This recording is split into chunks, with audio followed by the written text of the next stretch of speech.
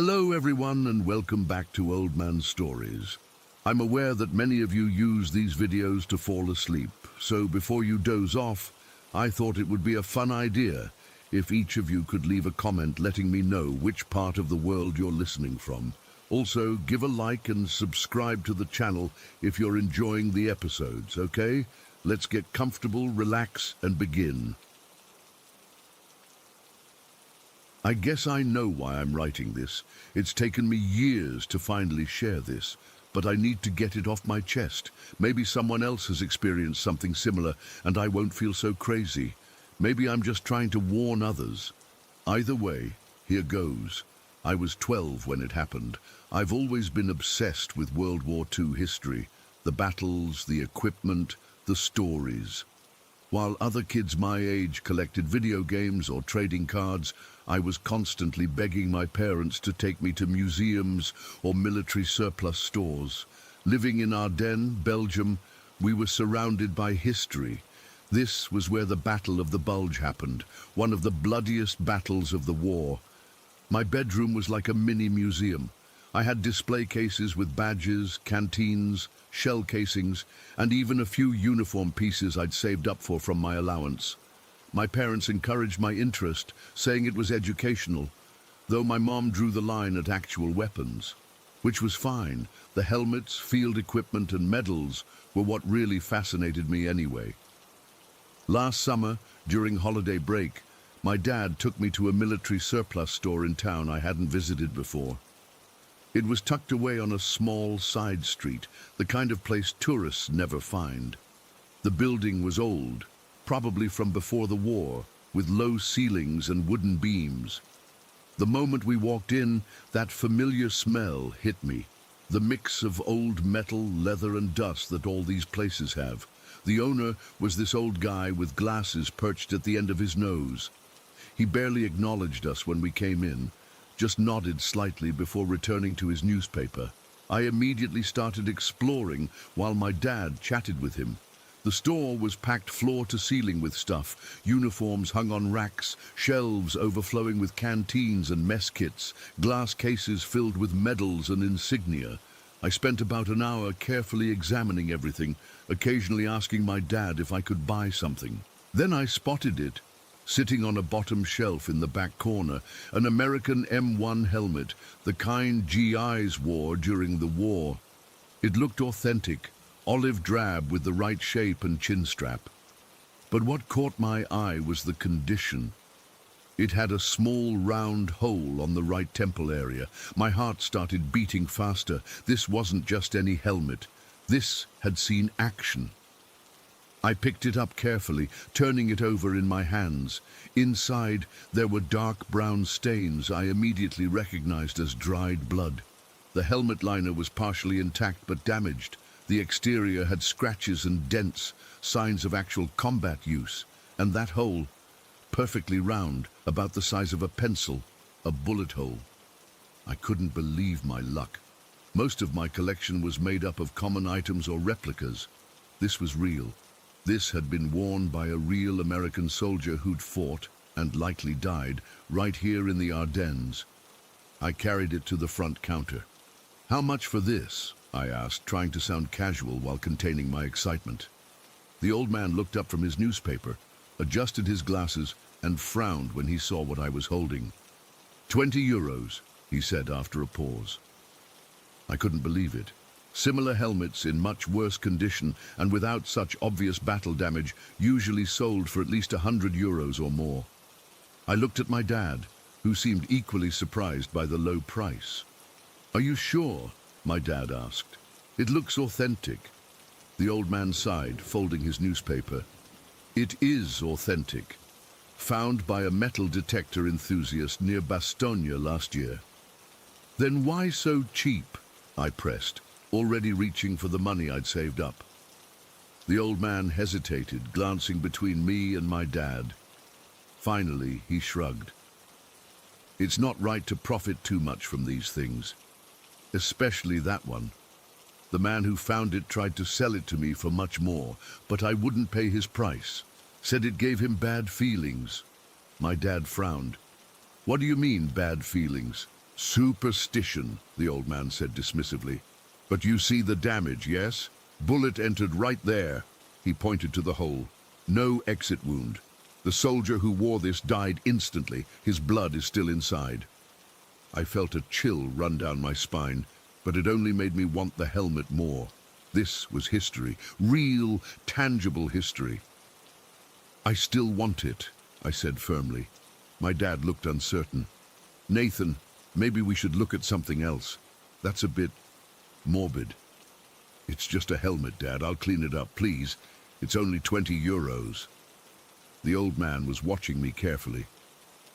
You are interested in the war? I nodded eagerly. I have a collection, but nothing this real. He seemed to consider this for a moment, then nodded slowly. Very well, but treat it with respect, yes? A man died wearing this. I promised I would, already imagining how it would look in my display case. My dad reluctantly handed over the money, and the helmet was mine. On the drive home, I couldn't stop examining every inch of it. The helmet was relatively intact apart from the bullet hole and some scratches. I ran my fingers along the rim, feeling the rough texture, wondering about the soldier who wore it. Was he young? Did he have a family back home? Did they ever find out exactly how he died? My mum wasn't thrilled when she saw my purchase. She made a face when I explained the blood and the bullet hole. That's rather ghoulish, Nathan. I'm not sure I want something like that in the house. It's history, Mum, I insisted. I'll clean it up and keep it in my display case. You won't even have to look at it. She relented, but made me promise to wash my hands thoroughly after handling it. I agreed, and took my prize to my room. I spent the rest of the afternoon cleaning the helmet carefully, not wanting to damage it further. I wiped the outside with a damp cloth, removing decades of dirt without disturbing the patina. I was more careful with the interior, gently cleaning around the dark stains, without removing them completely. The bullet hole fascinated me, so small, yet so deadly. That night, I placed the helmet in my display case, positioning it so the bullet hole was clearly visible. I felt proud of my purchase. It was easily the centerpiece of my collection now. I had no idea what I'd brought into our home. The first nightmare came exactly 3 days later. I remember because it was Tuesday night, and I had a history test the next day. I'd gone to bed early, feeling confident about the test since it covered World War II. In my dream, I was running through a forest. It was freezing cold, and snow crunched under my boots. I could hear explosions in the distance and men shouting. I was wearing a heavy uniform and carrying a rifle that felt too big for my hands. The weight of the helmet pressed down on my head. Then the scene shifted, and I was huddled in a foxhole. The ground shook with each explosion, and dirt rained down on me. I was so cold, my fingers felt numb around my rifle. A man next to me, I couldn't see his face clearly, was saying something, but his words were muffled. Suddenly there was a deafening crack, and I felt something hot and sharp punch through my temple. There was no pain, just a brief sensation of heat, then cold spreading through my body. I tried to speak, to move, but couldn't. Darkness crept in from the edges of my vision. I woke up screaming, my hands clutching the right side of my head. My heart was racing so fast I could barely breathe. For a few terrifying seconds, I was convinced there was a hole in my head. I kept touching my temple, expecting to feel blood or worse. My mum burst into my room, flipping on the light. "Nathan, what's wrong? Are you okay?" I was shaking, covered in sweat. I had a nightmare," I stammered. "It felt so real." She sat on the edge of my bed, stroking my hair. "What was it about, honey?" I hesitated. Even at 12, I knew this wasn't a normal nightmare. "The war," I said finally. "I was a soldier and I died." My mom frowned. "Maybe you're spending too much time with all this war stuff. It's getting into your head." I nodded, not wanting to worry her. But as she left, my eyes were drawn to the display case where the helmet sat. In the dim light from the hallway, I could have sworn I saw something moving inside it, like a shadow that didn't belong. I told myself I was just freaked out from the nightmare and tried to go back to sleep. It took hours before I finally drifted off, and when my alarm went off the next morning, I was exhausted. The next night was worse. The dream started the same way, the snowy forest, the explosions, the foxhole, but this time I could hear the voices more clearly. "Hold the line!" someone was shouting. "They're coming through the trees!" The man next to me, now I could see him better, a young guy with stubble and hollow cheeks, grabbed my arm. "If I don't make it, tell my girl I'm sorry," he said, his voice shaking with cold or fear, or both. I tried to respond, but my mouth wouldn't work properly. I was so cold, so tired. Then the shooting started, rapid fire from somewhere in front of us. The guy next to me raised his rifle and fired back. I did the same, though I had no idea what I was aiming at through the trees and falling snow. Then came that same crack, that same burning sensation in my temple. This time, I didn't wake up immediately. Instead, I experienced what felt like hours of lying there, unable to move, watching through dimming vision as the battle continued around me. No one noticed I was hit. Snow fell on my face, melting from my body heat that was rapidly fading. My last thought was of home, not my home in Ardennes, but somewhere else. A small house with a porch swing and a woman waiting. I woke up crying, tears streaming down my face for someone I'd never met. This time, I'd been quiet enough not to wake my parents, but the feeling of loss was overwhelming. It took me nearly an hour to convince myself it was just a dream, that I wasn't actually mourning a life I'd never lived. The next morning at breakfast, my mom noticed the dark circles under my eyes. "Another nightmare?" she asked. I nodded, pushing my cereal around the bowl. "Want to talk about it?" I shook my head. How could I explain that I was dreaming about dying, that I could feel the bullet entering my skull, that I could feel myself bleeding out in the snow? "Maybe you should stay home today," she suggested. "You look exhausted." Part of me wanted to agree, but I couldn't miss school. "I'll be fine," I insisted. But I wasn't fine. The nightmares continued every night, each one more vivid than the last. Sometimes I died quickly, that same bullet to the temple. Other times I lingered, experiencing the slow fade of consciousness as my blood drained into the frozen ground. I started dreading bedtime. My grades began to slip as I struggled to stay awake in class.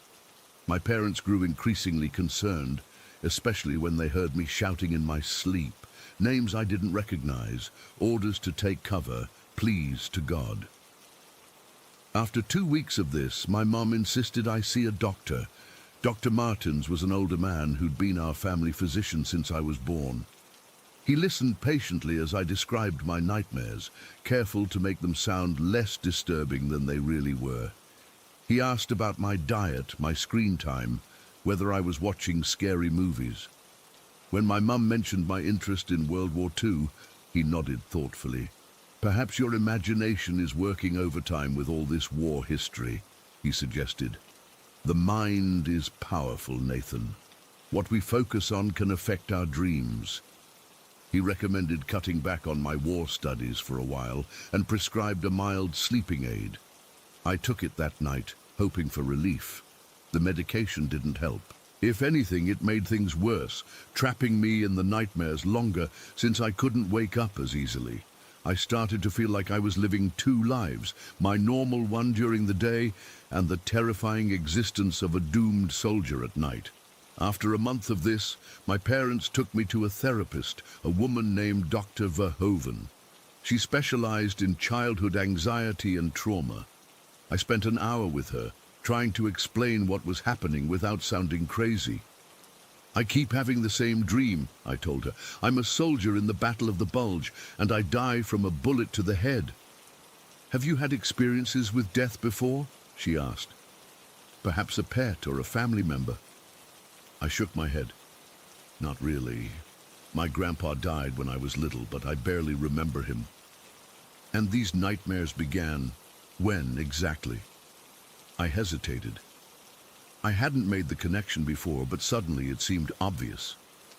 After I bought the helmet, I said slowly. She raised an eyebrow. What helmet? So I told her about the M1 helmet with the bullet hole and the bloodstains. About how the shop owner had said it belonged to a soldier who died in the Ardennes. Dr. Verhoeven was silent for a moment. Nathan, do you think there might be a connection between this helmet and your nightmares? That's crazy, right? I laughed nervously. It's just a piece of metal. She smiled kindly. The mind works in mysterious ways. Sometimes we form attachments to objects, especially ones with history. Perhaps knowing the tragic story behind this helmet has affected you more deeply than you realize. I left with another prescription and instructions to practice relaxation techniques before bed. But her question haunted me. Was there a connection? That night I stood in front of my display case staring at the helmet. In the 6 weeks since I'd brought it home, I'd lost weight, my grades had plummeted, and I could barely function from exhaustion.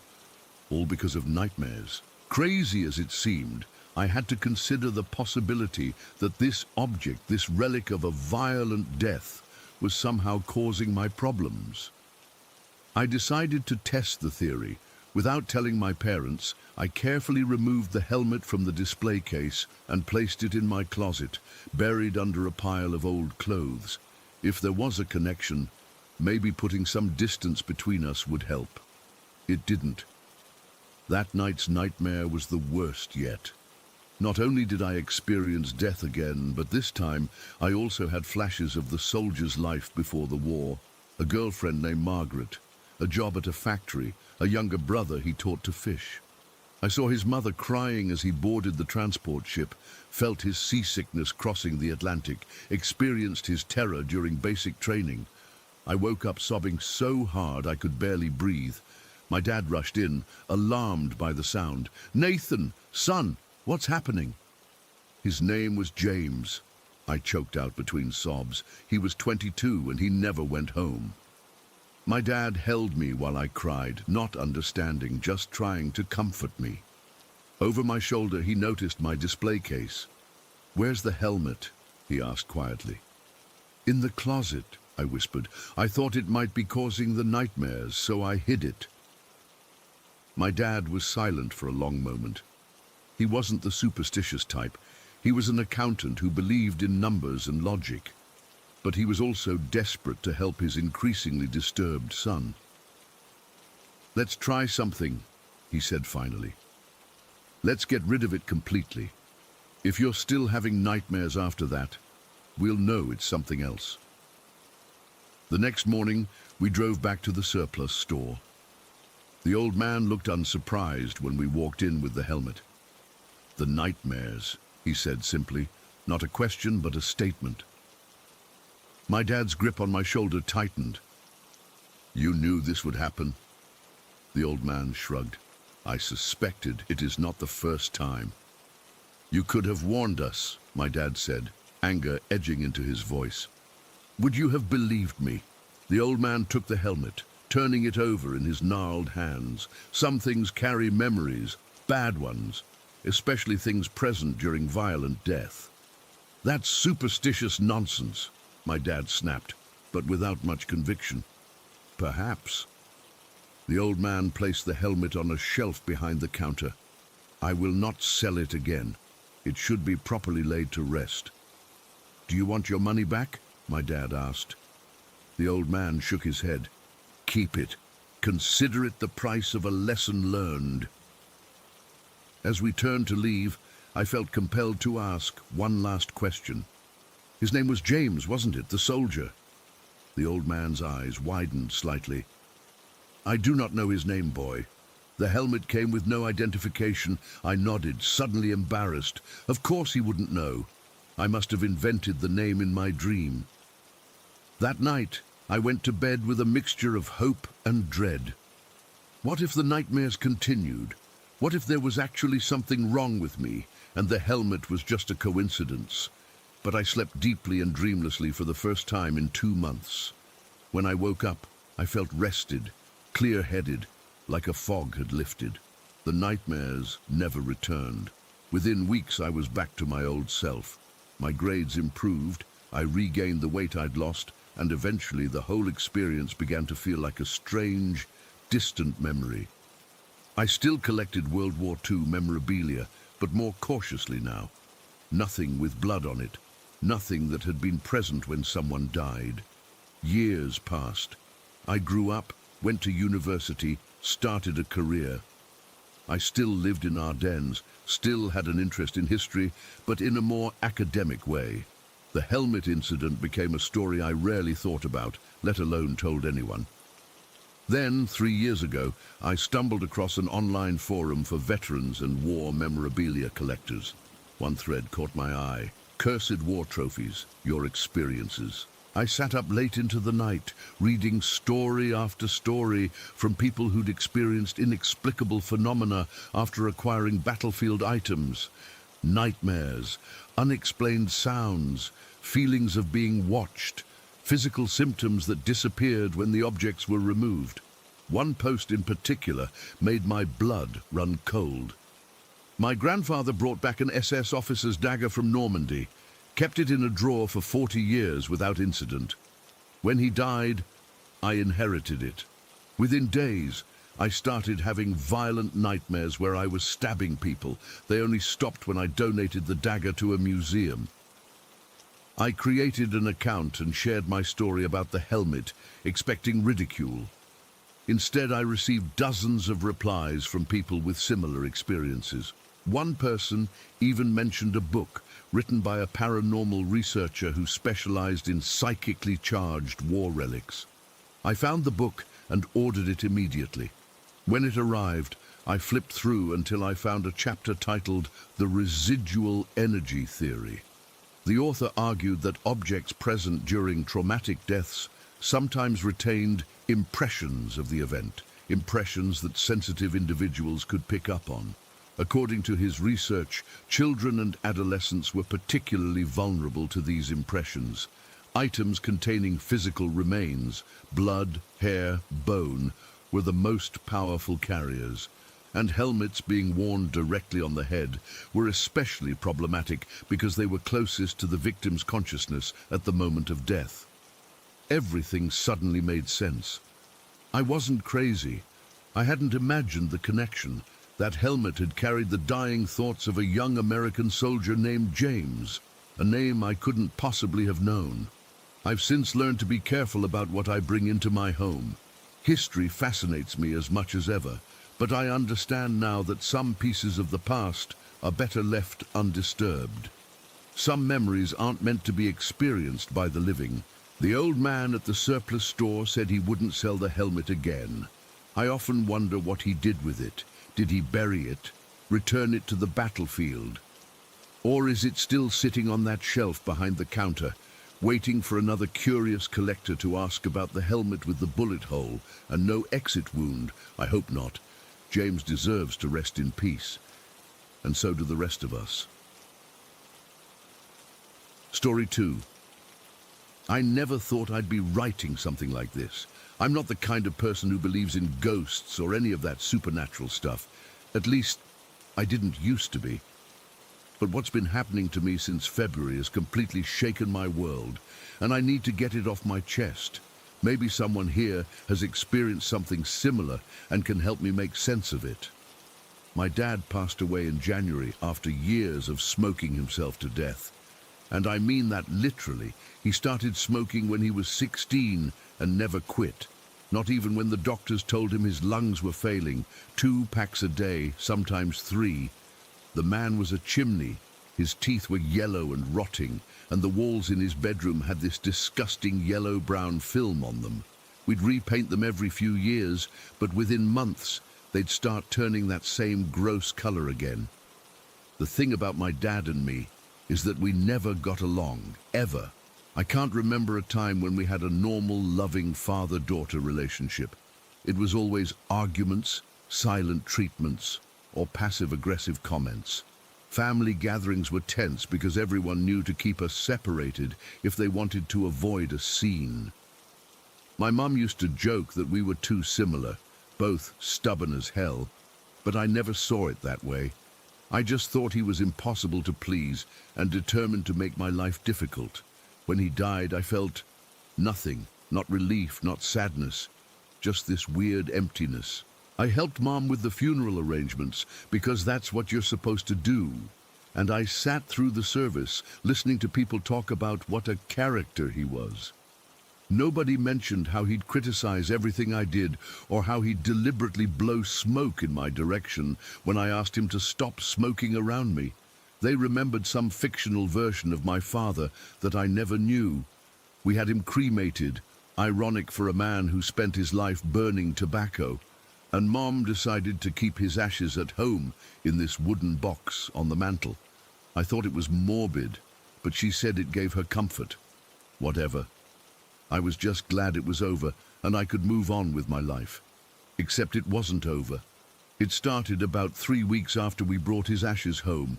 I was getting ready for bed, washing my face in the bathroom, when this overwhelming smell of cigarette smoke hit me.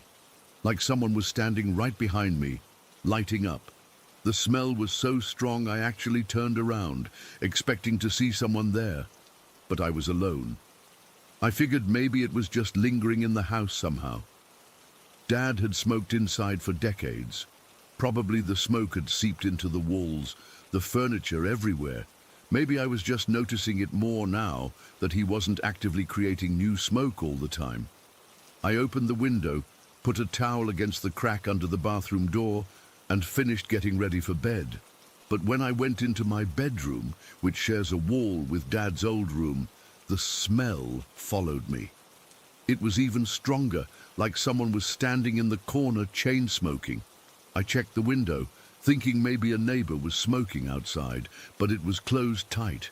I even got down on my hands and knees to see if there was any draft coming through the floorboards or something. Nothing. I ended up sleeping with my face buried in my pillow that night, breathing through my mouth. The smell was so powerful I could almost taste it. It reminded me of being a kid, when Dad would smoke in the car with the windows up because it was raining, and I'd get car sick from the fumes. The next morning the smell was gone. I convinced myself it had been my imagination, or maybe my brain playing tricks on me because of grief or stress or whatever, but it happened again the following night. And the night after that. Always at night, always strongest in my bedroom. After about a week of this, I mentioned it to my mum. We were having dinner, and I casually brought it up, thinking she must have noticed it too. "Mum, have you been smelling cigarette smoke at night? Is it just stuck in the house or something?" She looked at me strangely. "Smoke? No, I haven't smelled anything. The house already smells better to me without your father's smoking." "You haven't noticed anything? It's really strong in my room at night. I can barely sleep." She put down her fork and gave me this look, half concerned, half, I don't know, almost amused. "Maybe it's your dad visiting you," she said. I nearly choked on my food. "That's not funny, Mom." "I'm not trying to be funny. Sometimes spirits have ways of letting us know they're still around. Dad and I couldn't stand each other when he was alive. Why would he visit me now?" She just shrugged and went back to eating. "Maybe he has unfinished business with you." That conversation freaked me out more than the smell itself. Mum had never been into supernatural stuff. That was Dad's thing. He was obsessed with ghost stories and monster movies and would stay up late watching those paranormal investigation shows.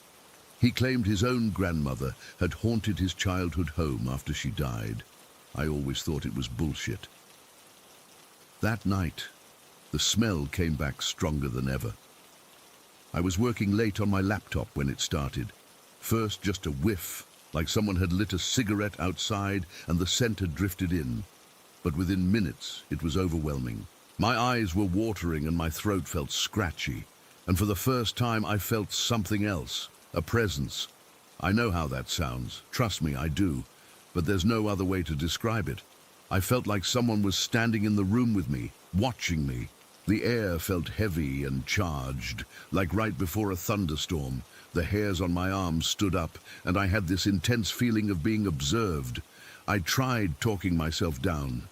It was just suggestion, right? Mum had put the idea in my head, and now my imagination was running wild. But then my bedroom door, which had been slightly ajar, slowly swung closed. Not slammed, not dramatically, just eased shut, like someone had gently pushed it. And as soon as the door closed, the smell vanished completely. The air cleared instantly, and that oppressive feeling lifted. I sat there frozen, staring at the door, too terrified to move. After what felt like an hour, but was probably just a few minutes, I gathered the courage to get up and open the door again. The hallway was empty. The house was quiet. But as soon as I opened the door, a faint trace of smoke drifted in again. I quickly shut it and decided to sleep with it closed that night, something I never do. Over the next few weeks, it became a pattern. The smell would start around 9 or 10 at night, gradually intensify until it was unbearable, and then disappear completely if I closed my bedroom door. If I left the door open, the smell would stay all night, and I'd wake up feeling like I'd spent the night in a bar, my clothes and hair reeking of cigarettes. I started experimenting. If I closed my door before the smell appeared, it wouldn't come at all. If I waited until it was already in the room, closing the door would make it dissipate. It was like whatever was causing it couldn't pass through the closed door, and it was always strongest near the wall I shared with Dad's old room. Mum hadn't touched his room since he died. All his things were still there, his ashtray collection, his books about UFOs and hauntings, his clothes that perpetually smelled of smoke no matter how many times they were washed. She said she wasn't ready to go through it yet. And honestly, I didn't push her because I had no desire to spend hours sorting through his stuff. But about a month into these nightly visitations, I decided I needed to check out his room. Maybe there was a logical explanation, an open air vent, a smoldering cigarette butt that had somehow survived anything.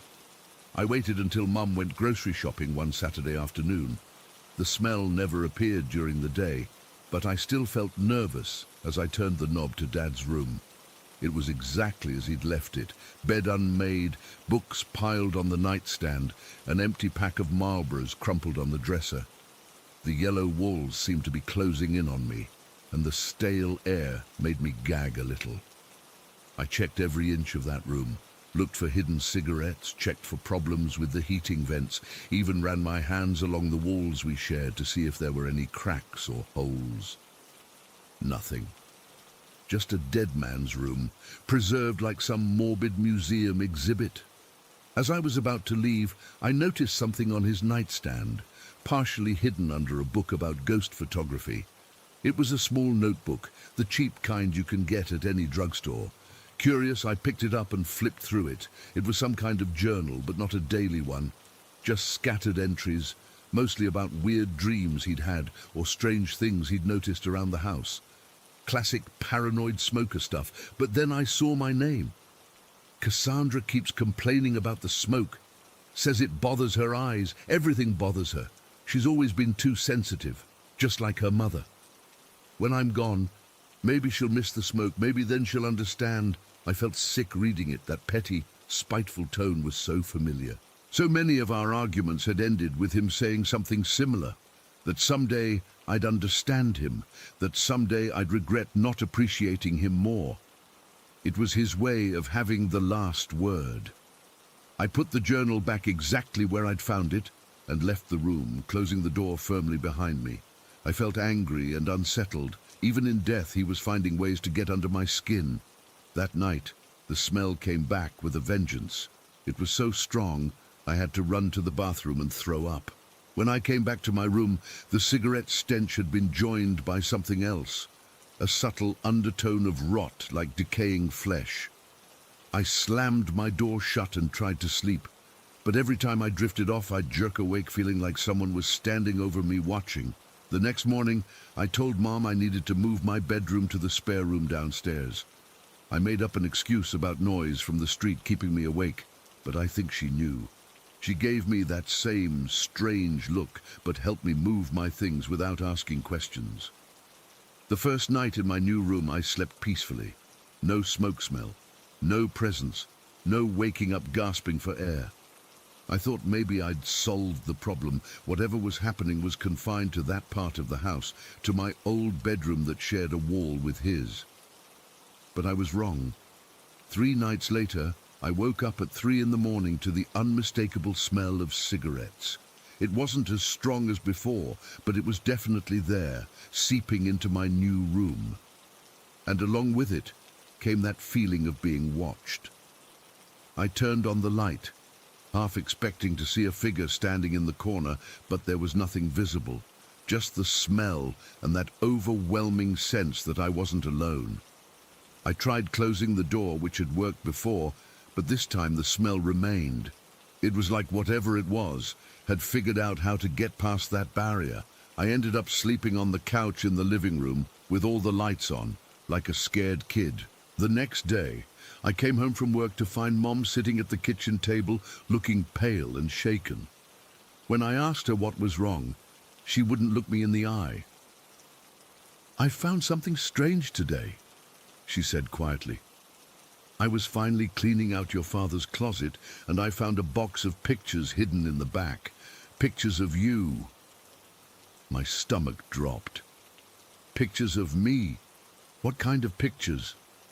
"Nothing inappropriate," she said quickly. "Just hundreds of normal photos of you, from when you were little all the way up to last Christmas.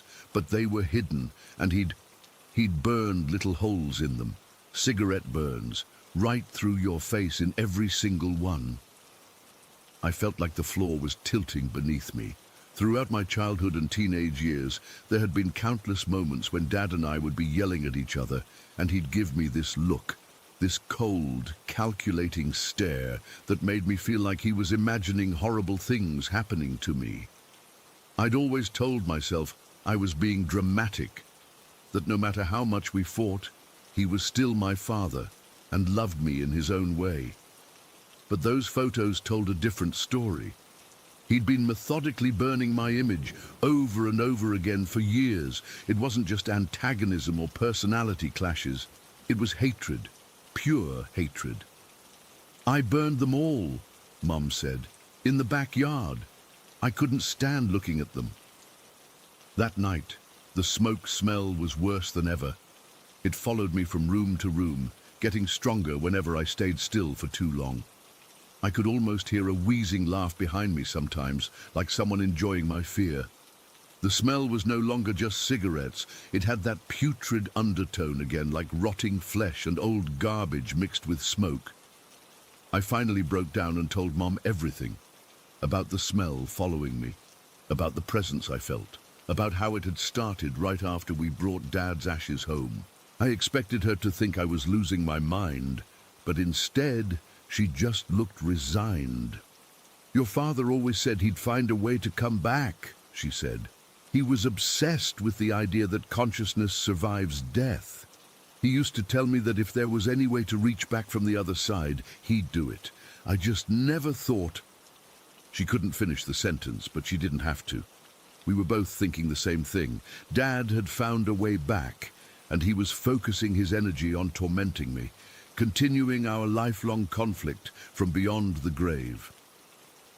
That night, I stayed at a hotel. I couldn't take it anymore. The smell, the presence, the knowledge of those burned photographs.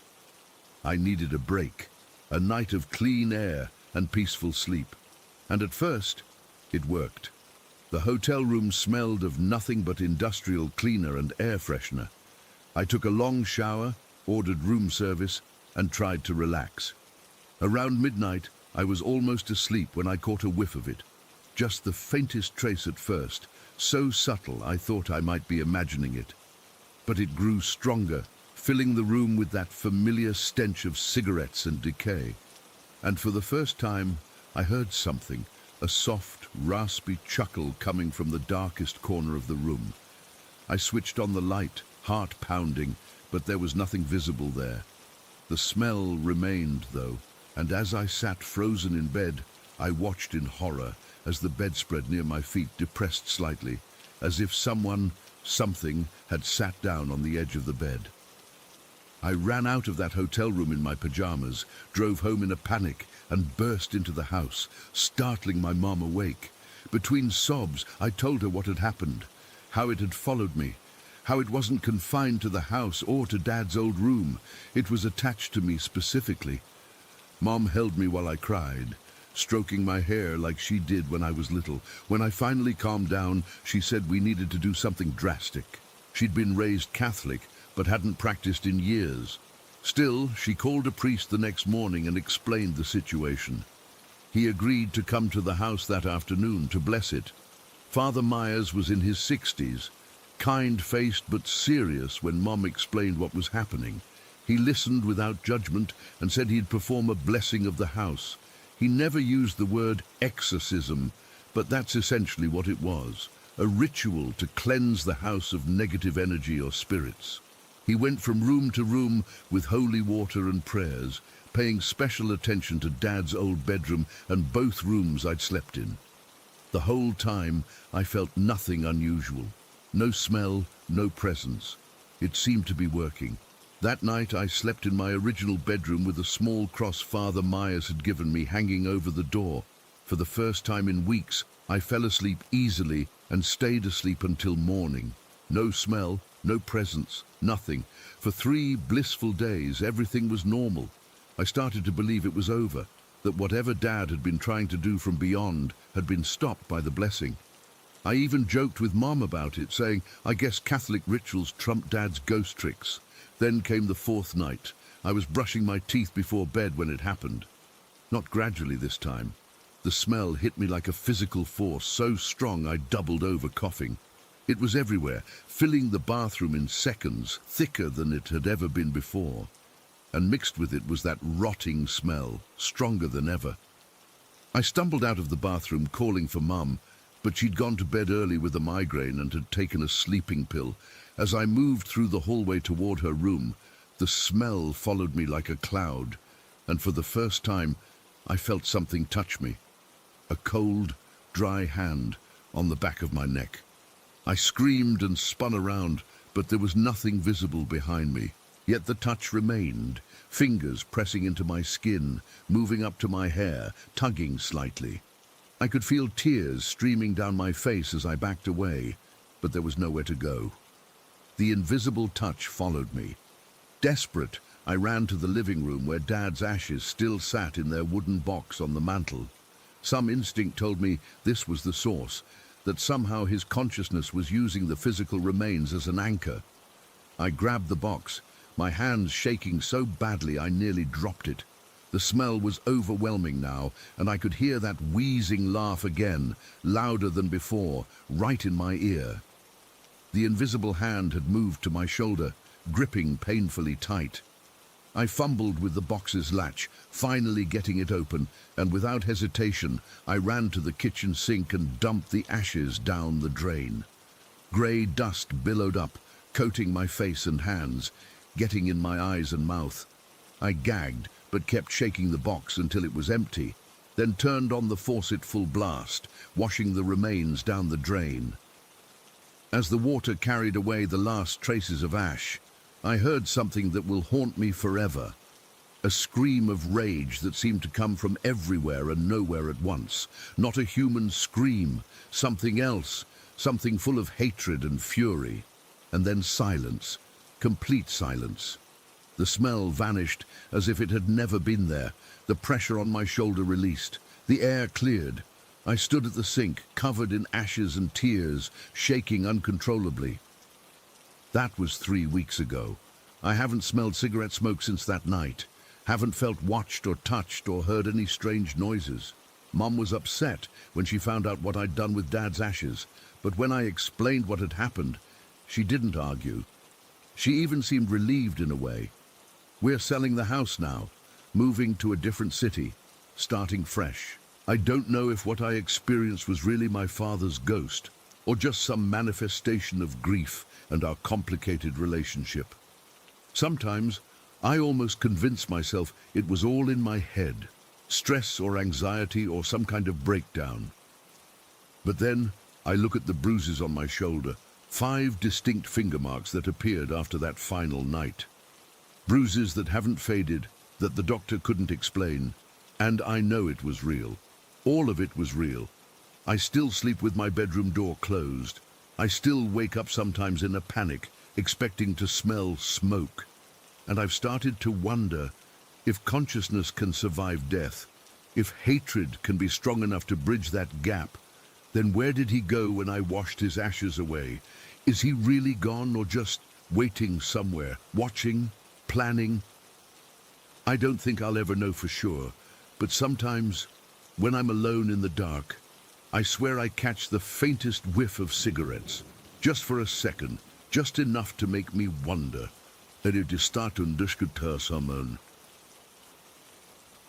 Story 3. I grew up in a small coastal town called Millbrook. It wasn't anything special, just your typical seaside community with a few shops, a school, and houses dotted around. My family had lived in the same house since before I was born. It was a 2-story home built in the 70s, nothing fancy but comfortable enough. My parents, my older brother Jake, and I all lived there together. I was 12 when it happened. Just a normal girl who liked hanging out with friends, watching TV, and avoiding homework whenever possible. That winter was particularly cold in Millbrook. The wind would howl in from the ocean, making the whole house creak and groan at night. Looking back now, I wonder if the house was trying to warn me about what was inside it. The first incident happened on a Tuesday evening in January. Mom had made lasagna for dinner, and afterward I went upstairs to take a shower before bed. It was around 9 o'clock, and everyone else was downstairs watching some reality show. I remember this clearly because I could hear the faint sounds of the TV and my family laughing as I went into the bathroom. Our bathroom had always creeped me out a little. It wasn't anything specific about it, just the layout. The shower was positioned so that when you pulled back the curtain, you were facing the toilet with the mirror directly above it. I'd always had a weird thing about mirrors, especially at night. My friends thought I was being dramatic, but there was something about seeing my reflection in dim lighting that made my skin crawl. That night I took my shower as usual, trying to be quick because the bathroom always felt colder than the rest of the house. I remember humming to myself to drown out the silence and the sound of water hitting the tub. When I finished, I turned off the water and reached for my towel, which was hanging on the hook just outside the shower curtain. I pulled back the curtain, and that's when I saw her. Above the toilet, where the mirror should have been showing only my reflection, there was the face of an elderly woman staring directly at me. Her skin was deeply wrinkled, like old parchment paper, with deep crevices around her eyes and mouth. Her grey hair was pulled back into a tight bun at the nape of her neck. But what still haunts me to this day were her eyes. They were fixed on me with such intensity that I felt physically unable to move. She wasn't in the room with me. It was like her face was somehow floating in or through the mirror, hovering above the toilet. She wasn't scary in the typical sense. She didn't look angry or malicious. But there was something so deeply wrong about her presence that my entire body went cold. We stared at each other for what felt like minutes, but was probably only a few seconds. I couldn't scream. I couldn't even breathe. Then I blinked and she was gone, just like that. The mirror showed only my own terrified face, dripping wet with shower water, eyes wide with fear. I stood there for several seconds, trying to process what I'd just seen. Had I imagined it? Was my mind playing tricks on me? I quickly wrapped myself in my towel, grabbed my clothes, and rushed out of the bathroom without even drying off properly. I didn't tell anyone what happened that night. I convinced myself it was just my imagination, that I was tired, that the steam from the shower had created some weird illusion. But deep down, I knew what I had seen, and I knew it wasn't my imagination. For the next few weeks, I avoided looking in that bathroom mirror as much as possible. I would brush my teeth with my eyes down, or change the angle I stood at. I started showering with the bathroom door open a crack so I could hear my family downstairs, feel less alone. My mom noticed and asked if everything was okay. But how could I explain what had happened without sounding crazy? So I just blamed it on a scary movie I'd watched at a friend's house. I had almost convinced myself that the incident in the bathroom was nothing more than an overactive imagination when the second encounter happened. This one was even harder to explain away. It was about 3 weeks after the bathroom incident. I remember it was a Sunday night and I had school the next day. I'd gone to bed around 10 after finishing some homework and texting with my friends. Our house had this weird design where my bedroom was slightly lower than the hallway outside. There was a small step down when you entered my room. My bed faced my bedroom door, which opened onto the main hallway. Directly across from my room was a small toilet room, just a toilet and a tiny sink, what some people call a half bath. I woke up suddenly at around 10 minutes to 5 in the morning. I know the exact time because I immediately checked my alarm clock, wondering why I was awake so early. The house was completely silent. That deep, heavy silence you only get in the early hours of the morning.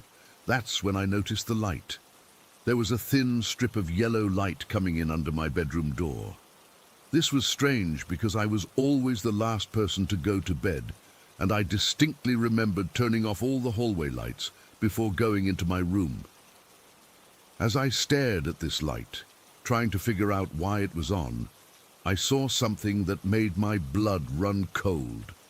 Shadows, moving across the light under my door, footsteps. Someone, or something, was walking down the hallway right outside my room. I froze, lying perfectly still in my bed.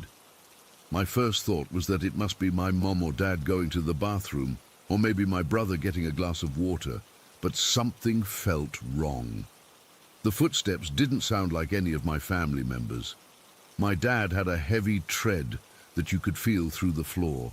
Mum had a lighter step, but always shuffled a bit because of her slippers. My brother tended to stomp around without realizing how loud he was being. But these footsteps were different, lighter, more deliberate, like someone carefully placing each foot down with precision. I watched, paralyzed with fear, as the shadows moved slowly across the light under my door. They stopped directly in front of my room, and for one horrible moment, I thought whoever, or whatever it was, would open my door and come in. But they didn't. Instead, the footsteps continued on, heading toward the toilet room across the hall. And then something happened that I still can't explain, even after all these years. The footsteps went straight into the toilet room, without pausing to open the door. I know that door was closed and locked because my brother had a habit of locking it after he used it, and my dad had complained about it at dinner that evening, but the footsteps just went right through it, as if the door wasn't even there. A few seconds later, I heard the toilet room door open and close, followed by the sound of the toilet flushing. But no footsteps came back out. The hallway light remained on, the strip of yellow under my door, unbroken by any more shadows. I lay there for what felt like hours, too terrified to get up and check, but too alert to fall back asleep. Eventually, my alarm went off at 7, and I heard my parents getting up and moving around. Only then did I dare to open my door and peek into the hallway. Everything looked normal. The hallway light was off, the toilet room door was still closed. When I tried the handle, it was locked, just as it had been the night before. During breakfast, I casually asked if anyone had gotten up during the night to use the bathroom. My mom said no, she'd slept through the night. Dad said the same. My brother Jake looked at me strangely and said he'd been at a friend's house for a sleepover, something I'd completely forgotten. That's when I realized I had been alone in the house with my parents, and neither of them had been up walking around at 5 in the morning. Later that day, after school, something occurred to me that made the whole experience even more unsettling, because my bedroom floor was lower than the hallway. With that step down when you entered, I shouldn't have been able to see any light coming under my door, even if the hallway light was on. The gap wasn't big enough.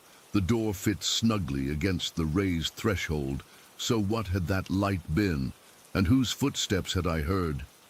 I never told my parents about either incident. What would I have said? That I saw a ghost woman in the bathroom mirror, that I heard someone walking through a locked door in the middle of the night. They would have thought I was either making it up or having nightmares. For the remainder of the time we lived in that house, which was about another year before we moved because of Dad's job, I was constantly on edge. I started sleeping with my bedside lamp on, and I never took a shower without making sure someone else was nearby.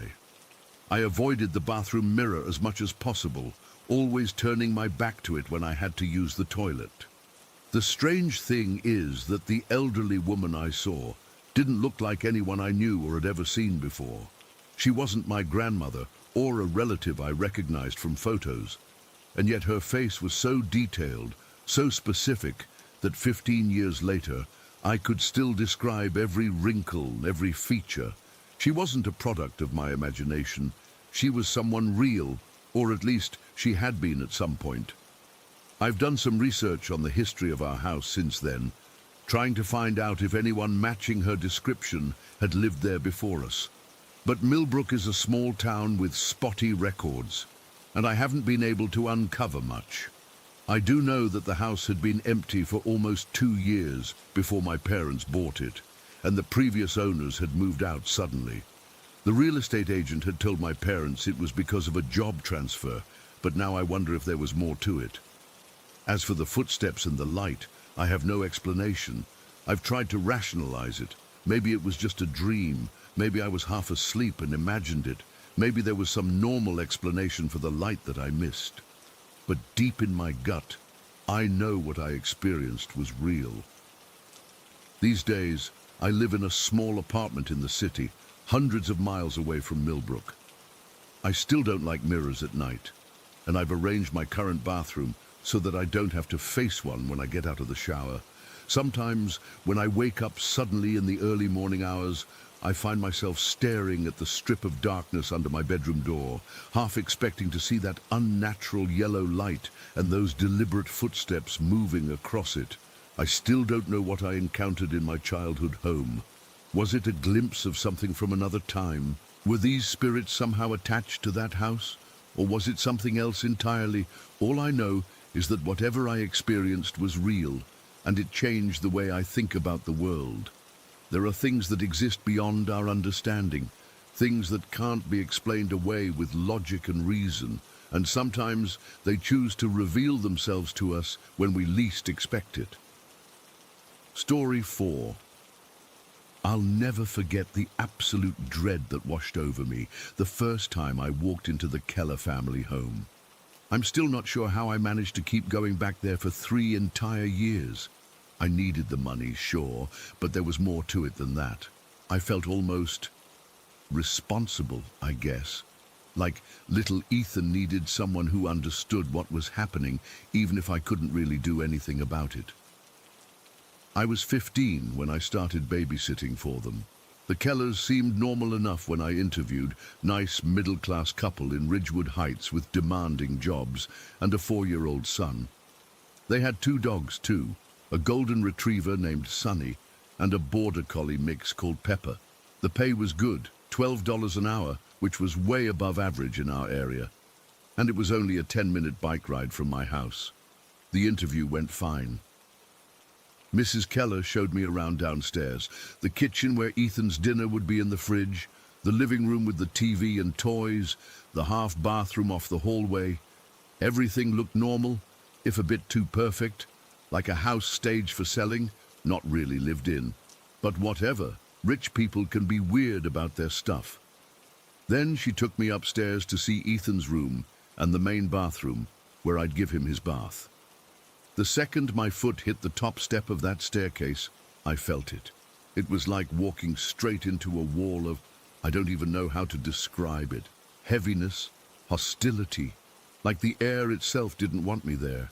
My chest tightened, and I suddenly found it hard to breathe normally. Mrs. Keller must have noticed something on my face because she asked if I was okay. I blamed it on allergies, which she seemed to accept. I followed her down the hall to Ethan's room, fighting the urge to turn around and run back downstairs, The feeling got stronger the further we went, like something was pressing against me from all sides.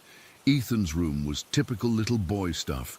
Dinosaur bedding, toy cars everywhere, a nightlight shaped like a rocket. The bathroom was just across the hall. Mrs. Keller explained Ethan's bedtime routine, but honestly, I was barely listening. All I could focus on was the overwhelming feeling of being watched. Not by Mrs. Keller, by something else. Something that was standing right behind me, even though, when I glanced back, there was nothing there. I don't know why I accepted the job. I guess I figured I was just being dramatic or having some weird anxiety thing. But that first night, babysitting, confirmed everything I'd felt during the interview. I arrived at 6:30. The Kellers were heading to some work dinner and wouldn't be back until around 11. Ethan was sweet, if a bit quiet for a 4-year-old. The dogs, though, they were a mess. Sonny paced constantly, moving from room to room like he was patrolling. Pepper just sat in the corner of the living room, trembling. Mrs. Keller casually mentioned they were both on Prozac as she was leaving. "They've always been anxious," she said, like it was completely normal for 2 dogs to need psychiatric medication. The evening was fine while we stayed downstairs. Ethan and I played with his toys, had dinner, watched a little TV. He was a good kid, followed directions well. But when 8 o'clock rolled around and I mentioned it was bath time, his entire demeanor changed. "No upstairs," he said firmly, shaking his head. "The bad thing is, upstairs." My blood went cold. "What bad thing, Ethan?" He just shook his head again. "Bad thing, no upstairs." I should have listened to him. I should have just given him a quick wash in the downstairs half bath and let him sleep on the couch. But I was trying to be a responsible babysitter, following the parents' instructions. So I insisted we go upstairs. Ethan cried the entire way up, not regular toddler tantrum crying. This was pure terror. He clung to me so tightly his little fingernails dug into my neck. The dogs refused to come with us. They both sat at the bottom of the stairs, watching us go up, and Pepper started this low, mournful howl that made the hair on my arms stand up. The feeling was even worse than during the interview. Each step we took made the air feel thicker, colder. I started to feel dizzy, like I might pass out. Ethan was trembling against me, his face buried in my shoulder. I managed to get him into the bathroom and start the bath, but he wouldn't let go of me, not even to get undressed or get in the water. I ended up having to bathe him with one hand while he held onto my other arm with both of his. The entire time, I could feel something watching us from just outside the bathroom door. I kept looking, but there was never anything visible, just empty hallway. When it was time for bed, things got even worse. Ethan's room was at the very end of the hall, where the feeling of wrongness was strongest. The second we walked in, every muscle in my body tensed up. It wasn't just fear, it was a physical reaction, like my body was trying to protect itself from something toxic. Ethan refused to let go of me to get into his bed.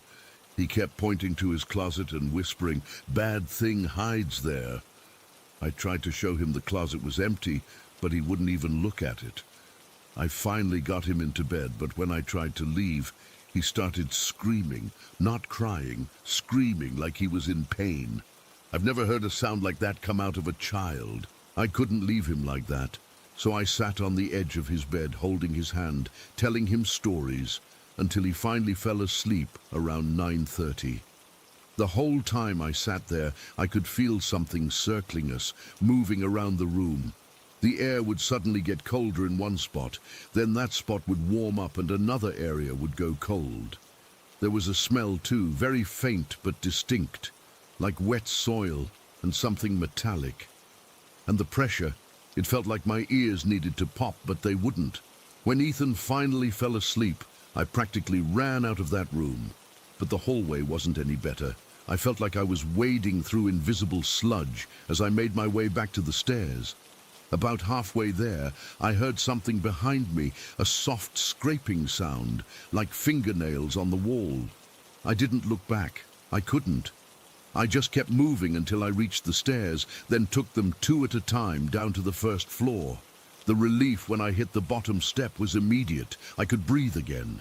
The dogs came up to me, sniffing anxiously, like they were checking if I was okay. I spent the rest of the evening on the living room couch, jumping at every creak and groan from upstairs, praying Ethan would stay asleep until his parents got home. He didn't. Around 10:15, the screaming started again. I forced myself to go back upstairs, fighting against the same oppressive feeling. Ethan was sitting up in bed, pointing at the corner of his room, where there was absolutely nothing visible. "Bad thing," he kept saying. "Bad thing, angry." I got him out of there as fast as I could, carrying him downstairs where we stayed on the couch with the dogs until his parents came home. I made up some excuse about him having a nightmare, not wanting to sound crazy by telling them their house felt evil. Mrs. Keller just nodded like this was a regular occurrence and took him back upstairs. I heard him start to cry again as they went up. Mr. Keller paid me and asked if I'd be available the following weekend. I should have said no. I should have made up some excuse about being too busy with school. But I kept thinking about Ethan, about leaving him alone in that house with whatever was up there. So I said yes. That was the beginning of my 3 years babysitting for the Kellers, 3 years of dreading every minute spent in that house, especially upstairs. 3 years of watching Ethan grow increasingly withdrawn and anxious. 3 years of dealing with those poor nervous dogs who seemed to be the only other beings that understood what was happening. The pattern was always the same. Downstairs was uncomfortable but manageable. Upstairs was almost unbearable. The presence, whatever it was, seemed to get stronger over time, or maybe I just became more attuned to it. Sometimes objects would move slightly while I was watching them. I'd look at a picture frame on Ethan's dresser, then glance away for a second, and when I looked back it would be rotated just a few degrees. Or I'd put a toy on his shelf and turn around to find it on the floor. The worst was the whispering. It started about a year in, faint, unintelligible whispers that seemed to come from inside the walls. Ethan heard them too. He called them the scratch voices, because they sounded like someone scratching at a chalkboard while trying to talk. He told me once they said his name at night, over and over, until he put his pillow over his head. I tried to talk to the Kellers about Ethan's fears, suggesting maybe he was having night terrors that therapy might help with. They dismissed it completely. "He's just an imaginative kid," Mr. Keller said. "All children go through phases of being afraid of the dark." But it wasn't just Ethan. I noticed how Mrs. Keller never went upstairs alone if she could help it. She always made some excuse to have Mr. Keller or me go up with her, or she'd send one of us to get whatever she needed. And Mr. Keller, for all his dismissiveness about Ethan's fears, always seemed to be in a hurry when he went upstairs, taking the steps 2 at a time and coming back down just as quickly. The dogs got worse too. Sonny developed a bald spot on his back from stress licking, and Pepper had some kind of seizure one night while I was there. It happened right after we all heard a loud thump from upstairs when no one was up there. Pepper just collapsed, her body rigid, foam coming from her mouth. The vet couldn't find anything physically wrong with her. I kept going back because I couldn't stand the thought of Ethan dealing with it alone. He'd started to trust me, to tell me things he wouldn't tell his parents. He showed me the scratches that would sometimes appear on his back in the morning, 3 parallel lines, too straight to be self-inflicted. He told me about the shadow person he sometimes saw standing at the foot of his bed, tall and thin with a head that wasn't quite the right shape, and I kept quiet about my own experiences because I needed the job. My parents were going through a rough financial patch, and that $12 an hour made a big difference. Plus, who would believe me? I'd sound like a crazy person. The absolute worst night came during my 3rd year. Ethan was 7 by then. The Kellers were at an overnight conference, so I was staying until the next morning. They'd set up an air mattress in their downstairs office for me, which was fine since there was no way I would have slept upstairs. Everything was normal, well, normal for that house, until around 3 in the morning. I woke up to both dogs growling, standing stiff-legged and staring at the ceiling. Then I heard it, heavy, deliberate footsteps moving across the floor directly above us. Back and forth, like someone pacing. The Kellers were definitely not home. Their car wasn't in the driveway, and they'd texted me at midnight to check in. I lay frozen on that air mattress, straining to hear over the sound of my own heartbeat pounding in my ears. The footsteps continued for almost 10 minutes, then stopped abruptly. The silence that followed was somehow worse. Then Ethan screamed. I've never moved so fast in my life. I ran to the stairs, the dogs right behind me. The feeling of dread was stronger than ever as I forced myself up those steps, but Ethan's screams pushed me forward. When I reached his room, the door was closed, which was strange because we always left it open with the hall light on. When I opened it, the first thing I noticed was how cold it was, like walking into a freezer. My breath came out in visible puffs. Ethan was pressed against the headboard, sheets pulled up to his chin, staring at the closet. The closet door was wide open, showing nothing but empty darkness inside. It came out, he whispered when he saw me. It came all the way out and touched my foot. I grabbed him and carried him downstairs, where we spent the rest of the night huddled on the couch with the dogs. Every light in the house turned on.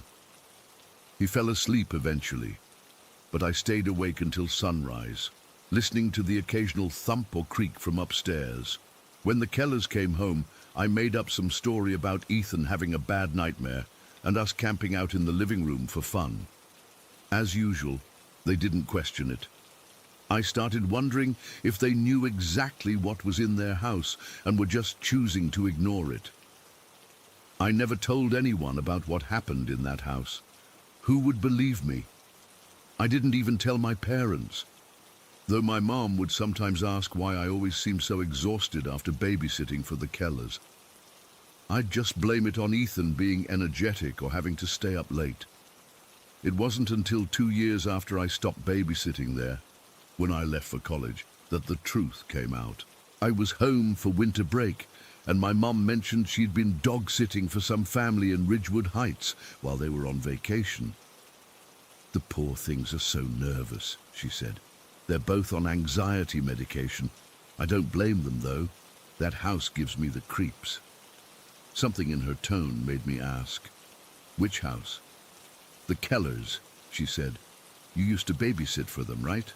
Their son's in middle school now. I felt sick. What do you mean the house gives you the creeps? She hesitated, then admitted she hated going there, especially upstairs. I feel like I'm being watched the entire time. And there's something wrong about the air up there. Heavy, almost hard to breathe. I know it sounds crazy, but it doesn't sound crazy, I interrupted. I felt it too, for 3 years. We ended up talking for hours that night. She described everything I'd experienced, the oppressive feeling, the cold spots, the sense of being followed, even the same wet earth and metal smell I'd noticed. She'd heard the footsteps too, and once she swore she saw a tall, dark figure at the end of the upstairs hallway that vanished when she blinked. I broke down crying, partly from relief that someone else had experienced it, and partly from the realization that something truly supernatural had been in that house. It wasn't my imagination or teenage anxiety. It was real. I've researched the history of that house since then, but haven't found anything that would explain what we experienced. No tragic deaths, no violent crimes. The house isn't even that old, built in the 1980s. Whatever was there didn't seem tied to the building itself. It felt more like something that had attached itself to the space, or maybe to the family. I think about Ethan often. He'd be 17 now, still living in that house with whatever that thing is. I wonder if he's learned to live with it, or if it's gotten worse. I wonder if he thinks about me too, the babysitter who believed him when no one else would. I still can't drive past that street without getting chills. I've never felt anything like what was in that house, before or since. It wasn't just a haunting, it was something malevolent, something that enjoyed our fear. And sometimes, on really quiet nights, I still wake up with the feeling that something is watching me from the darkest corner of my room, waiting for me to look directly at it so it can finally show me what it really is. Story 5. I've never told this story to anyone outside my family, but I need to get it off my chest. I'm 32 now, but the memories from my childhood home in Sacramento still give me chills. We moved into that house when I was 6, a modest 3-bedroom in a quiet suburban neighborhood. The house itself was nothing special, built in the 70s with dated wallpaper and creaky floors that my parents slowly renovated. But the backyard, that was different. It had this massive oak tree that must have been there for 100 years before our house was even built. From the day we moved in, something about that tree felt wrong. During the day, it was just a tree, impressive, with a thick trunk and sprawling branches that provided shade over half our yard. But when the sun started to set, it transformed into something else entirely. I remember sitting at the kitchen table doing homework, watching as twilight crept in and the tree's silhouette would become distorted against the darkening sky. The branches looked like gnarled fingers reaching out, especially when the wind picked up. My dog Loki noticed it too. He was a friendly chocolate lab who'd play with anyone, but he never went near that tree after dark. He'd stand at the edge of our concrete patio, hackles raised, staring at it. What nobody believed, except maybe Loki, were the lights. They started appearing when I was around 7. At first I thought they were fireflies, but Sacramento doesn't really have fireflies. These were different anyway, pale blue-white orbs about the size of golf balls that seemed to emerge from within the tree's canopy. They moved with purpose, floating and dancing around the branches. When I first saw them, I ran to get my dad. By the time I dragged him outside, they were gone. He patted me on the head and said, "Just your imagination, mijo, or maybe reflections from the neighbors' windows." But our neighbors didn't have any lights that could explain what I was seeing. The orbs appeared regularly after that, always around dusk, never when adults were watching. Sometimes just 2 or 3, other times dozens, drifting through the branches like they were playing hide and seek. I started calling them my tree friends, though I sensed they weren't exactly friendly.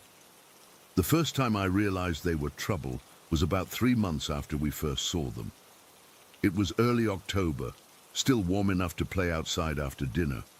Mum was cleaning up in the kitchen, and Dad was in the garage tinkering with his endless project car. I was throwing a tennis ball for Loki in the yard when the sun started setting. I remember the exact moment they appeared. The streetlights had just flickered on, and the first stars were becoming visible. The orbs began emerging from the highest branches, slowly drifting downward. There were more than usual that night, maybe 15 or 20. Loki spotted them immediately. He froze mid-run, the tennis ball forgotten, and growled, a deep, threatening sound I'd never heard him make before. The hair along his spine stood straight up. "It's okay, boy," I whispered. But I wasn't convinced myself. The orbs seemed different that evening, more active, more purposeful. They swirled around the tree trunk, then spread out across the yard. One separated from the group and floated directly toward me. It moved slowly, deliberately, until it was hovering about a foot from my face. Up close, the orb wasn't just a ball of light. It seemed to have depth, with swirling patterns inside like tiny galaxies. I reached out instinctively. I wanted to touch it to see if it was solid or just light. That's when Loki lost it. He lunged forward, barking frantically, jumping up as if trying to snap at the orb. His barks were desperate, panicked. The orb darted away, rejoining the others that were now swirling faster around the tree. The back door slammed open. "Jacob, what the hell are you doing to the dog?" My father's voice carried across the yard as he stormed out. Nothing! I swear! It was the lights in the tree! I pointed frantically to where the orbs were rapidly disappearing back into the upper branches. Dad grabbed Loki's collar, who was still barking and straining toward the tree. There's nothing there. Stop making up stories and stop riling up the dog. Your mother and I can't hear ourselves think with this racket. But Dad, enough, Jacob, inside now. As I trudged toward the house, I looked back. One last orb hovered at the edge of the tree canopy, and I swear it pulsed brighter for a moment, like it was laughing at me. After that night, I became convinced the orbs were mischievous spirits, duendes, as my abuela would have called them. I remembered her stories about trickster spirits that lived in old trees and natural places. They weren't necessarily evil, but they enjoyed causing trouble and confusion. For a while, I avoided the backyard at twilight. I'd watch from my bedroom window as the orbs emerged night after night, floating through the branches. Sometimes they seemed to be looking up at me, gathering beneath my window as if inviting me to come outside and play. I always refused. By the time I was 9, we'd been living in the house for 3 years. The orbs had become just another weird part of my life that nobody believed in. I'd stopped mentioning them to my parents after being sent to a child psychologist who suggested I had an overactive imagination exacerbated by anxiety. The orbs continued their nightly appearances, and Loki and I continued to be their only audience. Then came the day that still makes me sick to my stomach when I think about it. It was late August, one of those scorching Sacramento days where the heat lingers well into the evening. School was starting the following week, and I was enjoying my last days of freedom. I'd been playing in the yard with my collection of Hot Wheels, creating elaborate raceways in the dirt beneath the oak tree. I'd been avoiding the tree for so long that I'd convinced myself I was being silly. It was just a tree, and the orbs hadn't bothered me in ages. I lost track of time, and before I knew it, the shadows were growing long. Loki, who had been napping on the patio, suddenly lifted his head and whined. I knew what was coming even before I saw them.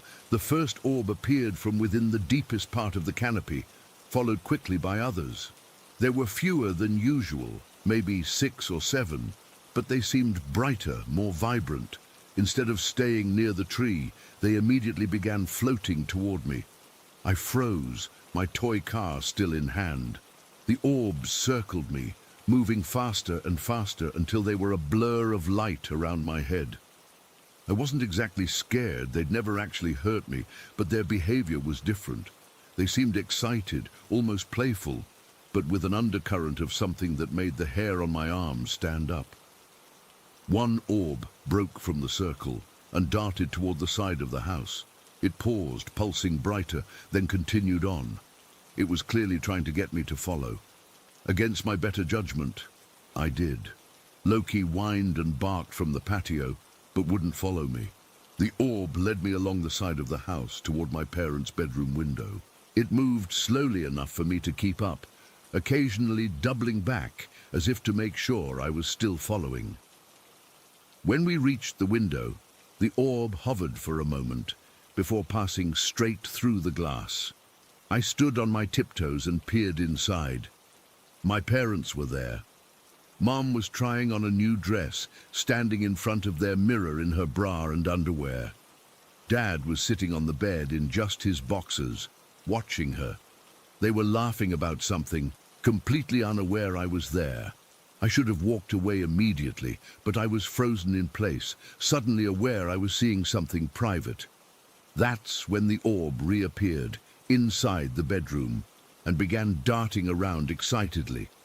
Of course, my parents couldn't see it, but its movement caught my eye, making me lean closer to the window to follow its path.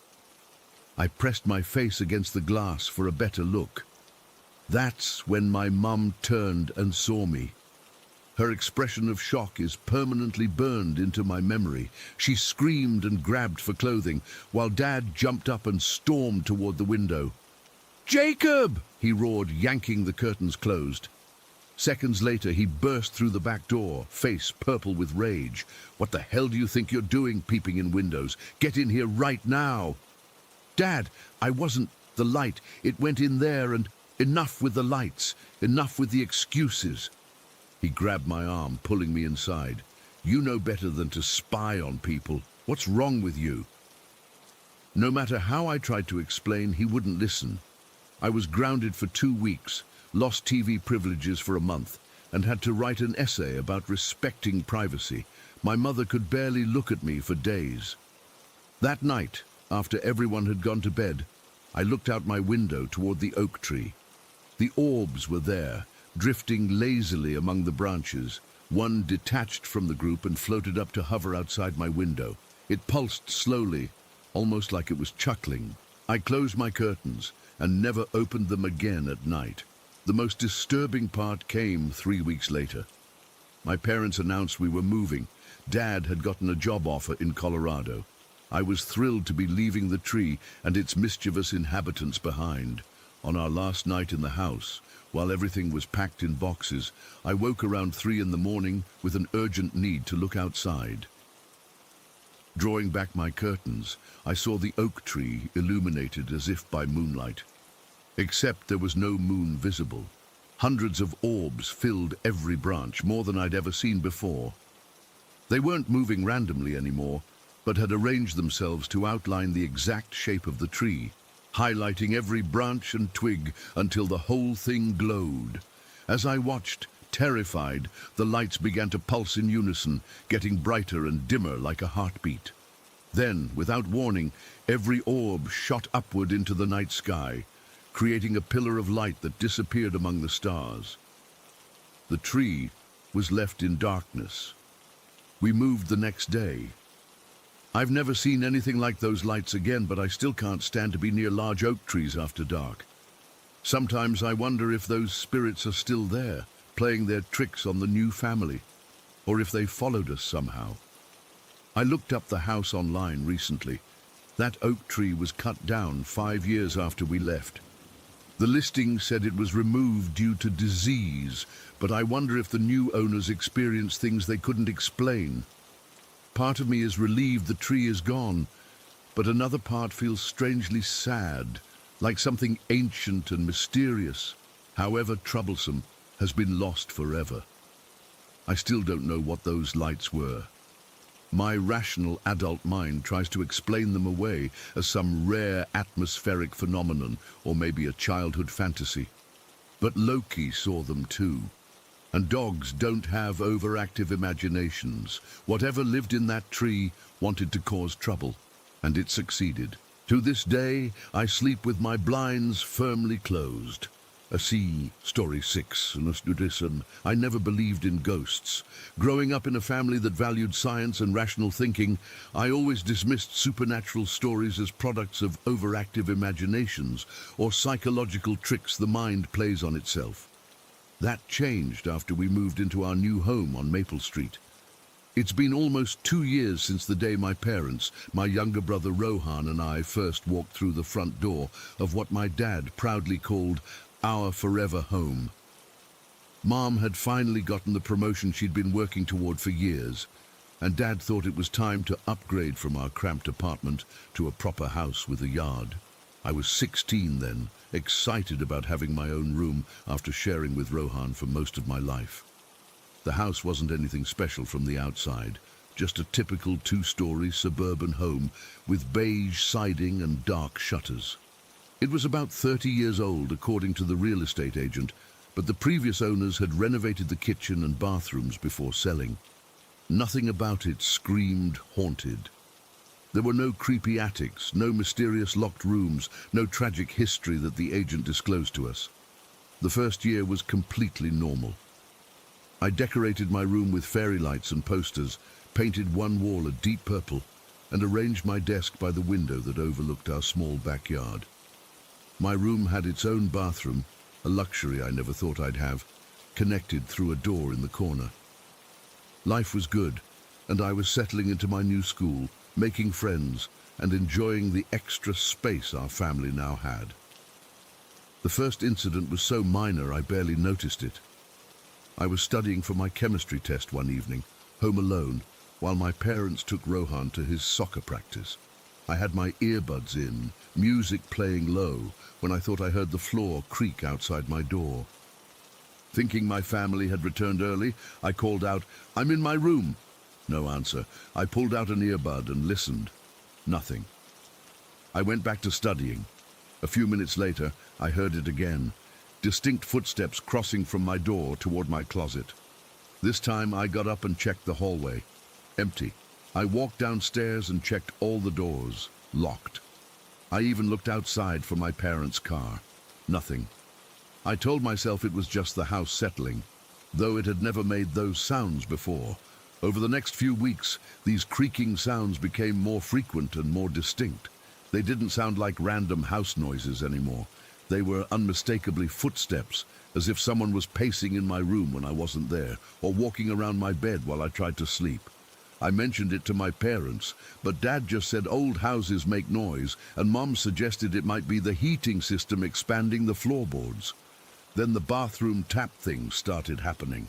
I'd go to school in the morning, making sure my bathroom was in order. Tap closed, towels hung up, and returned to find the cold water tap slightly open, water slowly dripping into the sink. The first time, I blamed myself for being forgetful. By the fifth time, I was convinced someone else was doing it. "Is one of you going into my bathroom during the day?" I asked at dinner one night. Mom looked confused. "Why would we?" "Someone keeps turning on my tap, just a little bit, but enough that it drips." "Not me," Dad said. Rohan shrugged. "I have my own bathroom. Why would I use yours?" "Maybe you're not closing it tight enough," Mom suggested. "That tap might be loose." I nodded, but I knew I wasn't imagining things. I started testing it, tightening the tap until my knuckles were white, then checking it when I got home. Still dripping almost every time. About 6 months after we moved in, things got worse. I'd be sitting at my desk doing homework when I'd hear a loud thud behind me, like a book falling off a shelf. I'd spin around, heart racing, to find everything exactly as it was. No fallen objects, nothing out of place. One night, while texting with my friend Layla, my phone started vibrating continuously in my hand. The screen showed nothing, no calls, no notifications, but the vibration was so strong it almost hurt my palm. I had to restart it to make it stop. When it came back on, the battery had drained from 83% to 12% in seconds. The worst part, though, was the feeling of being watched. At first, it was just a vague uneasiness when I was alone in my room. By the 8-month mark, it had developed into something more intense, a heavy, oppressive sense that someone was standing right behind me, breathing down my neck. I'd spin around, half expecting to see a figure, but there was never anything there, just empty space and that lingering sensation of eyes on me. I started spending less time in my room.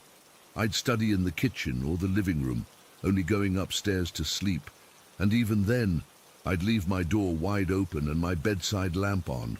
My grades started slipping because I couldn't concentrate, constantly looking over my shoulder or jumping at the smallest sounds. One night in April, almost a year after we'd moved in, I was trying to fall asleep despite the footsteps that had been circling my bed for the past 20 minutes. I was lying on my side, facing the wall, when I heard a strange static noise directly in my ear, like an old radio between stations, but with a rhythmic quality almost like breathing. It was so close that I felt the hairs on my neck stand up from what seemed like actual breath on my skin. I bolted upright, screaming. My parents came running. Dad checked under the bed, in the closet, behind the curtains. Nothing. Mum sat with me, worried, as I tried to explain what I'd been experiencing. For the first time, they didn't dismiss it or offer rational explanations. The look they exchanged told me they believed something was wrong. "Why didn't you tell us how bad it was getting?" Mom asked, stroking my hair. "I thought you'd think I was crazy," I admitted, "or that it was just stress from school." That night, I slept in my parents' room, something I hadn't done since I was a little girl afraid of thunderstorms. The next day, Dad called an electrician to check for faulty wiring that might explain the phone issues and strange noises. The electrician found nothing wrong. Then things got even weirder. My textbooks would disappear from my desk, only to reappear exactly where I'd left them hours later. My favorite necklace, a silver pendant my grandmother had given me, vanished from my jewelry box for 3 days, then suddenly reappeared, hanging from my bedpost one morning when I woke up. I started keeping a journal of all the incidents, partly to convince myself I wasn't losing my mind, and partly as evidence for my parents. The list grew longer every week. Footsteps, taps turning on, static noises, objects moving or disappearing, and always, always, that sensation of being watched. Mum finally suggested we talk to someone from their temple. Dad was hesitant. He was more of a cultural Hindu than a religious one, but he agreed when he saw how the situation was affecting me. I'd lost weight, had dark circles under my eyes, and flinched at the slightest sounds. The priest who came to our house was a kind elderly man named Mr. Sharma. He listened patiently as I described everything that had been happening, nodding occasionally, but not looking surprised or skeptical. When I finished, he asked to see my room. "There is definitely a presence here," he said after spending a few minutes standing quietly in the center of my bedroom. "It's not necessarily harmful, but it's unsettled." He performed a blessing ceremony in each room of the house, paying special attention to my bedroom and bathroom. He burned sage and chanted prayers, sprinkling holy water in the corners and threshold of every doorway. The whole process took about 2 hours, and by the end, even I could feel a difference in the atmosphere. The heaviness that had become so familiar was gone, replaced by a lightness I hadn't felt in months. "Whatever was here has been asked to move on," Mr. Sharma told us. "The house is cleansed now." And it worked, for a while. For the first time in months, I slept through the night without interruption. No footsteps, no static noises, no feeling of being watched. I started spending more time in my room again, catching up on schoolwork and actually relaxing in my own space. About 3 weeks after the blessing, my parents decided we all needed a break and booked a weekend trip to the beach. It was the first time we'd left the house overnight since the problems began. We had a wonderful time, swimming, building sandcastles with Rohan, eating ice cream on the boardwalk. I felt like myself again. But the moment I stepped back into my bedroom after our trip, I knew something was wrong. The air felt thick, like trying to breathe through a wet blanket. And though it was a warm day in late spring, my room was ice cold. That night, everything came back with a vengeance. The footsteps weren't just pacing anymore, they were running, stomping, circling my bed so rapidly I could almost feel the floor vibrate. The static noise returned louder than before, no longer just in my ear, but seeming to come from all corners of the room simultaneously. My desk lamp turned on and off by itself 3 times in quick succession. I ran to my parents' room in tears. They let me stay with them that night, but I could tell Dad was frustrated. He'd thought the problem was solved. "Maybe we need to look into other explanations," he said the next morning over breakfast. "Perhaps you should talk to Dr. Patel." He meant our family doctor, not another relative, just a coincidence of names. "Dad, I'm not making this up, and I'm not hallucinating," I insisted. "Ask Rohan if you don't believe me." My brother, who had been silent through most of this ordeal, looked up from his cereal. "She's not lying," he said quietly. "I've heard the footsteps too from my room. And last week, when I borrowed her math textbook, it disappeared from my desk for an hour, then showed up again in the exact same spot." Mom and Dad exchanged concerned glances. None of us were taking medications that could cause hallucinations. We had no history of mental illness in our family, and now it wasn't just me experiencing these things. Rohan was too. "Should we call Mr. Sharma again?" Mom asked. Dad sighed. "Let's try something else first." That's when I decided to take matters into my own hands. If the presence had returned after the priest's blessing, maybe it needed more regular attention. I remembered my grandmother telling me stories about spirits that lingered because they wanted acknowledgement or had unfinished business. She'd taught me some simple prayers and rituals when I was younger, though I'd never taken them seriously until now. That night, I lit a small oil lamp in my room and recited the prayers my grandmother had taught me. I didn't know if I was doing it right, but I spoke from the heart, asking whatever was in my room to find peace and move on. I promised to do this every night if it would help. To my surprise, it seemed to work better than the priest's formal blessing. The footsteps didn't stop entirely, but they became less frequent and less aggressive. The static noises faded to occasional whispers that I could almost, but not quite, understand. The oppressive feeling of being watched diminished to a mild awareness, like knowing someone is in the same room, but not staring directly at you. I kept up my nightly ritual for weeks, then months. Sometimes when I'd skip a night because of exhaustion or a late study session, I'd wake to find my bathroom tap running full blast or all my desk drawers pulled open. It was like the presence was reminding me that it was still there, still needing acknowledgement. One night about 2 months ago, I woke suddenly at 3:15 in the morning. The room was completely silent. No footsteps, no static, nothing. But there was something different about the darkness in the corner near my closet. It seemed deeper, more solid somehow. As I stared, trying to make sense of what I was seeing, the darkness shifted and took a vague human shape. I should have been terrified, but strangely, I wasn't. Maybe I'd grown accustomed to the presence, or maybe I was still half asleep, but I just watched as the shadow moved closer to my bed. It stopped at the foot, hovering there, and I had the distinct impression it was looking at me. "What do you want?" I whispered. The shadow didn't respond, at least not in words.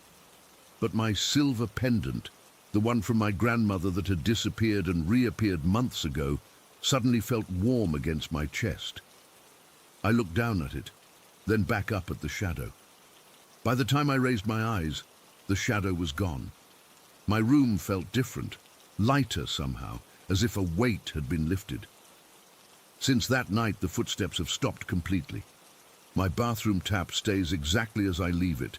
Nothing disappears or moves on its own. The static noises and the feeling of being watched are gone. I still say my prayers every night, just in case. But I think whatever was in my room has finally found peace. Sometimes I wonder what it wanted, why it chose me, whether it had some connection to my grandmother's pendant. I'll probably never know. All I know is that my room feels like mine again. And while I never believed in ghosts before, I'm now certain that some things in this world can't be explained by science or logic. Some things you just have to experience to understand. I still get chills remembering that shadow at the foot of my bed and the warmth of my pendant against my skin. Was it saying goodbye? Thanking me for the prayers? Or something else entirely? I may never know for sure, but I've learned to trust my senses, even when what they're telling me defies explanation. And I've learned that sometimes the most effective way to deal with fear is not to run from it, but to acknowledge it, to light a lamp in the darkness and face it head on. Story 7. I still can't wrap my head around what happened last year in the Sierra Nevada mountains. It's been over a year, and I've tried to rationalize it, but some experiences just defy explanation. I've only shared this with close friends until now, but I need to get this off my chest and see if anyone else has experienced something similar in that region. My buddy Sam and I had been planning this camping trip for months. With the pandemic in full swing during August 2020, we figured a remote hiking expedition would be perfect. Away from crowds, just connecting with nature.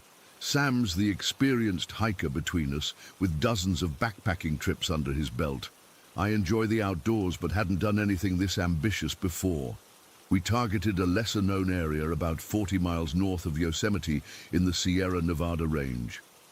The plan was simple.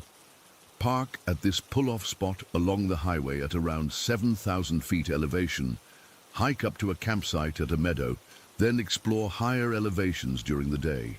The drive up was amazing. Winding roads, incredible vistas, that clean mountain air. We parked around noon at this small turnout area where a few hiking trails began. There were only 2 other cars there, which Sam said was perfect. Means we'll have most of the mountain to ourselves, he said, grinning. We shouldered our packs and began the hike.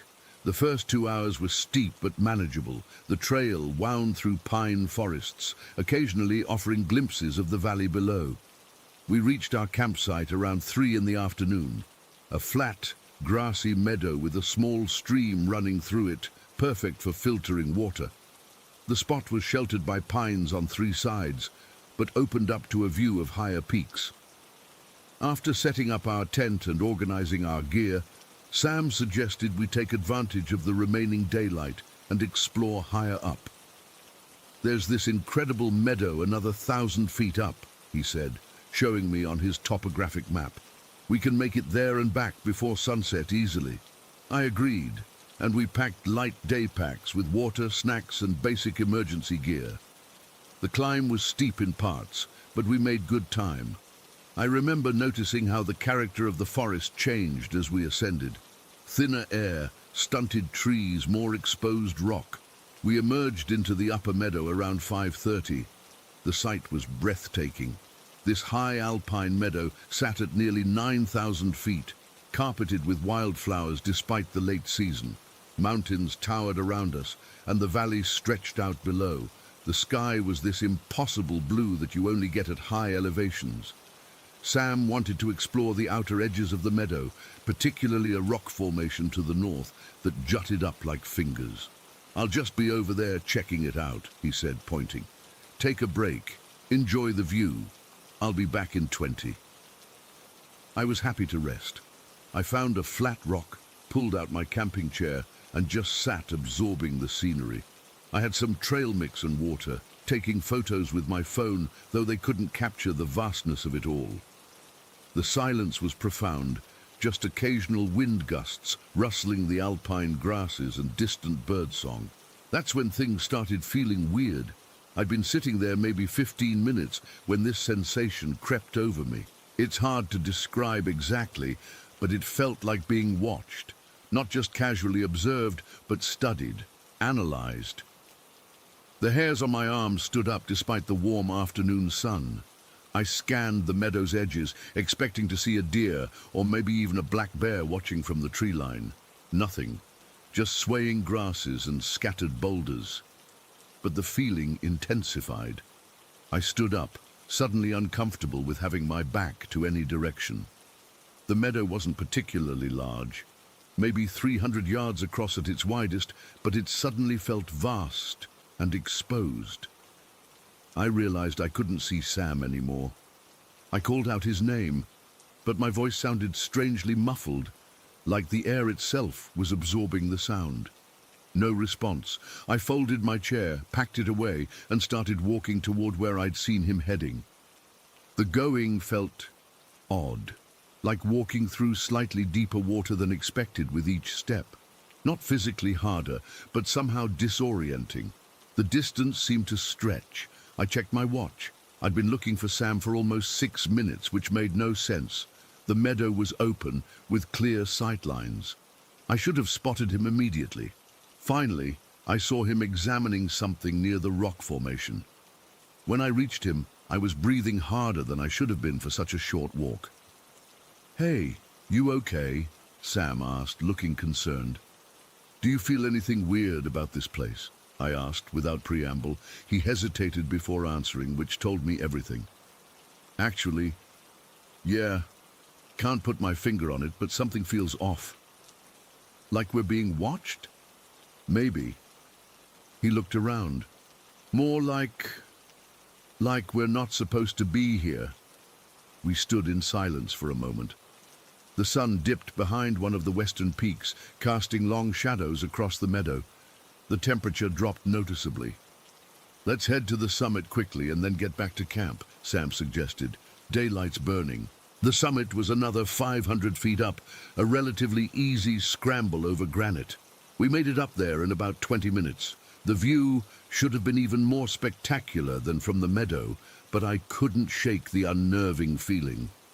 We took a few photos, pointed out landmarks, but our hearts weren't in it. By unspoken agreement, we started back down after only a few minutes.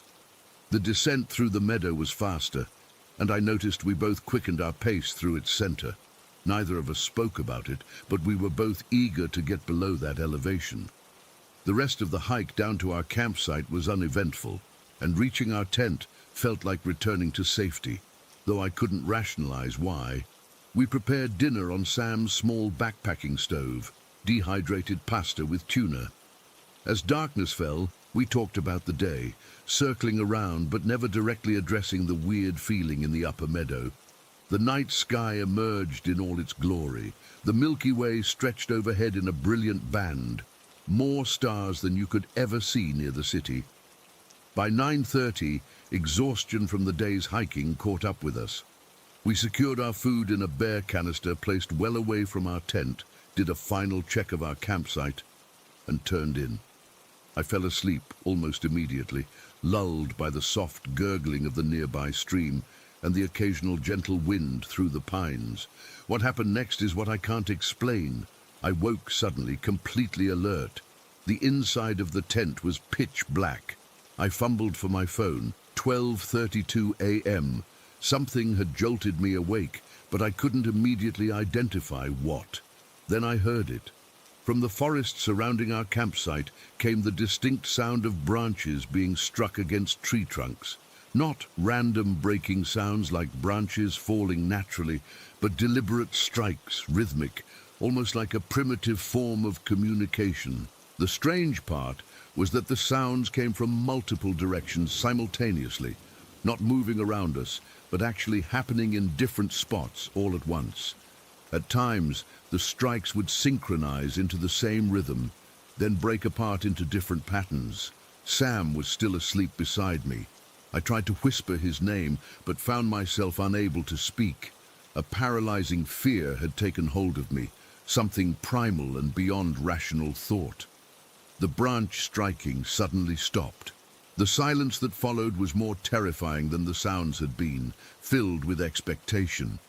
Then came the footsteps, heavy bipedal footsteps, definitely not a four-legged animal.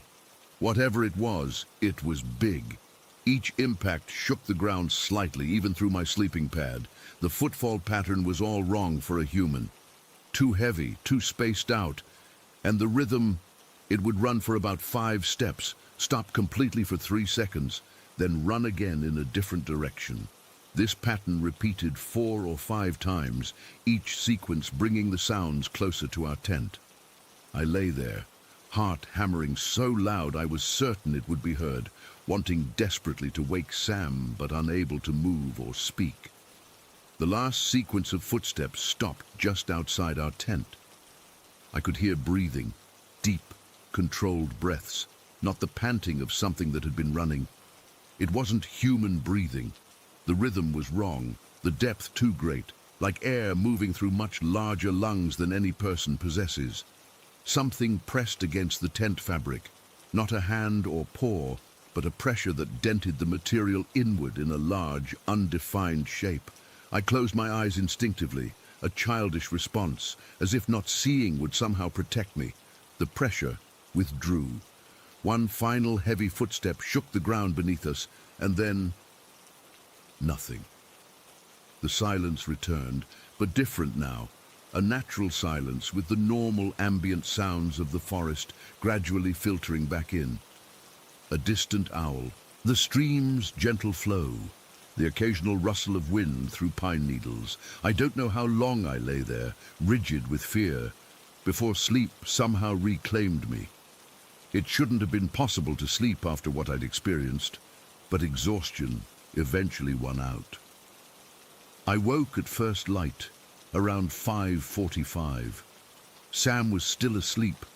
The events of the night felt dreamlike, but I knew they hadn't been a dream. I slipped out of the tent quietly and surveyed our campsite. Nothing looked disturbed. Our bear canister sat exactly where we'd left it. No footprints marred the ground around our tent. I walked in expanding circles around our campsite, searching for any evidence of what had visited us. Nothing. When Sam woke around 6:30, I hesitated before telling him. It sounded crazy, even in my head. But when I described what happened, his face grew increasingly serious. "I want to believe it was just a dream," he said finally. "But after how we both felt in that meadow yesterday, I don't know, man." We decided to cut our trip short. We ate a quick breakfast, packed up camp, and were on the trail heading down by 8:30. The hike down was mostly silent, both of us lost in thought. When we reached the car, the relief was palpable. As we drove away, I looked back at the mountains rising behind us, beautiful and imposing in the morning light. "You think there's something up there? Something not normal?" I finally asked as we merged onto the highway. Sam was quiet for so long, I thought he might not answer. "I've been hiking these mountains for 15 years, he said eventually. "Never felt anything like what we experienced in that meadow. Never heard stories about that specific area either. But the Sierras are vast, and most of it is wilderness. Who knows what might be out there in the places people rarely go. I've spent countless hours researching since then, looking into local legends, indigenous stories about the region, reports of strange encounters. Nothing matches exactly what we experienced. The Sierras have their share of Bigfoot stories, but this felt different, more purposeful, more intelligent, more alien. I haven't been back to the mountains since. Sam has, but not to that area. Sometimes I think about returning, to see if I can make sense of what happened. But then I remember the feeling of being watched in that meadow, the impossible branch striking from all directions at once, and those deliberate, heavy footsteps approaching our tent. Whatever was there knew we were in its territory. It made itself known to us, and sometimes I can't shake the feeling that it let us leave. Story 8. It's been almost a year since I've had a decent night's sleep, and I'm finally ready to share what's been happening to me. I used to be one of those people who'd laugh during horror movies and roll my eyes when friends talked about ghosts. I thought it was all just stories people made up for attention. Trust me, I wish that was still true. Last summer, I was at my best friend Megan's house for our usual Friday sleepover. Her parents were out of town, so we had the place to ourselves. We were bored with our usual routine of movies and junk food, so when Megan suggested we try out the Ouija board she'd found in her attic, I thought, why not? It seemed like harmless fun at the time. God, I was so stupid. We set it up in her living room around 11 at night. We dimmed the lights because it seemed like the thing to do, but we were giggling the whole time. I remember Megan's dog kept whining from another room, but we ignored him. We placed our fingers lightly on the planchette like the instructions said, and at first nothing happened. We asked if anyone was there, and after a few minutes of nothing, I was about to suggest we give up. That's when it moved. The planchette slid to yes. So smoothly I was convinced Megan was pushing it, but the look on her face told me she wasn't. We asked for a name, and it spelled out Tommy. When we asked how old he was, it moved to the number 8. We talked to Tommy for a while, and he told us he died in the 1950s from some kind of sickness. I still remember the chill that ran through me when the planchette spelled out Lonely. Then something weird happened. The energy in the room seemed to shift, and the planchette started moving differently, more forcefully. When we asked if it was still Tommy, it spelled N-O. This new spirit called itself Jack and said he was 10. He didn't say how he died, but kept spelling MAD and HURT. The planchette moved so fast it nearly flew off the board a couple times. After Jack, 2 more came through. One was named Michael, who said he was 23 and had died in a car accident in the 1980s. He seemed calmer than the others. The last one called himself Harold and claimed to be 76. He only answered a few questions before the planchette suddenly dragged to goodbye. We were freaked out, but also kind of exhilarated. We stayed up talking about it until sunrise, and I remember Megan saying, "We should do this again sometime." I agreed, not realizing I wouldn't need a Ouija board to have another paranormal experience. The weird stuff started happening about 3 days after I got home. It was subtle at first. I'd wake up feeling like someone was watching me. My bedroom is in the basement, which was cool during summer days, but feels like a tomb at night. I'd wake up at 3 in the morning with this overwhelming feeling of dread, like someone was standing at the foot of my bed. I'd turn on my lamp, see nothing, and try to convince myself it was just leftover anxiety from a bad dream.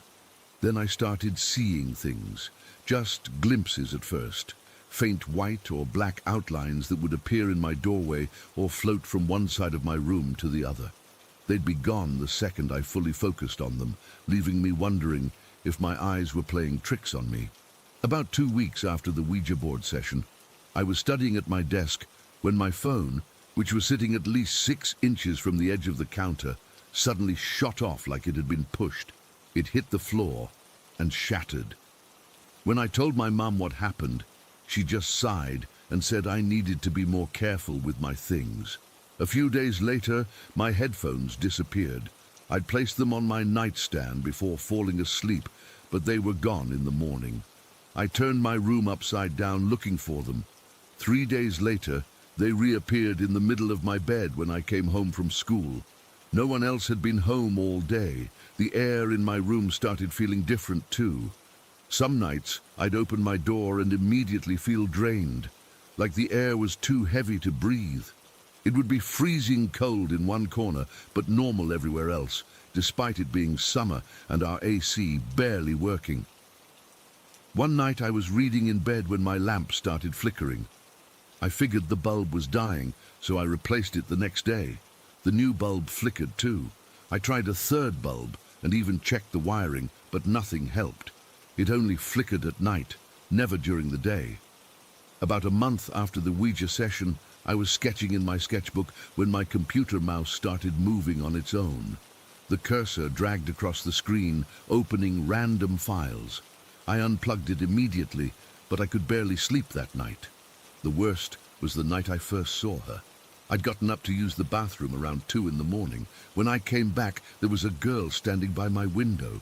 She looked about 12 or 13, with long hair that seemed to float slightly, even though there was no breeze. She didn't have a face, just a blank, smooth area where her features should have been. But somehow, I could feel her sadness. It radiated from her like heat from a furnace, this overwhelming sense of grief and tragedy. I stood frozen in the doorway, too terrified to scream. She didn't move toward me, just stood there for maybe 30 seconds before fading away. I slept with my lights on for a week after that.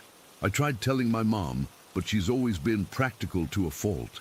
She suggested I was having sleep paralysis or hallucinations from stress. She even scheduled an appointment with our doctor, who prescribed me some sleep medication. It didn't help. Whatever was in my room wasn't something pills could fix. The activity kept escalating. A stack of storage boxes in my room fell over one night with no explanation. My door would close by itself, sometimes gently, sometimes with enough force to sound like a slam. I'd feel cold spots move through my room, like someone walking past me. I started sleeping with a Bible under my pillow. It was my grandmother's, and even though I'm not particularly religious, it made me feel safer somehow. I wanted to try sage or incense to cleanse the room, but I didn't have any way to get it without my mom finding out, and she would have just gotten more worried about my mental state. About 2 months ago, my mom's friend Diane came over for coffee. Diane has always claimed to be sensitive to spirits, something my mom usually rolled her eyes at. When Diane needed to use the bathroom, she had to walk past my bedroom door. She stopped cold in the hallway and refused to go any further. She said there was something dark hanging around my room, something that shouldn't be there. My mom tried to brush it off, but Diane was insistent. She asked if I'd been messing with anything spiritual lately. When I mentioned the Ouija board at Megan's, her face went pale. She explained that Ouija boards are like doorways. Once you open them, spirits can come through and attach themselves to you. She said it sounded like I'd brought something home with me. Diane thought what I was dealing with might be a revenant, someone who died but hadn't crossed over. She said the girl I saw was probably trying to communicate with me, but the other activity might be from something else, something that came through the board and followed me home. My mom still didn't believe it. She kept saying that Diane was filling my head with nonsense and making my anxiety worse. They had a huge argument about it, and Diane left without finishing her coffee. Mom made me promise to stop feeding into this ghost nonsense. But the activity hasn't stopped. Last week, I woke up with 3 scratch marks on my back, like someone had dragged their nails across my skin. I couldn't have done it to myself. The marks started in a place I couldn't reach. When I showed my mom, she suggested it was probably from catching on something in my sleep. 2 nights ago, I heard whispering coming from the corner of my room. It sounded like a child's voice, but I couldn't make out the words. My lamp flickered in rhythm with the whispers, like they were connected somehow. I'm exhausted all the time now. I'm afraid to sleep in my own room, but I don't have anywhere else to go. My grades are slipping because I can't concentrate, and I've started having anxiety attacks at school. Megan doesn't come over anymore. The one time she did, after the Ouija board incident, she said my room gave her the creeps and made up an excuse to leave early. Just yesterday, I was in the shower when I heard the bathroom door open. I called out thinking it was my mom, but no one answered. When I peeked out from behind the curtain, no one was there, but the door was wide open. When I got out, I found "Help Me" written in the steam on the mirror. It disappeared as the bathroom cleared, and I didn't have the courage to tell my mom. I'm trapped between what I know is happening and my mom's refusal to believe me. I've tried researching how to close the doorway we opened, but every website says something different. Some say only a professional medium can help. Others recommend religious cleansing rituals. Tonight I'm sleeping on the couch. I told my mom I fell asleep watching TV, but the truth is, I can't face my room tonight. The faceless girl was standing by my bed again, and this time she wasn't alone. There was a shadow behind her, taller and darker, with long fingers that seemed to wrap around her shoulders. I couldn't see its face, but I could feel it looking at me. I don't know what to do anymore. I'm writing this because I need someone to believe me. I need to know I'm not crazy, that this is really happening, and I need to warn people. Don't mess with Ouija boards. They're not toys. They're not games. Once you open that door, you might never be able to close it again. The worst part? I think whatever's in my room is getting stronger, and I think it knows I'm afraid. Story 9. I still can't explain what happened that night at my girlfriend's grandmother's house in Blackthorn. This was about 3 years ago, but I remember every detail like it happened yesterday. I've never been the type to believe in ghosts or anything supernatural, but what I saw that night changed everything for me. My girlfriend Ellie and I had been dating for about 8 months when she invited me to spend the weekend at her grandmother's place in Blackthorn. It's this tiny village about 2 hours from the city where we live. The kind of place with one pub, one shop, and everybody knows everybody else's business. Her grandmother Margaret lived alone in this old 2-story house that had been in their family for generations. It wasn't particularly creepy or anything, just an old country home with creaky floorboards and that smell that older houses have. We arrived Friday evening after Ellie finished her shift at the hospital. She's a nurse, which becomes important to this story later. Her grandmother seemed happy to see us, made us dinner, and we spent the evening watching TV and catching up. Margaret was in her 70s, but still pretty active and sharp. She did mention feeling a bit under the weather that evening, but brushed it off as just being tired. The sleeping arrangements were that Ellie and I would stay in her childhood bedroom upstairs, while Margaret had her bedroom downstairs off the living room. This was partly because she had trouble with stairs these days, and partly because, as she put it with a wink, "You young people need your privacy." The bedroom door didn't fully close. It had warped slightly with age, so it always stood about an inch or two open. We went to bed around 11 that night. I remember Ellie fell asleep almost immediately. She'd had a long shift that day, but I stayed up reading on my phone for a while. I finally dozed off around midnight. What happened next is the part I've replayed in my mind thousands of times. I woke up suddenly, completely alert. There was no sound that had woken me, no movement from Ellie beside me, nothing I could identify that pulled me from sleep. I just went from deep sleep to wide awake in an instant. The room was filled with this strange bluish darkness, not pitch black, but dimly lit enough that I could make out shapes and silhouettes. I figured it was moonlight coming through the lace curtains. My first instinct was to check the time. I reached for my phone on the bedside table. It was 2:47 in the morning, too early to be up, so I settled back down to try to fall asleep again. That's when I noticed that the door was open wider than it had been when we went to bed. From where I was lying, I had a clear view through the doorway, down the short corridor that led to the stairs, and I could see part of the living room at the bottom. There was that same bluish illumination down there too, though I couldn't see any source of light. And that's when I saw it. Standing at the far end of the living room, near where Margaret's bedroom door would be, was a figure. It was tall, maybe 6.5 feet, and completely black. Not black as in African American, but black like a void, like the absence of light. It appeared to be wearing some kind of long coat or robe with a hood that obscured where its face should be. I couldn't make out any features within that hood. It was just darkness. My first thought was that it was a burglar, but something about it didn't seem human. It was too still, too perfect in its stillness. And there was something about its proportions that seemed off, like its arms were slightly too long, its shoulders too narrow for its height. I wanted to wake Ellie, to whisper to her that someone was in the house, but I was completely paralyzed with fear. Not sleep paralysis. I could move if I wanted to, but I was terrified that any movement might draw its attention to me, so I just lay there, heart pounding so hard I was surprised it didn't wake Ellie up, watching this thing.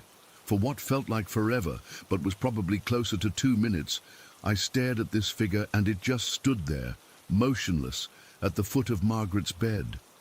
I couldn't see Margaret from my angle, just this thing standing there. It didn't seem to be doing anything, just watching her, I guess. I tried to rationalize what I was seeing. Maybe it was a trick of the light? A coat hanging on a door that I was misinterpreting? I squeezed my eyes shut for a few seconds, telling myself that when I opened them, it would be gone, or I'd see it was just a piece of furniture. But when I opened my eyes, it was still there, exactly as before. Solid, real. I don't know how long I watched it. Long enough that my initial surge of adrenaline started to fade, and despite my fear, I felt myself getting drowsy again. I know that sounds impossible. How could anyone fall asleep with something like that in the house? But it was like my body couldn't sustain that level of fear response, and since the figure wasn't moving or doing anything threatening, just standing there, my exhaustion started to take over. The last thing I remember is closing my eyes, promising myself I'd only rest them for a moment, and then I'd wake Ellie or find the courage to do something. The next thing I knew, sunlight was streaming through the window, and Ellie wasn't in bed beside me. I heard voices downstairs, upset, urgent voices. I jumped out of bed and ran downstairs to find Ellie on the phone, her face pale and worried, while her grandmother sat in an armchair looking awful. Her face was grey, and she was having trouble breathing. What's happening? I asked, still disoriented from sleep and the memory of what I'd seen. Nan's not well, Ellie said, hanging up the phone. I'm calling an ambulance. She says she woke up around 3 in the morning, feeling like there was a weight on her chest, and she's been getting worse. My blood ran cold. 3 in the morning, right around when I saw that thing standing by her bed. The ambulance arrived about 20 minutes later. By then, Margaret was looking even worse. Her lips had a bluish tint, and she was having real trouble breathing. The paramedics immediately put her on oxygen and began taking her vitals. One of them said something about possible heart failure, and they quickly loaded her into the ambulance. Ellie went with her grandmother in the ambulance, and I followed in our car. The whole way to the hospital, I couldn't stop thinking about what I'd seen. Was it connected to Margaret's illness? Had I witnessed some kind of supernatural harbinger? Or worse, had that thing done something to make her ill? At the hospital, they confirmed Margaret was experiencing congestive heart failure. They admitted her immediately, and the next several hours were a blur of waiting rooms, doctors' updates, and Ellie's worried tears. I held her hand and tried to be supportive, but my mind kept wandering back to that figure. I wanted to tell Ellie what I'd seen, but the timing felt wrong. Her grandmother was fighting for her life. It wasn't the moment to start talking about seeing ghostly figures in the night. Besides, Ellie's mother arrived at the hospital mid-morning, and I knew from previous conversations that she was intensely skeptical of anything supernatural. She was the kind of person who'd roll her eyes at ghost stories and lecture about carbon monoxide leaks and sleep paralysis. By that evening, Margaret had stabilized. The doctors said she would need to stay in the hospital for at least a week, possibly longer, but her condition was no longer critical. Ellie and her mother decided to stay at a hotel near the hospital that night, but I needed to get back to the city for work the next day, so I drove back to our apartment alone. That drive was one of the most unsettling experiences of my life. 2 hours alone with my thoughts, replaying what I'd seen over and over. Every time I passed a shadowy figure on the roadside, a pedestrian, someone waiting at a bus stop, my heart would leap into my throat. Once I got home, I couldn't sleep. I kept the lights on all night and researched anything I could find about dark, hooded figures associated with illness or death. I found stories about the Grim Reaper, of course, but also accounts from different cultures of shadowy figures that appeared before someone fell ill or died. Some called them death omens or harbingers. Others described them as creatures that fed on life force or caused illness themselves. The next day at work, I was a zombie. I couldn't focus, couldn't stop thinking about what I'd seen and Margaret's sudden illness. The timing couldn't be a coincidence, could it? When Ellie called that evening to update me on her grandmother's condition, I finally worked up the courage to tell her what I'd seen. I was nervous. I didn't want her to think I was making it up or that I was crazy. To my surprise, she didn't dismiss me. She listened quietly as I described the figure, and when I finished, she was silent for so long I thought the call had dropped. "Ellie, are you there?" "Yeah," she said, her voice strange. "It's just, Nan said something similar this morning when she was more lucid. She told me she woke up in the night and saw a tall, dark figure standing at the foot of her bed. She thought it was just a bad dream because right after that, she started feeling unwell." I felt a chill run down my spine. She saw it too, apparently. And Ellie hesitated. This isn't the first time something like this has happened in that house. My mom doesn't like to talk about it, but my grandfather saw something similar a week before he died, and my great-aunt too, before she had her stroke. We talked for another hour, Ellie sharing family stories she'd heard growing up, whispers and rumors about the house, about figures seen in the night before illness struck, stories her mother had always dismissed as superstition. Margaret recovered, thankfully, though she never fully regained her previous strength. She moved in with Ellie's mother a few months later, unable to live alone anymore. The house in Blackthorn was sold. I've never been back to that village, and I don't think I ever will. Sometimes I try to convince myself it was just a hallucination brought on by being in an unfamiliar house and the stress of meeting Ellie's family. Maybe it was sleep paralysis, though I know I could move. Maybe Margaret's illness was just a coincidence, but in my heart, I know what I saw was real. That figure was there, in that house, standing over an elderly woman who would fall critically ill within minutes of its appearance. I don't know if it was death coming for her, or some entity that caused her illness, or something else entirely. I just know that I saw it, and it was as real and solid as any living person. And sometimes, when I wake suddenly in the night for no apparent reason, I'm afraid to open my eyes. Afraid of what might be standing at the foot of my bed, watching me through the darkness.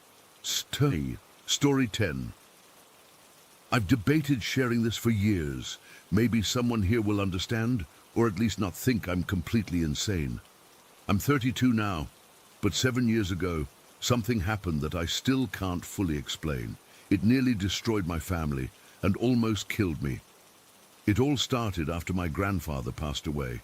I was working as a software developer in Singapore. Good job, good friends, life was stable. Then I got the call from my mum that Dadaji was gone. I flew back to India immediately for the funeral. My parents had already moved back from Singapore a few months earlier to care for him in his final days, and afterward they decided to stay in India rather than return to Singapore.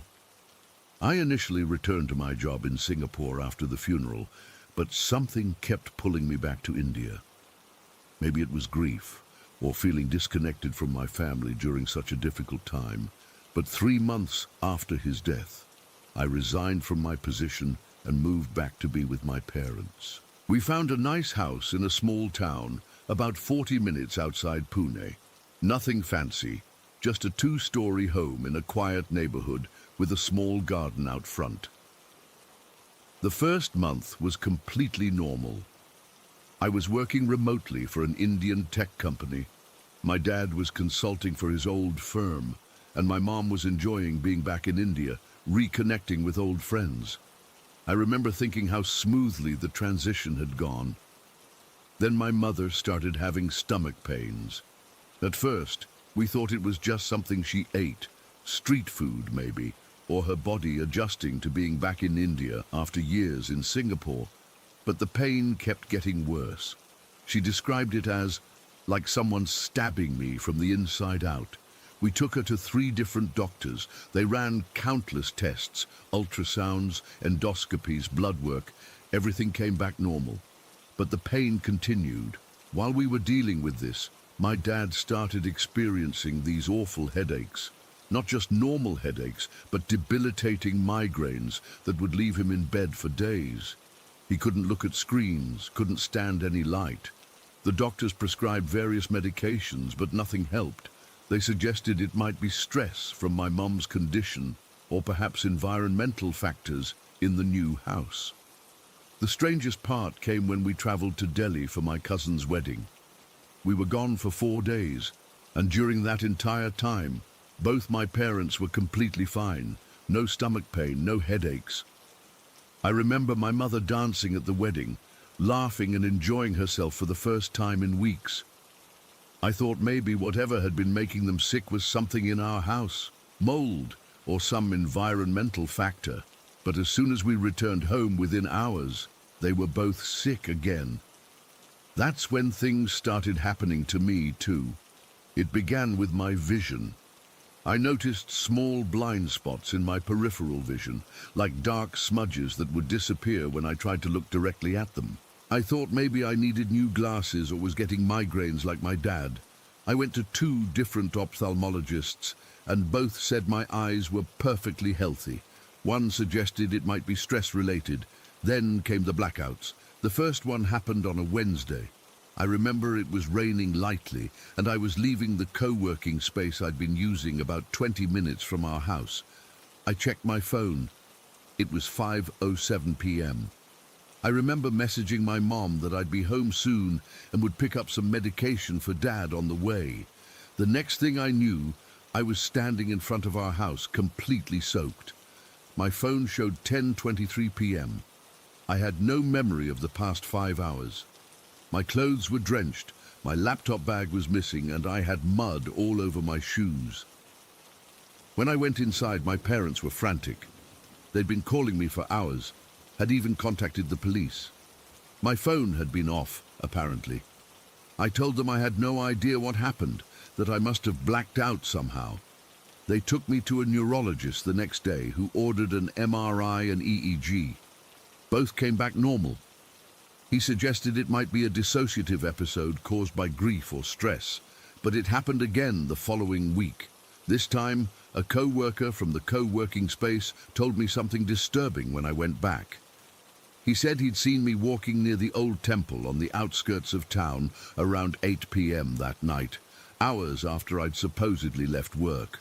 When he called out to me, I reportedly turned and spoke to him, but he said my voice was different, deeper, like a man's voice. I allegedly told him to leave me alone, that I was completing important work. I have absolutely no memory of this conversation. The blackouts increased in frequency. 2 days later, then again 3 days after that. Sometimes I'd lose just an hour, sometimes an entire evening. My work began to suffer. I'd miss deadlines, or worse, I'd apparently log in during my blackouts and delete entire portions of code I'd spent days working on. My team lead was understanding at first, but after a month of this, I was let go. Losing my job sent me into a deep depression. Our finances were already strained from all the medical bills for my parents. Now we were down to just my dad's consulting income, and he could barely work with his headaches. I started having terrible thoughts, that maybe my family would be better off without me, that I was becoming a burden. I even considered taking my own life at my lowest point. We were spiraling, all three of us, into this inexplicable darkness. The turning point came on the 40th day after my grandfather's death. In Hindu tradition, we perform a ceremony called Chautha on this day. We invited a priest to perform the rituals at our home. He was an older man, recommended by one of my mother's friends. I remember he froze when he saw me, right in the middle of a prayer. He recovered quickly and continued the ceremony, but I caught him staring at me several times with this worried expression. After the ceremony, as everyone was leaving, he pulled my father aside. I couldn't hear what they were saying, but my father looked concerned. Later that evening, my dad told me the priest wanted to speak with me privately and had asked if he could come back the next day. When the priest returned, he asked to speak with me alone. He performed some small rituals, waving incense around me, chanting mantras, observing my reactions. Then he asked me if I'd been experiencing any missing time or if I'd noticed strange behaviors in myself or my family. I was shocked. How could he know about the blackouts? I ended up telling him everything about my parents' mysterious illnesses, my vision problems, the blackouts, the reports of me speaking in a different voice. He nodded as if confirming something he already suspected. "You and your family are under attack," he said simply. "Someone has used black magic against you." I almost laughed. Black magic? In 2016, I was a software developer, for God's sake. I wrote code and built apps. I wasn't someone who believed in superstitions or magic, but the priest was deadly serious. "There will be evidence," he told me. "Allow me to inspect your home." Something in his certainty made me agree. He asked to see the front entrance of our house first. He walked slowly around our small front garden, stopping occasionally to touch the soil or examine a plant. Finally, he pointed to a spot near our front door. "Dig here," he said. My father brought a garden trowel, and I started digging where the priest indicated. About 8 inches down, I felt something hard. I cleared away more dirt and found a small bundle wrapped in red cloth and tied with black thread. Inside were 3 clay dolls, each about 4 inches tall, One had a pin stuck through its stomach, one had a pin through its head, and one, the one that made my blood run cold, had a pin pushed through its eye. Stomach, head, eyes, exactly where we had all been afflicted. The priest's face was grim as he carefully picked up the bundle using a cloth, never touching it directly. "This is very dangerous black magic," he explained. "The dolls represent each of you. The pins create the suffering. And there is something else. A spirit has been bound to these dolls, sent to possess one of you." He looked directly at me. "It has chosen you as its vessel." He explained that during my blackouts, the spirit was taking control of my body. It was using me to further whatever purpose it had been commanded to fulfill. According to him, the ultimate goal was to destroy our family, first through illness and financial ruin, eventually through death. I still wasn't fully convinced, but I couldn't deny the evidence in front of me. How could the dolls so perfectly match our symptoms? And how did the priest know exactly where to find them? He told us we had two options. We could leave immediately, abandon the house, and move far away. This might weaken the magic, but wouldn't break it entirely. Or he could attempt to exorcise the spirit from me and break the curse completely. He warned that the exorcism was dangerous. People had died during such rituals. The spirit would fight to remain, and my body would be the battleground. But without intervention, he believed the spirit would eventually kill me anyway. After discussing it with my parents, I agreed to the exorcism. We scheduled it for the following night, during what the priest called the hour of power, 3 a.m. I can't describe the exorcism in detail because I don't remember most of it.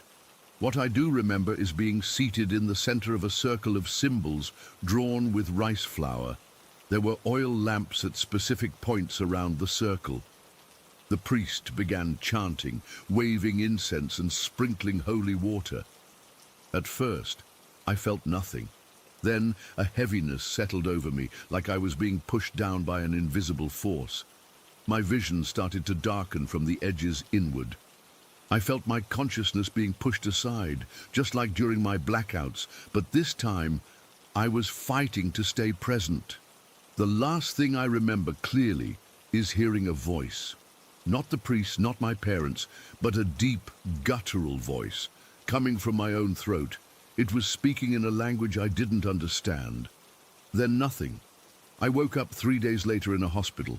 I had collapsed during the ritual. My body temperature had spiked to 104 degrees, and I'd had seizures. The doctors couldn't explain it. They diagnosed it as an unknown infection with neurological complications. But the priest who visited me in the hospital had a different explanation. He said the exorcism had been successful but difficult. The spirit had been powerful and deeply attached to me. He told me he had destroyed the dolls through a specific ritual and performed protective ceremonies around our house. The most shocking part: as soon as I regained consciousness, my mother's stomach pains disappeared completely. My father's headache stopped, and I never had another blackout or vision problem again. The priest insisted we continue with purification rituals for 48 more days, which we did.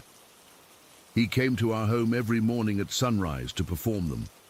By the end of those 48 days, our lives had completely transformed. My father was working full-time again. I found a new job, a better one than I'd had before. Even our finances began to recover. 3 months later, we decided to move back to Singapore. None of us wanted to stay in that house or that town any longer. I eventually got married and now have 5-year-old twins. My life has returned to normal, better than normal. But I still have questions that haunt me. Who did this to us? Who hated our family enough to try to destroy us? The priest said it was someone who knew us well, someone who had access to personal items belonging to each of us to bind to the dolls. But we never discovered who. Sometimes I still wake up in the middle of the night, terrified that I'll feel that heaviness again, that pushing aside of my consciousness. It never happens, but the fear remains. I don't expect everyone to believe this story. 7 years ago, I wouldn't have believed it either. But I lived it, and I still can't explain it any other way. Story 11. My name is Zorin Rahman. I live in Kuala Lumpur, Malaysia, and work as a corporate lawyer. I'm also raising my daughter Aisha as a single mother since her father and I divorced when she was 7. But there's something else about me that few people know, something I've carried since childhood that's both a blessing and a curse. I can sense things others can't. I can communicate with those who have passed on. Growing up with this ability wasn't easy. My parents thought I was making up stories when I'd talk about the old man who stood by my bed at night, who I later learned was my grandfather who died before I was born. As I got older, I learned to keep these experiences to myself. By the time I finished law school, I had developed a system for managing these abilities, using them selectively when needed in my legal work. You'd be surprised how many times knowing what a deceased victim wanted to communicate has helped me build cases. But the ability comes at a cost. Chronic insomnia, night terrors, the sensation of never being truly alone.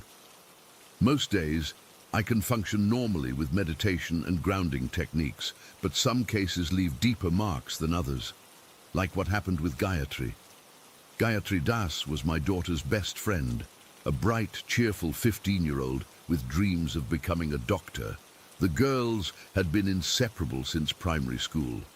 Gayatri spent countless afternoons at our apartment, studying and giggling with Aisha.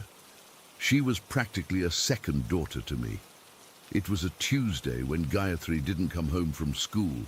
By evening, her parents were frantic. They called everyone, including me.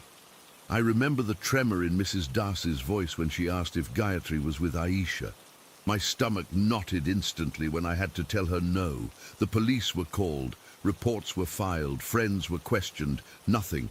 Gayatri had last been seen leaving school, telling Aisha she had to make a quick stop before heading home. Then she simply vanished. For 10 excruciating days, the search continued. Aisha cried herself to sleep each night. I tried comforting her while battling my own fears. On the 11th day, Mr. and Mrs. Das appeared at my door, eyes red and hollow from sleeplessness. "Please, Zorin," Mrs. Das whispered, clutching my hands. "We know about your gift. We've heard things over the years. The police are getting nowhere. Please help us find our daughter." I wanted to refuse. Using my abilities drains me physically and emotionally in ways I can hardly describe. But looking at their desperate faces, how could I say no? That afternoon, I sat alone in my living room with a photo of Gayatri and a hair tie she'd left at our home.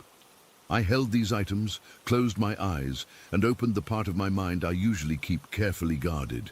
Nothing came immediately, just fragments of emotions, fear, confusion, betrayal, but no clear message about where she might be.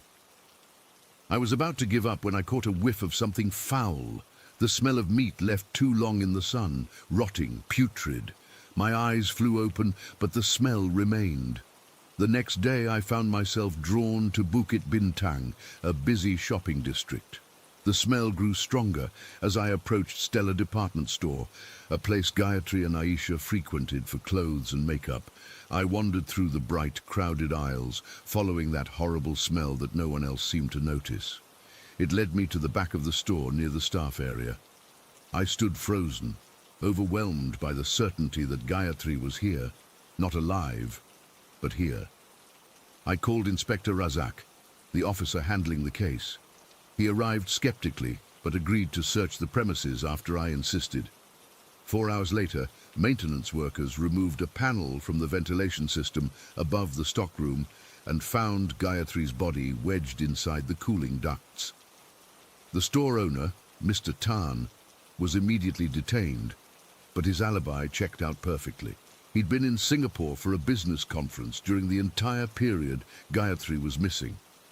Security footage confirmed staff members had normal access to the area, but nothing suspicious was captured. The cameras near the ducts had apparently malfunctioned that week. I couldn't sleep that night. Every time I closed my eyes, I saw Gayatri's face, not as I remembered her, full of life and laughter, but as something else entirely. Something angry, waiting. 2 days later, I approached Inspector Razak again. "I need to be present at the autopsy," I told him. "Absolutely not," he replied. "You're not family, not police, and not medical personnel." I persisted, pulling every legal string I could. Eventually, I secured permission through a court order, citing my role as a legal consultant to the family. The morgue was exactly as cold and clinical as you'd expect. Dr. Lim, the forensic pathologist, gave me a suspicious glance as I entered, but didn't object to my presence. I stood in the corner, trying to maintain my composure as he unveiled Gayatri's body. What followed was the most difficult 2 hours of my life. The examination revealed horrors I still struggle to articulate. Gayatri had been brutally tortured. Sexual assault, ligature marks around her wrists and ankles, defensive wounds on her hands. Dr. Lim estimated she had been kept alive for approximately 3 days before dying from asphyxiation. I stood there, forcing myself to witness everything while silently begging Gayatri's spirit to tell me who had done this to her. That's when I first heard the whispers, too faint to understand, but definitely there. Words just beyond comprehension, filtering through the harsh fluorescent lights. The whispers followed me home, growing slightly louder with each passing hour. By nightfall, they had become a constant, unintelligible murmur that kept me pacing my apartment. Aisha was staying with my mother. I couldn't let her see me like this. I finally collapsed into bed around 3 in the morning out of sheer exhaustion. I'd barely closed my eyes when the temperature in the room plummeted. My breath clouded in front of my face, and the whispers suddenly stopped. The silence was somehow worse. I felt it before I saw it, a presence at the foot of my bed, watching. I knew I should keep my eyes closed, but something compelled me to look. Gayatri stood there. Not the Gayatri I knew, with her neat uniform and bright smile, but a twisted version. Her neck at an unnatural angle, skin mottled with bruises, eyes burning with rage, her mouth opened too wide, and the whispers returned, now forming words. "You promised to protect us." I jerked upright, trembling violently. "Gayatri, I'm so sorry. Please, tell me who did this to you." Her form flickered like bad reception on an old TV. "They tricked me." "Who?" I pressed, forcing myself to remain calm despite my racing heart. "Gayatri, I need names." She moved closer, not walking, but simply there beside me in an instant. The air around me felt thick, making it difficult to breathe. "He used Ravi's phone," she whispered, her voice like static. Ravi was her boyfriend. "Said Ravi was hurt. Accident. I got in the car." I reached for my phone and turned on the voice recorder. My hands were shaking so badly I nearly dropped it. "Who was it? Who called you?" "Darren." The name came out like a hiss. "Ravi's friend Darren. He took me to the warehouse. The others were waiting." "What others?" "Gayatri, please, give me names." Her form distorted violently, the room trembling with her anger. "Vikram and Jason. They held me down 3 days, 3 days." The light bulb in my bedside lamp exploded, sending glass showering across the room. I barely noticed, focused entirely on getting the information we needed. "Where is the warehouse?" I asked. "Old timber factory, near the river. Jason works at Stella. He put me in the walls after. They thought no one would find me." She began to fade, her form becoming transparent. I panicked, afraid of losing this connection. "Gayatri, wait! I need more, something to prove it was them." Her face came rushing toward mine, stopping inches away. The smell of decay was overwhelming.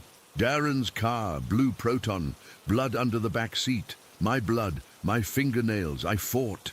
With that, she vanished, leaving me alone in my freezing bedroom, clutching my phone with the recording. Morning couldn't come fast enough.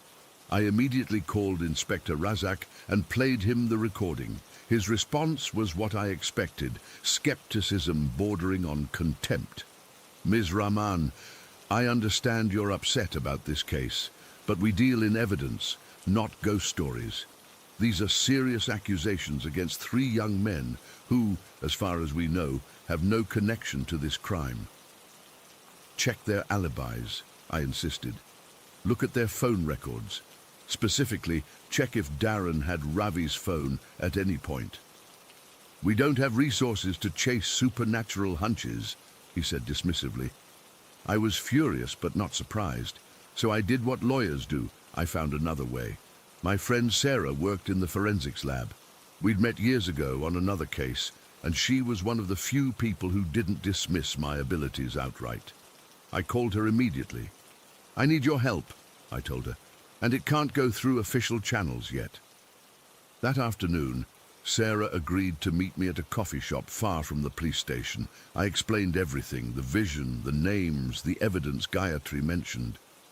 This is career suicide if anyone finds out, she warned, but I could see she was already considering how to help. I just need confirmation before going to Razak again, I said. Check the phone records. Look into whether Darren Lai had access to Ravi Kumar's phone the day Gayatri disappeared. Sarah nodded slowly. I can do that discreetly, but the car is another matter. We can't just search it without cause. Leave that to me, I said. I spent the next day gathering information on Darren Lai. Social media revealed he was indeed friends with Ravi, Gayatri's boyfriend. Both attended the same school as Gayatri, but were 1 year ahead. I also discovered that Jason Wong worked part-time at Stella Department Store as a stock clerk, exactly as Gayatri had said. That evening, Sarah called. You were right about the phones, she said without preamble. Cell tower data shows Ravi's phone was in Darren's neighborhood the afternoon Gayatri disappeared, and get this, Ravi reported his phone lost the next day and got a replacement. My heart pounded. What about the other 2? Vikram Singh and Jason Wong have no alibis for those 3 days. All 3 boys claim to be gaming at Darren's house, but only their word confirms it. We need that car, I said. Zorin, be careful. If you're right, these are dangerous people. I knew she was right, but I couldn't stop. Not with Gayatri's spirit still seeking justice, not with her parents still collapsing under the weight of their grief. I parked down the street from Darren's house the next evening and waited. Around 8, a blue Proton pulled into the driveway. Darren emerged, followed by Vikram. They went inside, leaving the car unattended. I approached cautiously with a small evidence kit Sarah had provided. The car was locked, but I could see through the windows. The back seat looked clean, but that didn't mean anything. I snapped photos of the license plate and exterior, then made a critical decision. I broke the passenger window. The alarm blared immediately. I had seconds at most. I reached in, unlocked the door, and quickly took samples from beneath the backseat cushion with swabs and tape lifts. I heard shouts from the house just as I finished and ran to my car, driving away as Darren and Vikram emerged on the front lawn. I took the samples directly to Sarah at her apartment. She didn't ask how I obtained them, just said she'd process them off the record. The next morning, Sarah called again. There's blood, she said, her voice tight, and we found 2 broken fingernails embedded in the foam beneath the seat cushion. The car's been cleaned, but not well enough. Can you get DNA? Already running it, but Zorin, there's more. I looked into that abandoned timber factory near the river.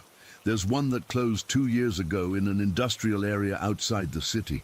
Local kids sometimes use it for parties. We need to check it, I said. I already did, Sarah replied quietly. I went this morning. There's a room in the back with a mattress. And there's blood, Zorin. A lot of it.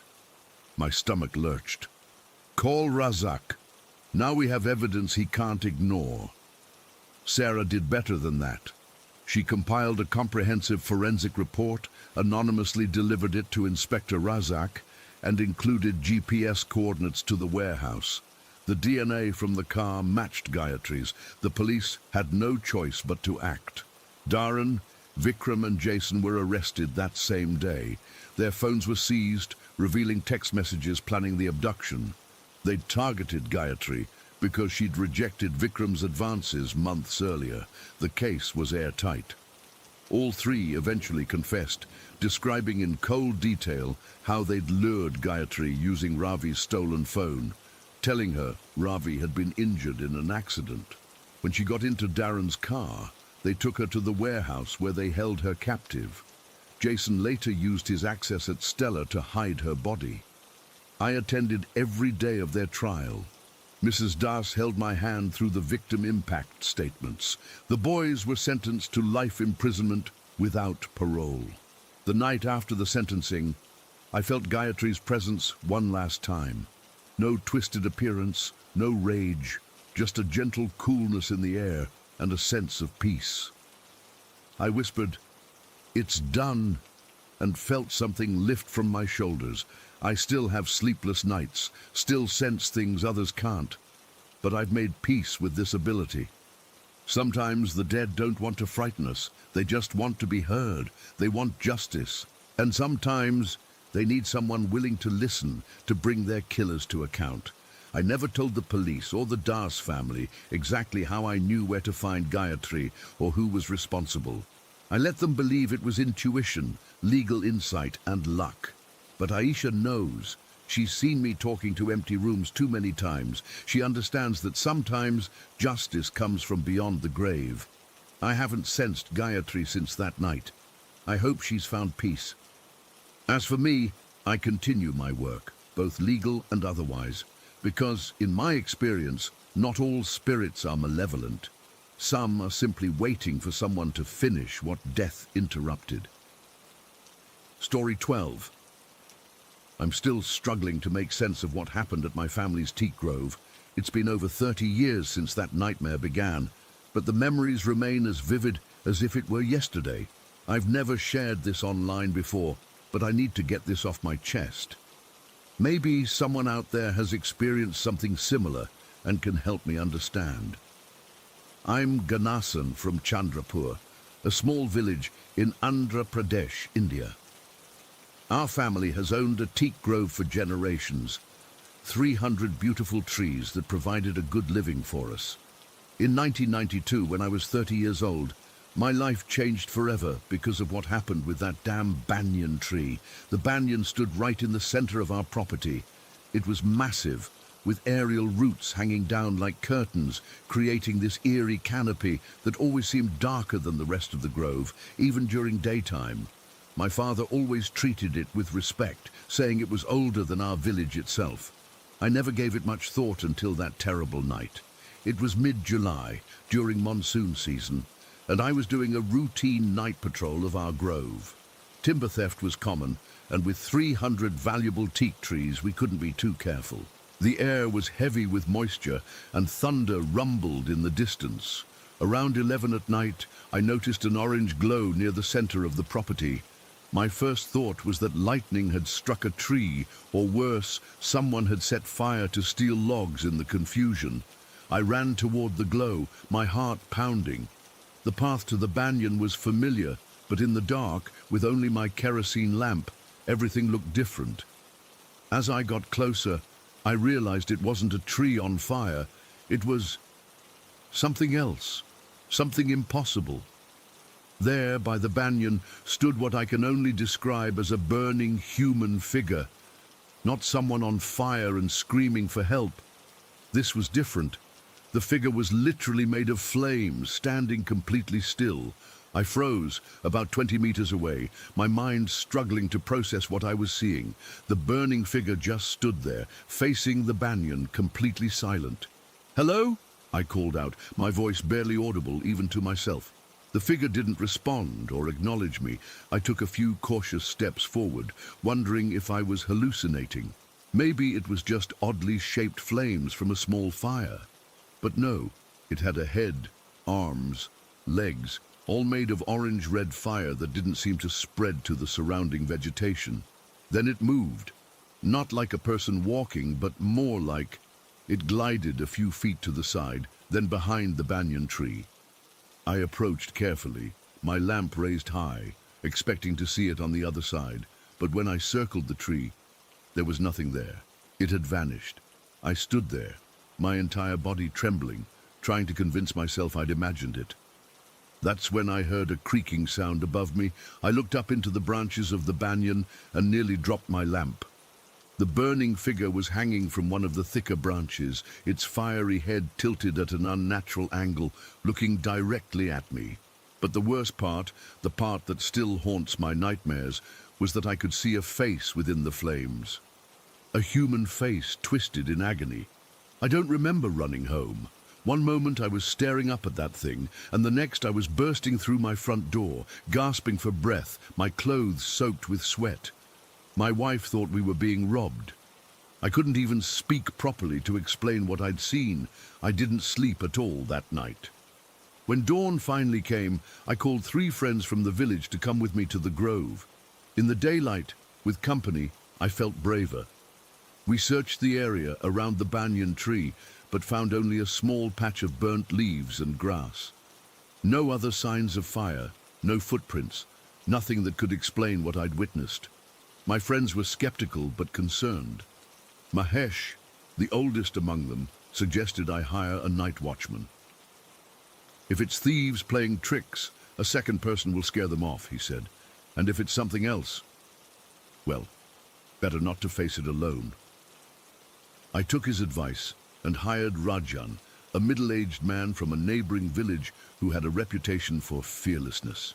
He arrived that evening with his own lamp and a sturdy bamboo staff. I explained the situation, downplaying what I'd seen so he wouldn't think I was crazy. He just nodded confidently and set off toward the center of the grove as darkness fell. At just past 1 in the morning, frantic pounding at the door woke my wife and me. It was Rajan. His face was ashen, his body shaking uncontrollably. He could barely form words. They are performing some ritual, he finally managed to say, his eyes wide with terror. 4 of them, 4 burning men. I felt ice in my veins. Not 1, but 4 now. I grabbed my lamp and a machete, and despite my wife's protests, Rajan and I headed back to the grove. As we approached the banyan, I saw exactly what he'd described. 4 burning figures standing in a circle around the tree. They were moving slowly, methodically, their fiery arms raised as if in worship or summoning. We watched from behind a cluster of teak trees, about 50 meters away. I noticed that while these figures burned brightly, they cast no light on their surroundings. The banyan and nearby ground remained dark, except for the faint illumination from our lamp. Suddenly, Rajan grabbed my arm with such force that I nearly cried out. His fingernails dug into my skin as he stared not at the ritual, but at something to our right. I followed his gaze and saw a 5th burning figure standing just 30 meters from us. Unlike the others, this one was facing us directly. And its face, I'll never forget it. Where one eye should have been, was just an empty, blackened socket. "The thief," Rajan whispered, his voice barely audible. "The thief who was hanged." I didn't wait to ask what he meant. We both ran, crashing through undergrowth, not caring about the noise we made. We didn't stop until we reached my house. My wife was waiting, and she helped Rajan, who was in even worse shape than before. He wouldn't speak anymore, just stared blankly ahead, occasionally muttering prayers. When morning came, Rajan was gone. My wife said he'd left before dawn, still disturbed, but insisting he needed to go home. I decided to check the banyan again in daylight. As I approached the tree, my blood turned cold. Hanging from one of the lower branches was Rajan's body, his neck broken, his eyes wide open in terror. He had hanged himself with his own belt. The police came, asked questions. I told them Rajan had seemed disturbed, but said nothing about burning figures or rituals. They concluded he'd killed himself out of some personal trouble and took his body away. I couldn't keep this to myself anymore. I went to my father, who still owned the property, though I managed it. He was 75 then, respected throughout the village for his wisdom. As I told him everything, his face grew increasingly grave. Without questioning my sanity or doubting my story, he immediately called a meeting of the village elders. That evening, 12 men gathered at our home, all over 60, all respected community leaders. Many had known my grandfather. My father explained what had happened, and to my surprise, several men nodded knowingly. "The banyan is very old," said Krishnan uncle, the oldest at 82. "There are stories about it from before any of us were born. We never speak of them because nothing had happened for so long." Another elder, Venkat, spoke up. "In my grandfather's time, they found 3 dead men under that tree, thieves from another village. No one knew how they died.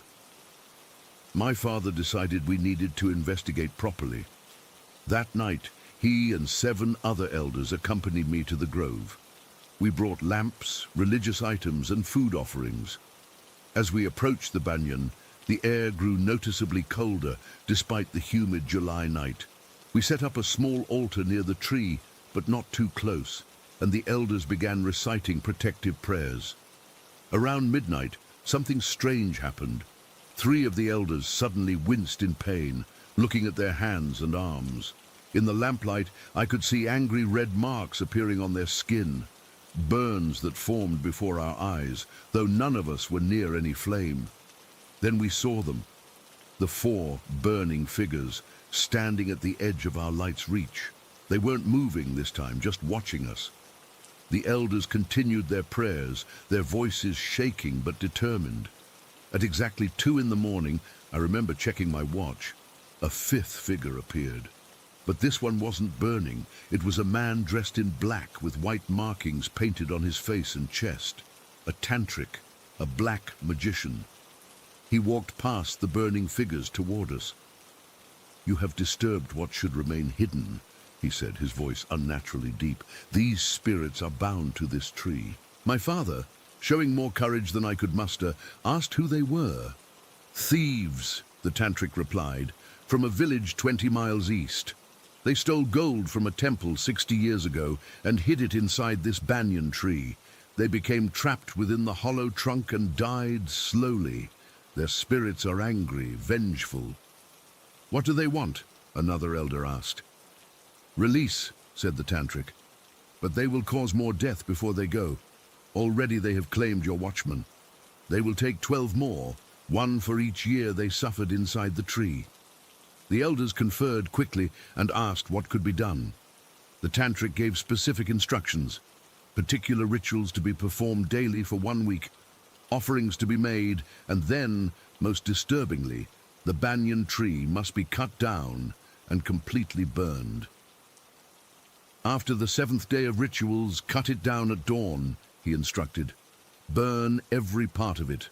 The spirits will fight you. They will try to stop you, but you must complete it before sunset." Before leaving, he warned us one last time. "Do not delay.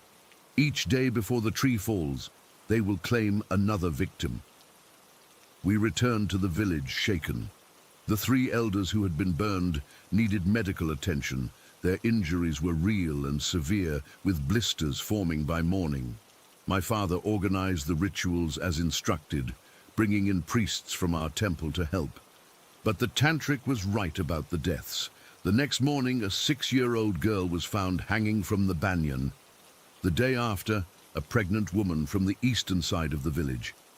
Then an elderly grandmother. Each day, another villager, all hanged from that same tree, all with the same expression of horror frozen on their faces. The police were baffled.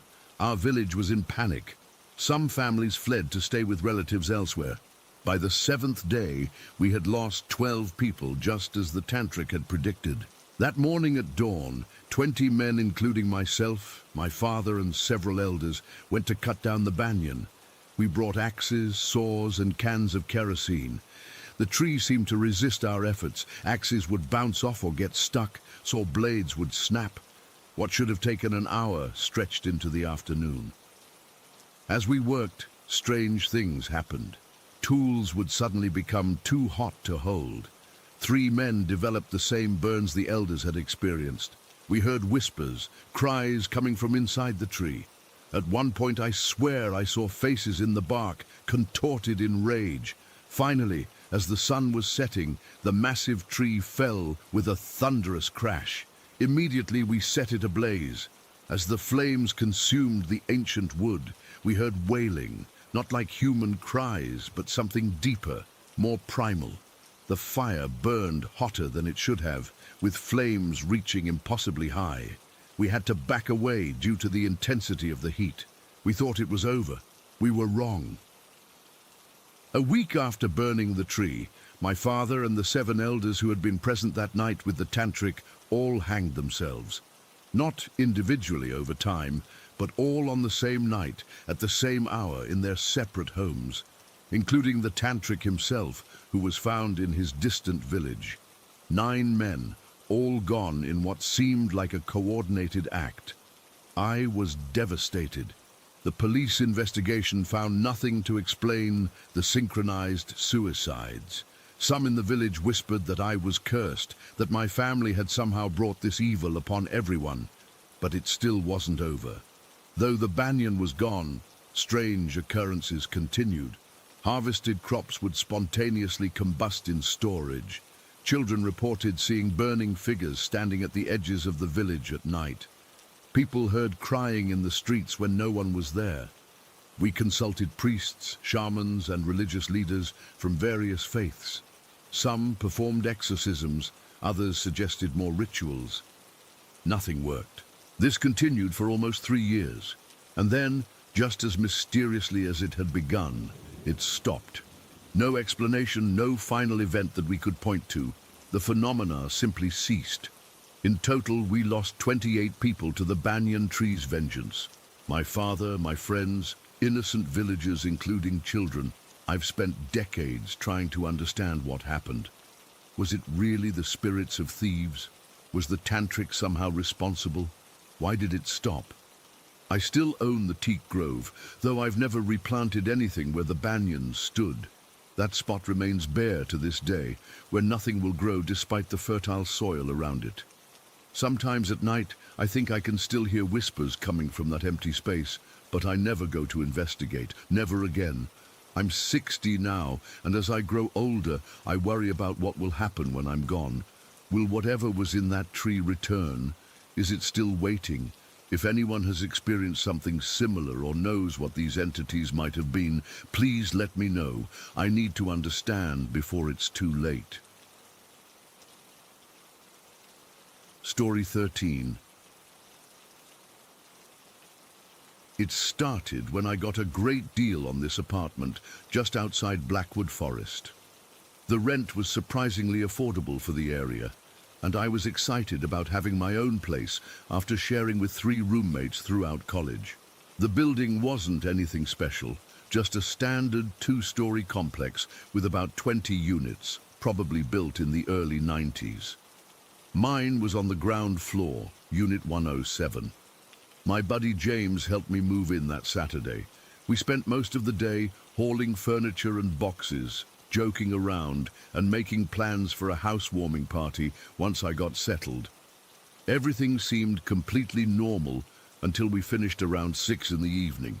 We decided to take a break, cracked open a couple beers, and sat down on my couch to rest before figuring out dinner. I remember checking my phone, and James was telling me about this girl he'd started dating, when everything shifted. The temperature in the room seemed to drop about 10 degrees in seconds. I initially thought maybe the AC had kicked on, but it was more than that. The air felt heavy, like there was suddenly pressure pushing down on us. James stopped mid-sentence and looked at me. "You feel that?" he asked. I nodded. It was like someone was watching us. I know how that sounds, but it was unmistakable. That prickly feeling on the back of your neck when you know you're being observed.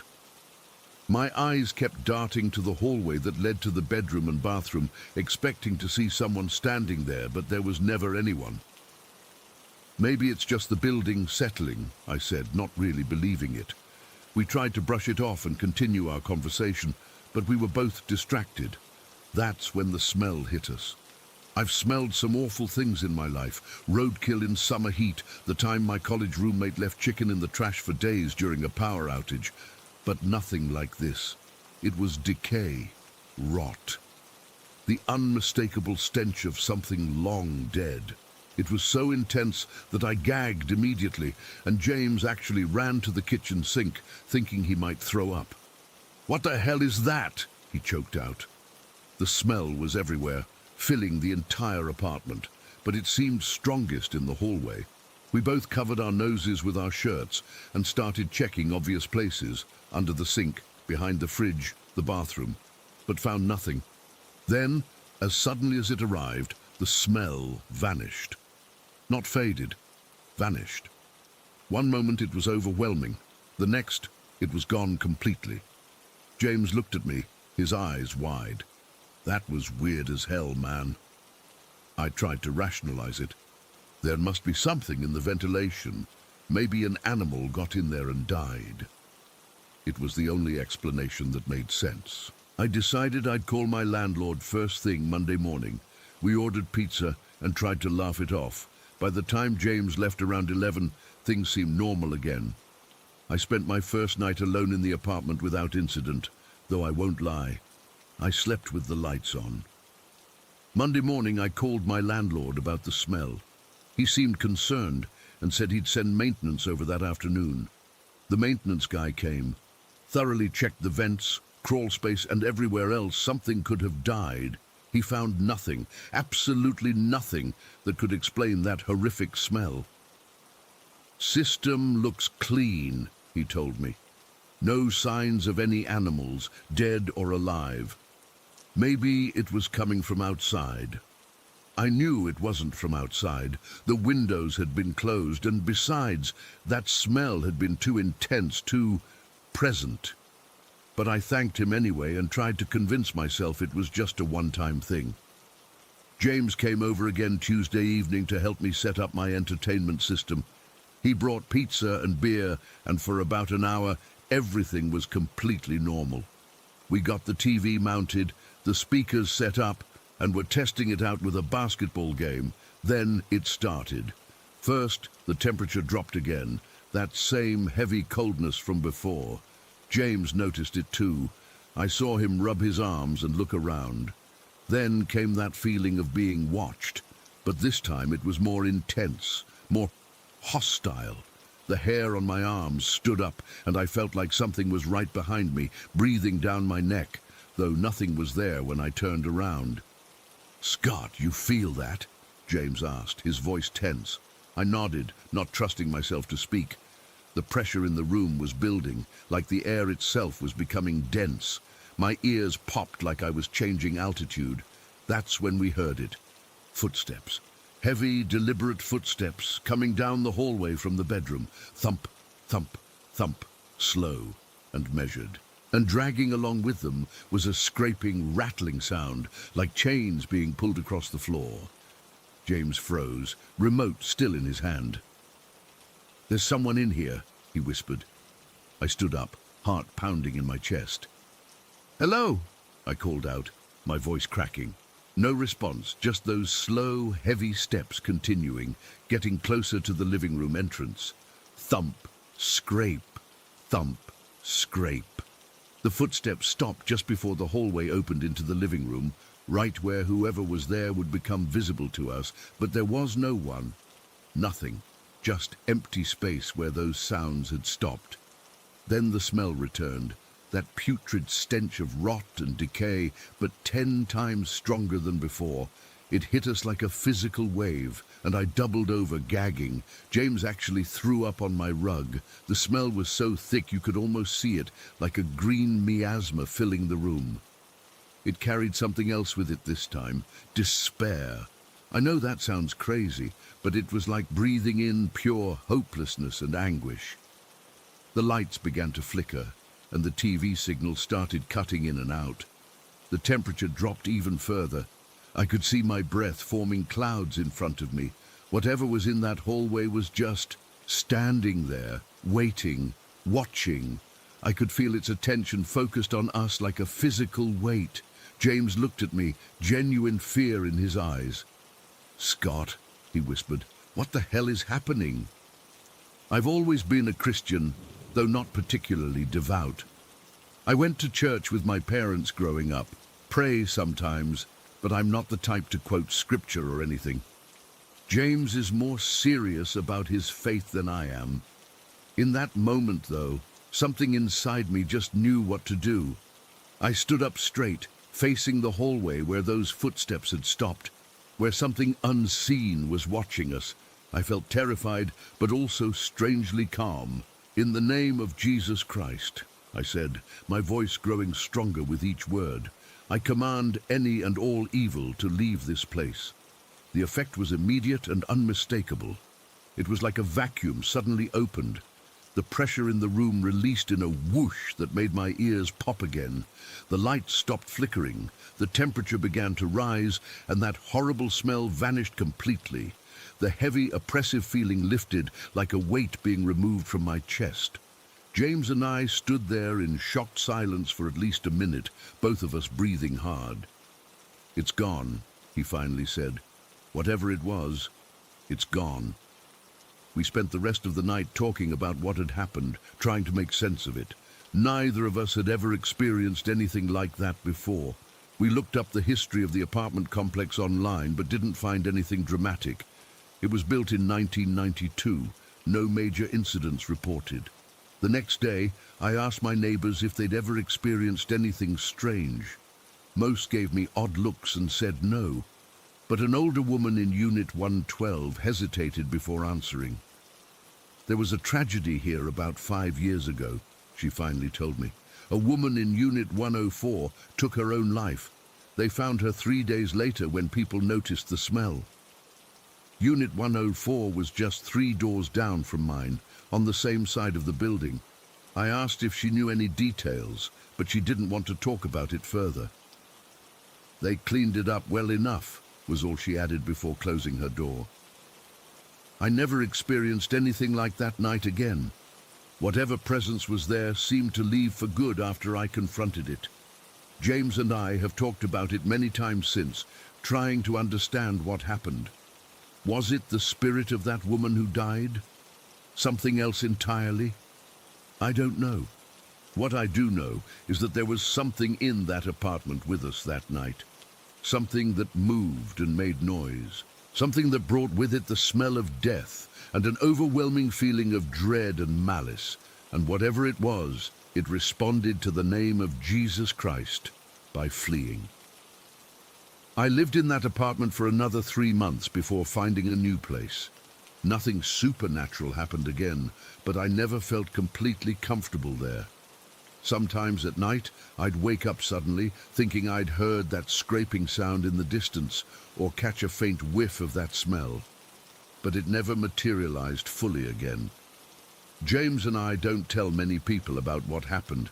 Most wouldn't believe us, and honestly, if someone told me this story, I'd probably think they were exaggerating or making it up entirely. But we know what we experienced. We know it was real. I still drive by that apartment complex occasionally. It looks completely ordinary, just a basic, somewhat dated apartment building. People live their lives there, coming and going, probably never knowing what happened. Sometimes I wonder if the new tenant in my old unit has experienced anything, or if whatever was there is truly gone for good. I'm not sure what I believe about ghosts or spirits or the supernatural. Before that night, I would have said I was skeptical. Now, I don't know what to think. But I know that there are things in this world that defy explanation, things that exist in the spaces between what we can see and touch, and sometimes those things find us. I still get chills thinking about those footsteps coming down the hallway, the sound of chains dragging across the floor, the oppressive weight of whatever unseen presence was watching us.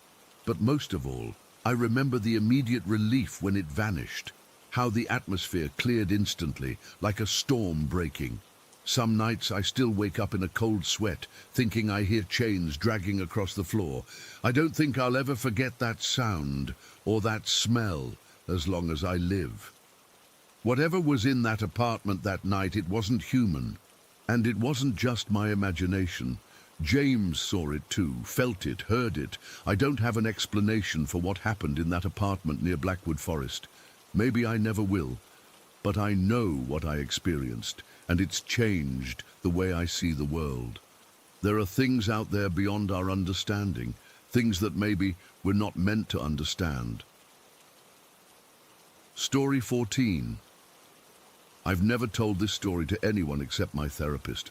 I'm 31 now, but I still think about that night at Frank's cabin when I was 12.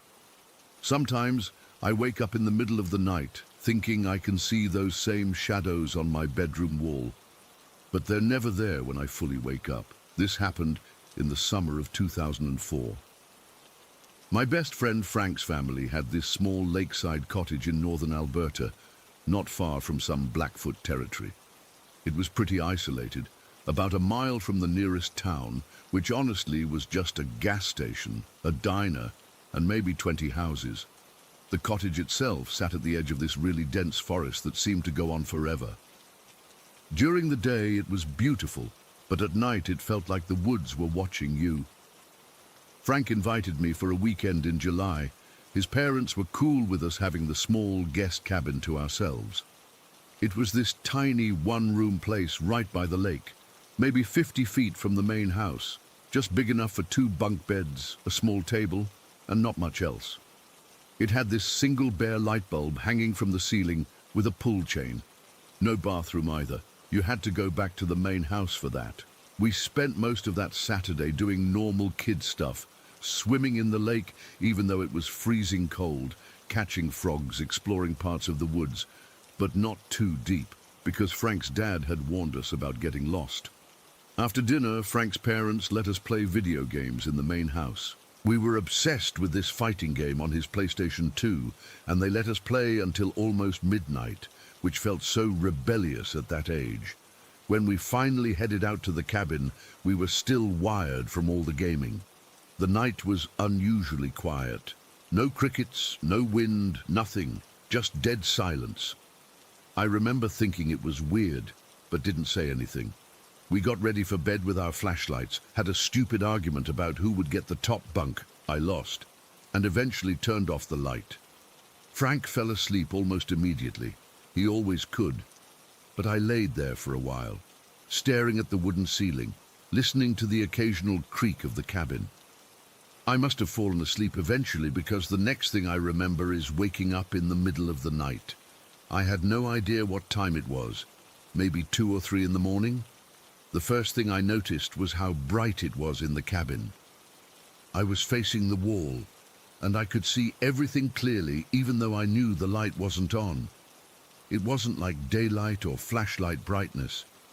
It was different somehow, softer but clearer, if that makes any sense. And then I noticed the shadows.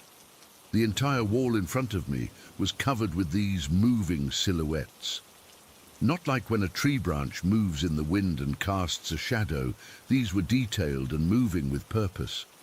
I saw what looked like rabbits, but not exactly rabbits. They were nibbling at these weird grass-like shapes. There were tiny elk or deer with exaggerated antlers prancing across the wall.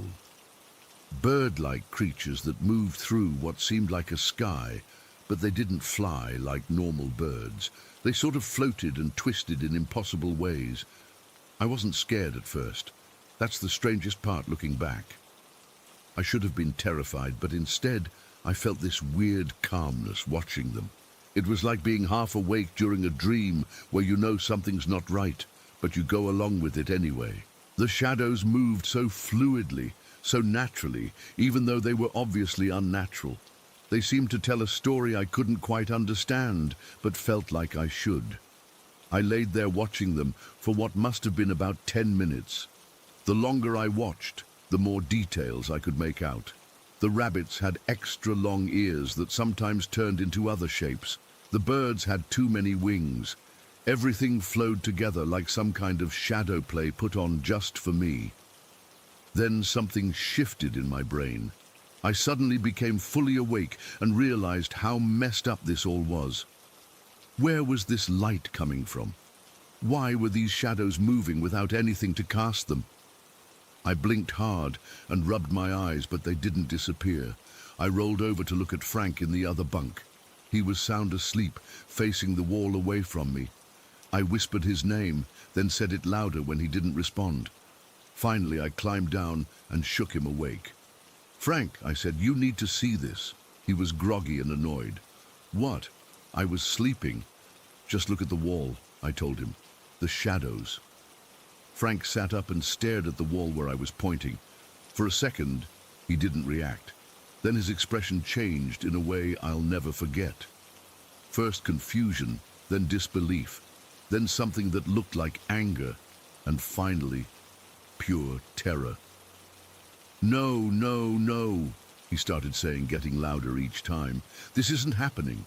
"You see them too?" I asked, feeling weirdly relieved that I wasn't hallucinating. But Frank didn't answer me. He jumped out of bed, nearly knocking me over, and backed toward the door. His eyes never left the wall. "Frank, what's wrong?" I asked. "What are they?" He looked at me for the first time, and his face was twisted in fear. "We can't be in here," he said. His voice was shaking. "We need to go now." Before I could say anything else, he turned and yanked the door open, then took off running toward the main house. He didn't even close the door behind him. The weirdest part, I didn't want to leave. I should have been terrified like Frank, but instead, I felt this pull to stay and keep watching. The shadows seemed to move more actively now, as if they knew they had my full attention. New shapes appeared, something like people dancing, but their limbs bent in impossible ways. Animals I couldn't identify. Patterns that seemed to form and dissolve like writing in a language I almost recognized. I stood there transfixed for what must have been another 20 minutes. Every time I thought about leaving to check on Frank, something new would appear on the wall that made me want to stay just a little longer. It was like being hypnotized. What finally broke the spell was when one of the shadow figures, something that looked almost human but not quite, seemed to turn and face me directly. It didn't have clear features, just a silhouette, but somehow I knew it was looking at me. That finally sent a chill down my spine, and I backed toward the door. As soon as I decided to leave, the light began to dim. By the time I reached the doorway, the cabin was back to being pitch black, and the shadows were gone. I stood there for a moment, wondering if I should turn on the actual light to see if anything was there, but something told me not to. I just closed the door and walked to the main house. When I got there, I found the lights all on and Frank's parents in the kitchen. Frank was sitting at the table crying, not just sniffling, but full-on sobbing. His mom was trying to comfort him while his dad paced back and forth looking angry. The moment I walked in, they all turned to look at me. Frank's dad immediately started in on me. "What kind of game were you boys playing out there?" he demanded. "What did you say to him?" I was confused. "Nothing. We just saw—" "Don't!" Frank interrupted, his voice cracking. "Don't talk about it." Frank's mom gave me a look that was part concern, part suspicion. "Marcus, we don't allow that kind of stuff here. Playing with make-believe games. It's the devil's work." I had no idea what they were talking about, but we weren't playing anything. We just saw shadows on the wall. Frank's dad cut me off. "That's enough. Frank told us what you were doing," though he never actually said what he thought we were doing. "You boys are going back to bed, and we'll deal with this in the morning. Marcus, you'll sleep on the couch." I tried to protest, to explain what we'd actually seen, but they wouldn't listen. Frank wouldn't even look at me. Eventually, I gave up and took the blanket they offered for the couch. I barely slept the rest of the night, replaying everything in my head and wondering why Frank had apparently told his parents some made-up story instead of what actually happened. The next morning was awkward and tense. Frank's parents barely spoke to me, and Frank himself stayed in his room until his dad called him for breakfast. When he finally came out, he looked terrible, like he hadn't slept at all. His eyes were red and puffy, and he flinched when I tried to talk to him. After a mostly silent breakfast, Frank's dad told me they were cutting the weekend short and taking me home early. No one would explain why. As we packed up my stuff, I tried one more time to ask Frank what was going on. "Why did you tell your parents we were playing some game?" I whispered, while his dad loaded the car. Frank glanced around nervously before answering. "I didn't," he whispered back. "I told them what we saw, and they assumed we were making it up or doing something we shouldn't." "But what were those things? Why were you so scared?" His expression darkened.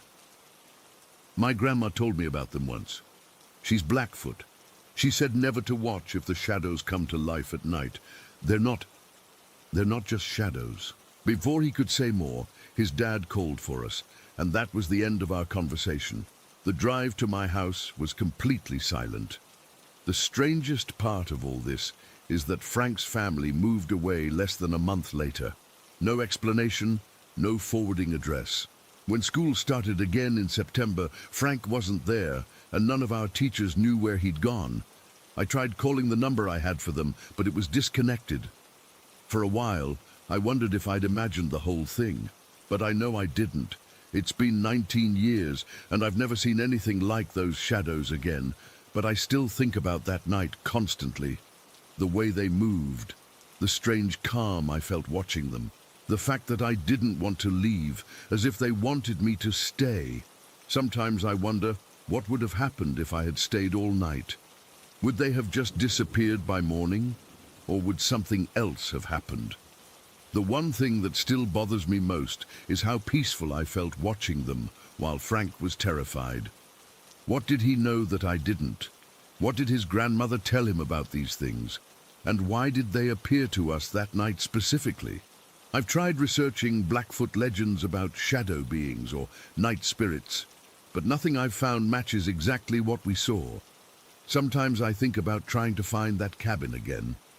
But another part of me is afraid of what might happen if I did. All I know is that something happened that night that I still can't explain. And sometimes, just as I'm falling asleep, I catch myself staring at my bedroom wall, half hoping and half terrified that I'll see those shadow creatures again. Story 15. I still get chills thinking about what happened that winter evening. I'm not the type of person who believes in the supernatural. I'm actually usually the one debunking ghost stories among my friends. But what my family and I experienced in Burlington last January has completely shaken my belief that everything has a logical explanation. It was around 7 in the evening. The sun had already set hours ago, as it does during winter in our area. My mom Claire, my younger sister Emma and I had decided to take our dog Rusty for his evening walk. We do this almost every night, but usually earlier. That day my mom had worked late, so we pushed the walk back a few hours. The neighborhood was covered in about 4 inches of fresh snow from earlier that day. It was one of those perfectly still winter nights, probably around 15 degrees, cold enough that your breath makes those little clouds, but not so freezing that it hurts your face. The snow muffled all sound, creating that weird quiet that only happens after a snowfall. We were following our usual route, down Montgomery Street and then looping around through Oak Park subdivision. Rusty was having the time of his life, bounding through the snowdrifts and leaving chaotic trails of paw prints. Emma was laughing at him, throwing snowballs that he tried to catch. It was completely normal, the kind of family moment you don't think twice about while it's happening. As we reached the far end of our route, my mom checked her watch and said, "It's getting pretty late. Should we cut through Birchwood to get home faster?" Birchwood was this small cluster of about 30 houses that we don't usually walk through. There's a narrow pedestrian pathway that connects it to our neighborhood, saving about 10 minutes compared to going around on the main roads. I remember thinking it was a good idea because my toes were starting to get numb from the cold, and Emma was beginning to complain about her hands freezing inside her mittens. So we turned onto Spruce Lane, the first street in Birchwood. That's when I noticed something odd. Looking down a side street, I think it was Cedar Court, I saw an extremely bright light at the far end. Initially, I thought it was a car with its high beams on, but something about it seemed off. The light was too concentrated, too bright, almost painful to look at directly. It was pure white, not the yellowish tint that most headlights have. "Wow, that's super bright," I said casually to Emma, who was walking beside me. Emma squinted down the street. "Yeah, what is that? Some kind of construction light?"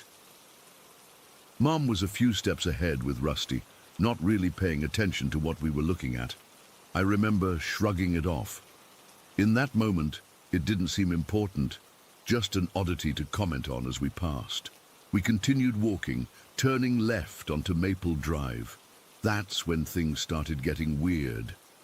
About a minute later, I felt this strange sensation on the back of my neck. That feeling you get when someone is watching you. I turned around and froze mid-step. The light was behind us now, at the far end of Maple Drive. The same impossibly bright light we had just seen on Cedar Court. "Mom," I said, my voice coming out quieter than I intended. "That light is behind us now." Mom was busy untangling Rusty's leash after he'd wrapped it around her legs. "What light, Olivia?" "The really bright one Emma and I saw down that other street. It's behind us now." Mum finally looked up, annoyed at first, then confused as she saw what I was talking about. The light was moving toward us, but so slowly it was almost imperceptible. And the strangest part? It was completely silent. Think about it. When a car or bike moves over snow, you hear the crunch, right? There was nothing. Just this piercing light gradually getting closer. "It's probably just someone on a bike with a really bright headlamp," Mum said, but I could tell by her voice she didn't believe that. Emma grabbed my arm. "Why is it moving so slowly?" The light was now close enough that it was difficult to look in that direction at all. It was like staring into the sun. But despite its intensity, the light didn't illuminate the surrounding area the way headlights should. The snow-covered yards and trees on either side of the street remained in shadow. The light was somehow contained, directed forward in an unnatural way. "Let's just keep walking," Mom said, pulling Rusty along. "We're almost to the pathway." We picked up our pace, not quite running, but definitely moving faster than our normal walk. Every few seconds I'd glance back. The light maintained its distance, moving at exactly the same speed we were, as if it were pacing us. "Can you see what it is?" I whispered to Emma. She shook her head. "It's too bright. I can't see anything behind it." The pathway connecting Birchwood to our neighborhood was just ahead, a narrow walkway between two houses that opened onto a small wooded area with a cleared path. As we approached it, Mum suddenly stopped. "Wait," she said, her voice tense. "Let's see if it follows us onto the path." We stood at the entrance to the pathway, all three of us now watching the light. Rusty, usually so excitable, was standing completely still beside Mom, his ears flat against his head. The light stopped too, about 50 yards away from us. "See? It's probably nothing," Mom said, but none of us moved. For what felt like minutes but was probably 30 seconds, we stood in a strange standoff with this light. Then Mom made a decision. "Come on, let's go home." We turned and hurried down the pathway, which was about 100 yards long, cutting through a small wooded area before emerging into our neighborhood. The snow on the path was trampled from frequent use, making it easier to walk quickly.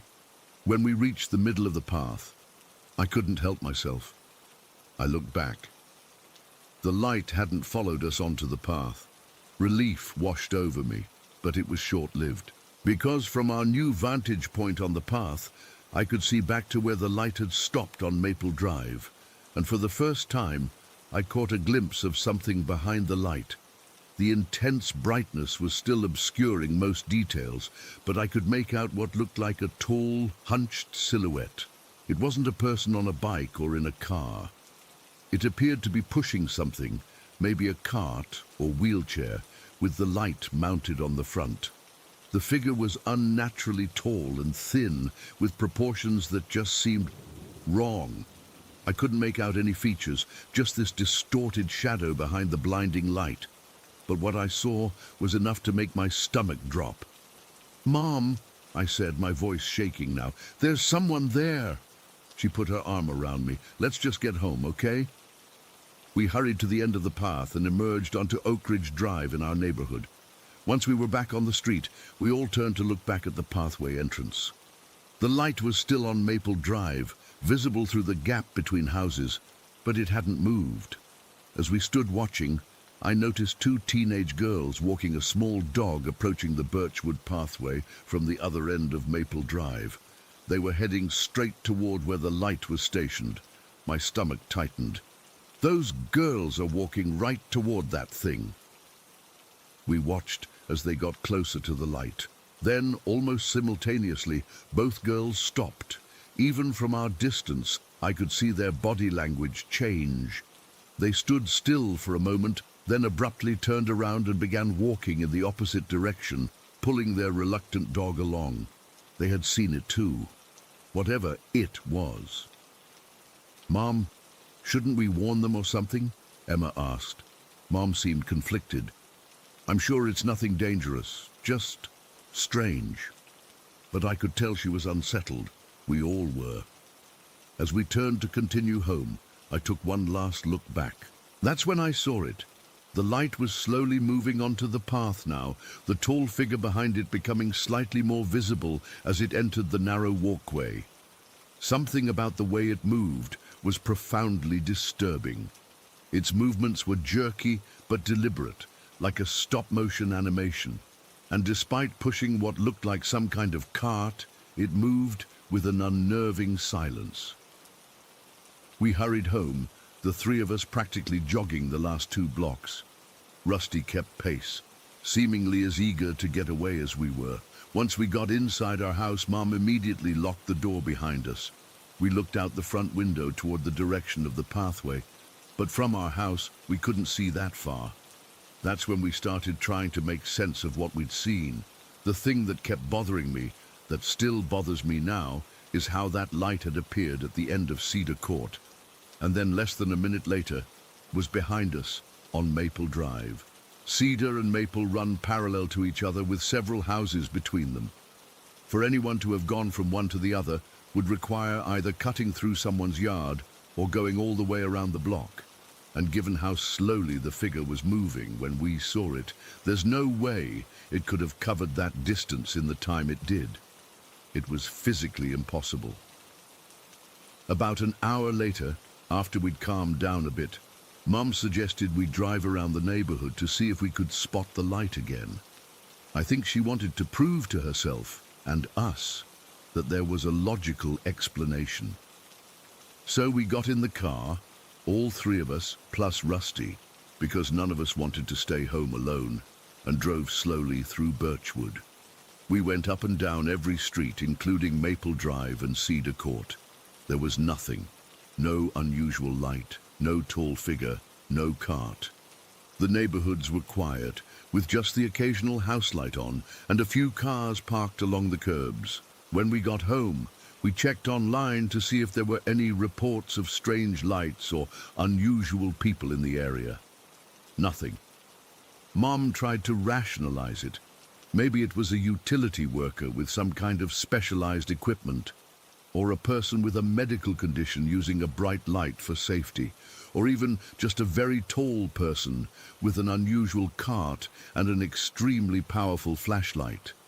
But none of these explanations address how it moved from one street to another so quickly, or why it followed us, or why it stopped when we stopped, or why those girls turned and walked away when they saw it.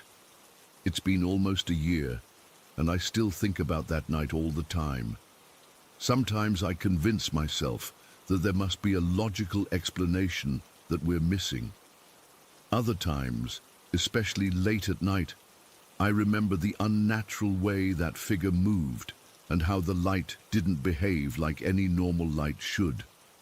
I've walked through Birchwood many times since then, always in daylight looking for anything unusual, I've never seen anything. No strange cart, no unusually tall person, no blinding light.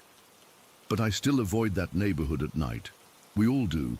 And sometimes, when I'm in my room and the house is quiet, I'll look out my window toward Birchwood and wonder if that light is out there, moving silently through the streets, following someone else who has no idea what they've encountered.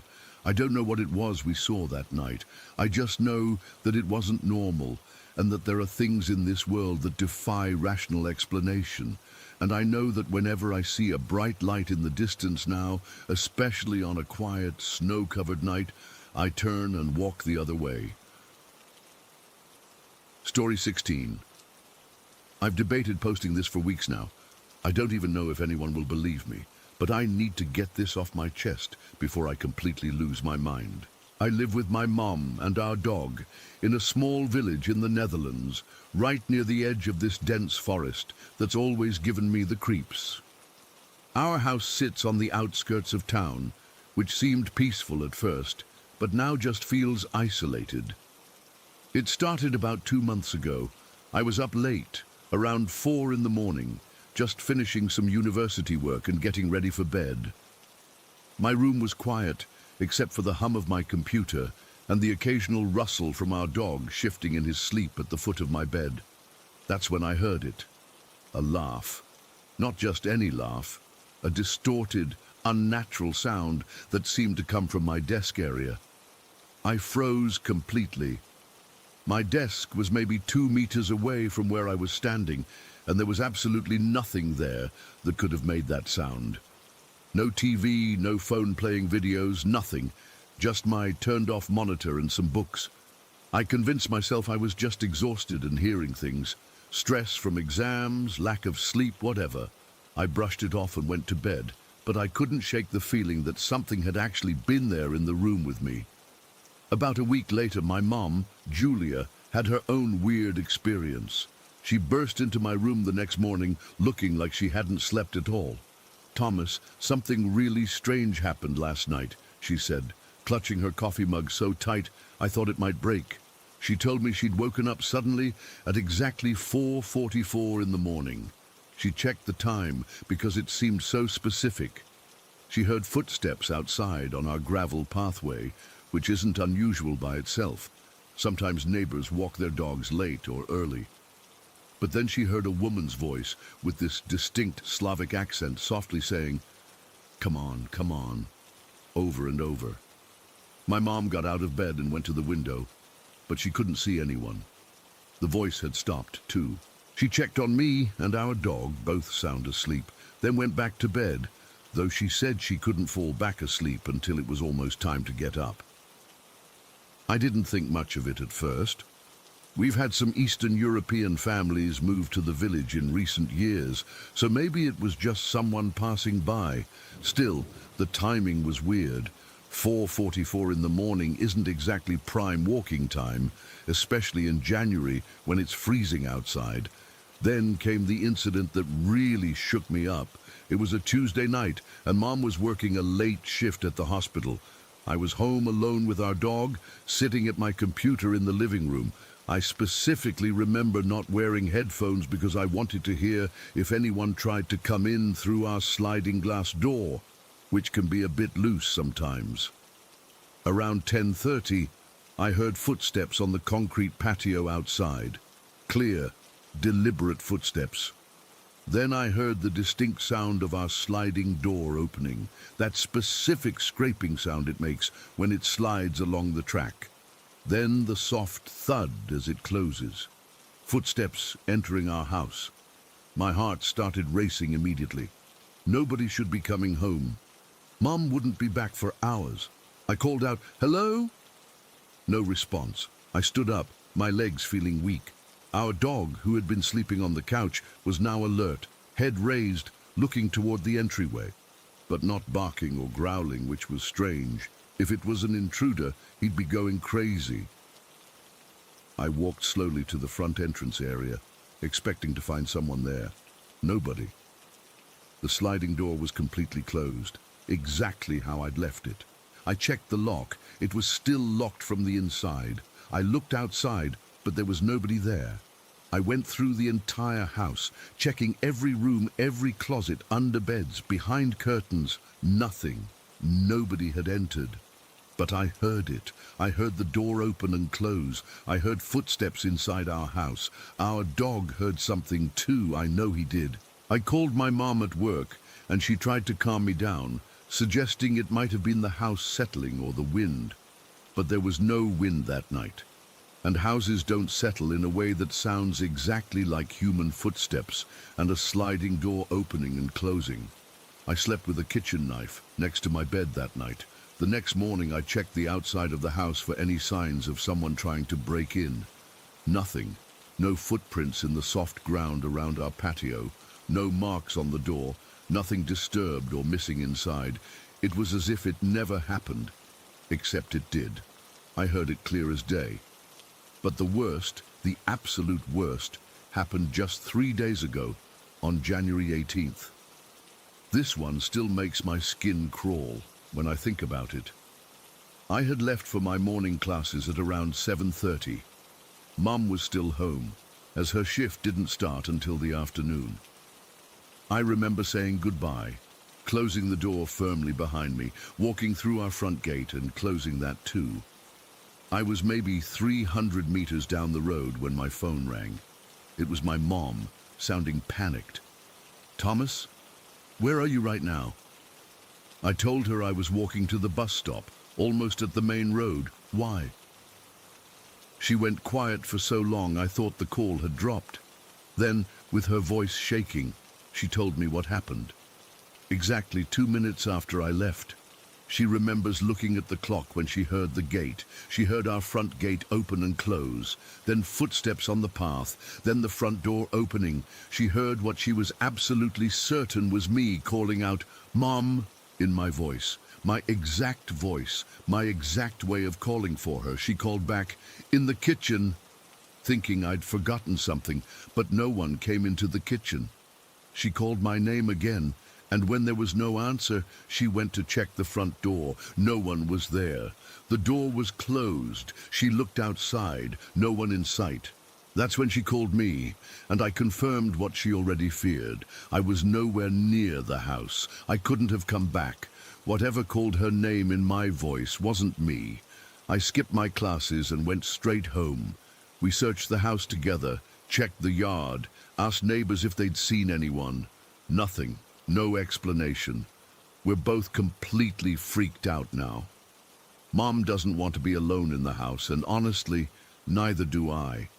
The only one who seems normal is our dog, and even he's acting a bit off lately, staring at empty spaces, following something with his eyes that we can't see.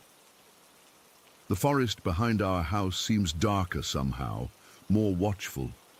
I've started to notice how the trees seem to crowd right up to our back fence, how the shadows between them seem deeper than they should be. What's happening to us? What's in our house? How could something mimic my voice so perfectly that my own mother couldn't tell the difference? And not just my voice, but my entire pattern, the gait, the footsteps, the way I call for her. I've been researching online, looking for similar experiences. Some say it could be a doppelganger. Others suggest something called a mimic that lures people by copying familiar sounds. There's old folklore in this region about forest spirits that can take human form or voices, but I never believed those stories. The timing is what gets me too. My original experience was at 4 in the morning. Mum's was at exactly 4:44. Is there significance to that? And why us? What does it want? We're considering moving, but that feels like an extreme reaction to something we can't even prove is happening. We've checked for gas leaks, carbon monoxide, everything that might cause hallucinations. Everything's normal. The worst part is the waiting. Waiting for the next incident, jumping at every sound, questioning whether what we're hearing is real or something else. I've started recording audio in different rooms of the house when we're not there. So far, nothing unusual has shown up, but I'm not sure if that makes me feel better or worse. Last night, I woke up around 3:30 in the morning with this overwhelming sense that someone was watching me. I turned on my light, and there was nothing there, but my bedroom door was wide open. I always close it before sleeping because of the draft in our hallway. Always. Mom wants to have a priest come bless the house. I'm not religious, but at this point I'll try anything. I just want to feel safe in my own home again. I want to be able to sleep without wondering if something is watching me, mimicking me, trying to... What? What does it want from us? If anyone has experienced anything similar or has any advice, please let me know. I'm running out of explanations and getting more scared by the day. I just checked the time. It's 4:44 in the morning. I swear I didn't plan to be writing this at exactly this time, but here I am. And I just heard the gate open. Story 17. The first time I saw it, I was 12. I'd seen things before then, shadows darting around corners, flickers of movement where there shouldn't be any, but nothing concrete enough to really terrify me. Just enough to make me wonder if something was wrong with my eyes, or maybe my brain. I wish I could say it was all in my head. Our house wasn't even that old. My great-aunt had it built in the 70s, 1977 to be exact, and there was nothing particularly spooky about it. No one died here that I know of. No horrible tragedies. Just a regular suburban house with beige carpet that's been replaced twice, and wallpaper in the kitchen that my mom keeps threatening to tear down. I'd lived here most of my life, except for a brief stint when my dad got transferred to Indiana for work. We came back when I was 9, and everything seemed normal for a while, until I turned 12. That's when things changed. I remember it was a Tuesday afternoon. I was home alone. My mom had run to the grocery store, my brother was at basketball practice, and Dad was still at work. I was sitting at my desk, trying to finish an English assignment, when the temperature in my room suddenly plummeted. I could see my breath. In September, in Georgia. The hairs on my arms stood up and I felt watched, like there were eyes on the back of my neck. When I turned around, there was a shadow standing in my doorway. Not like the shadow cast by the hallway light or anything normal. This was a shadow with depth, with substance. It was darker than dark, like a hole cut into reality. And it was shaped like a person, tall, with broad shoulders. It stood there for maybe 5 seconds. I couldn't move, couldn't breathe, couldn't even blink. And then it was gone, and the room was warm again, and I convinced myself I'd imagined the whole thing. But I hadn't. That was the beginning. By the time I turned 13, I'd seen the shadow figure at least 24 times. Always in doorways or hallways, always just watching. Sometimes it would move, drifting from one spot to another without actually walking. I never told anyone. Who would believe me? My parents would think I was making it up for attention, or worse, that something was wrong with me mentally. Something else happened when I was 13. I stopped eating. Not completely, but enough that people noticed. I'd skip breakfast, push lunch around my plate at school, take 2 bites of dinner and claim I was full. I dropped 20 pounds in 3 months. My mum took me to doctors. I got diagnosed with an eating disorder, started therapy, the whole 9 yards. What I never told the therapist was that it started after the activity in the house got worse. After things started getting thrown at me. The first time, I was alone in the kitchen. I opened the pantry to get a granola bar, and a can of soup flew off the shelf and hit me in the shoulder. Not like it fell, like it was thrown, hard enough to leave a bruise. A week later, a box of pasta shot out of a cabinet I was opening. Then it was a bottle of ketchup from the refrigerator. Small things, but they hurt, and they scared me. I started associating food with fear, with pain. It made sense to just avoid it altogether. The shadow figure kept appearing too, but it changed. Sometimes it wasn't just a shadow anymore. Sometimes it looked like people I knew. Last March, I was in my room doing homework when I heard my dad calling my name from downstairs. I went to the top of the stairs and saw him standing at the bottom, looking up at me. He asked me to come help him with something in the garage. I was halfway down the stairs when the front door opened, and my dad walked in with his briefcase. The same dad who was supposedly standing at the bottom of the stairs. Except when I looked back, there was no one there. Whatever's in this house, it can mimic people. And that scares me more than anything. Last night was the worst it's been in a while. I was in my room trying to fall asleep around 11:30. I'd finally managed to doze off when my bedroom light switched on. Just flicked on, bright as day, jolting me awake. I got up, turned it off, and crawled back into bed. 2 minutes later, it happened again. This time I stayed in bed and waited. "If someone's there, please stop," I said out loud, feeling stupid and scared at the same time. The light went off. I didn't touch the switch. I was nowhere near it. But the light went off like someone had heard me and decided to listen. I pulled the covers over my head and somehow managed to fall asleep, but I woke up every hour on the hour until morning, convinced something was standing beside my bed. Then there's the stuff with my puppy, Daisy. We got her about 6 months ago, a little black and white border collie mix. She follows my mum everywhere, so she's rarely in my room. But twice now, I've seen her there when she couldn't possibly be there. The first time was pretty simple. I was sitting at my desk and I saw Daisy in my doorway, wagging her tail. I called to her, but she didn't come in. She just watched me. Then I heard my mum talking to Daisy in the living room, and I realized she couldn't be in 2 places at once. When I looked back at my doorway, there was nothing there. The second time was 2 nights ago, and it was way worse. I was getting ready for bed, brushing my hair in front of my mirror, when I saw Daisy's reflection.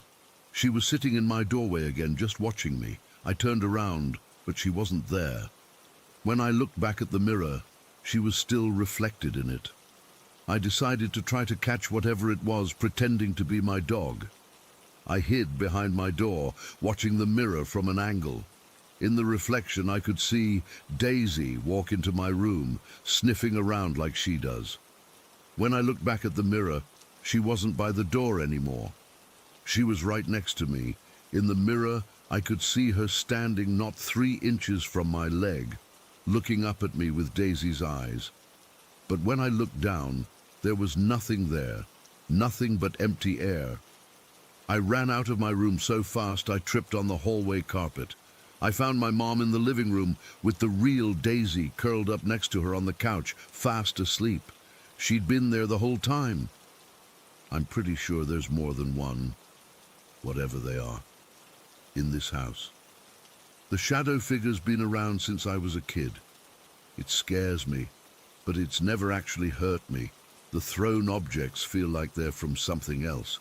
And this mimic thing, the one that looks like my dad or my dog, that feels new, different. There's something else too, something that might be good or at least not bad, something that helped me once. It was about a year ago. I'd had a terrible day at school, failed a math test, got into a fight with my best friend, typical teenager stuff that felt like the end of the world. I came home and just broke down crying.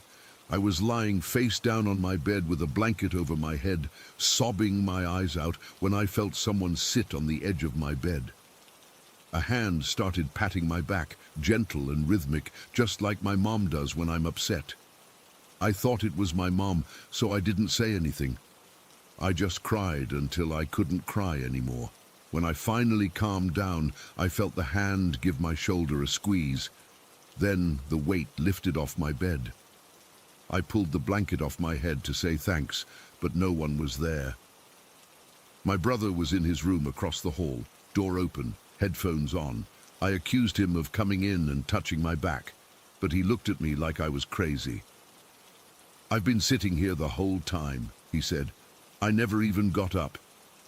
I believe him. My brother's annoying, but he's not a liar, so that's 3 different things.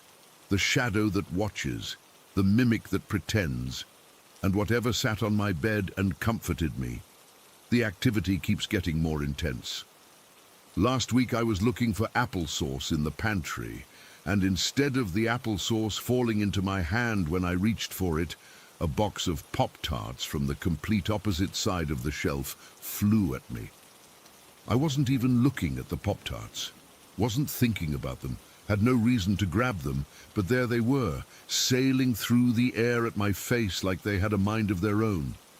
My mum says I need to eat more, says the doctor is worried about my weight.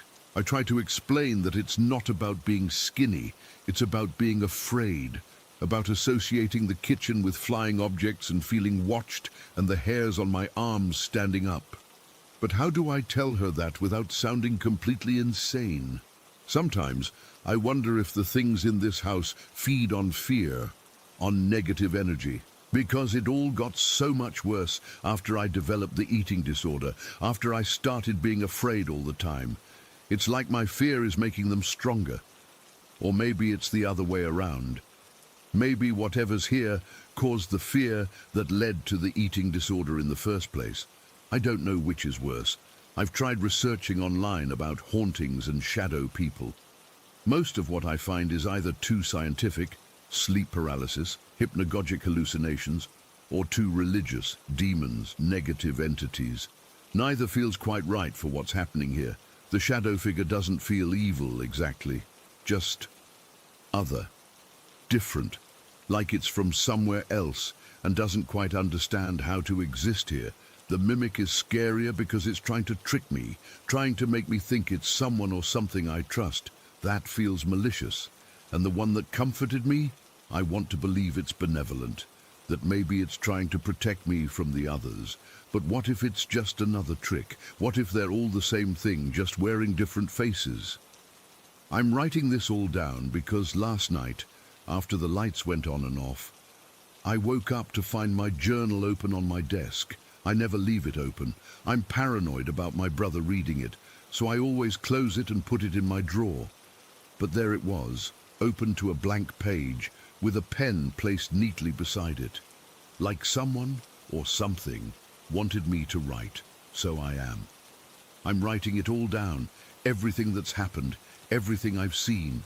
Maybe putting it into words will help me make sense of it. Maybe someone out there has experienced something similar and can tell me what to do. Or maybe they, whatever they are, just want me to acknowledge them, to admit they exist, that I can see them, that I know they're real. Fine, I acknowledge you. You're real. You're here. Now what do you want from me?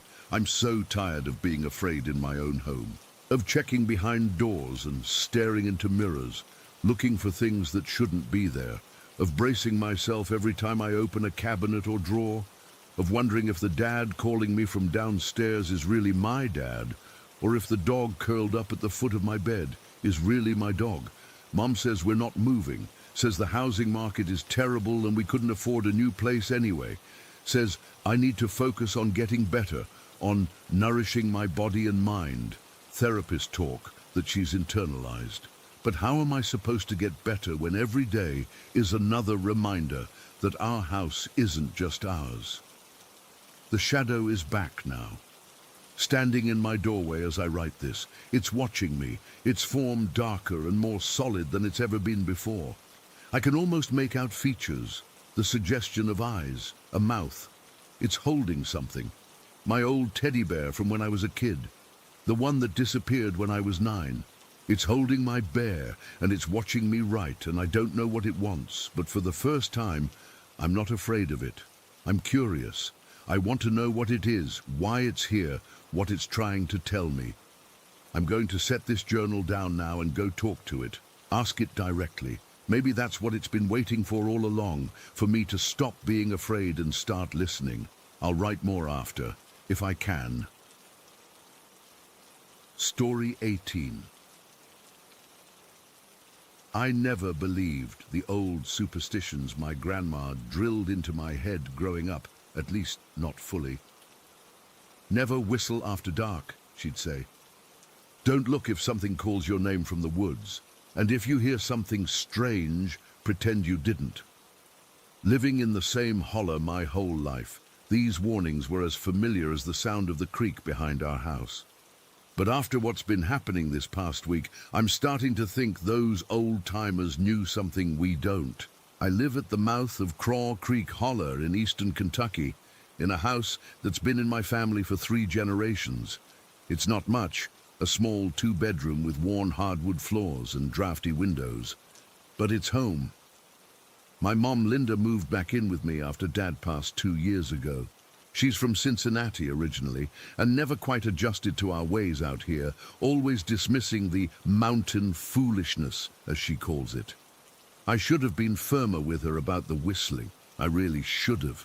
It all started 7 days ago during that massive rainstorm that flooded half the county.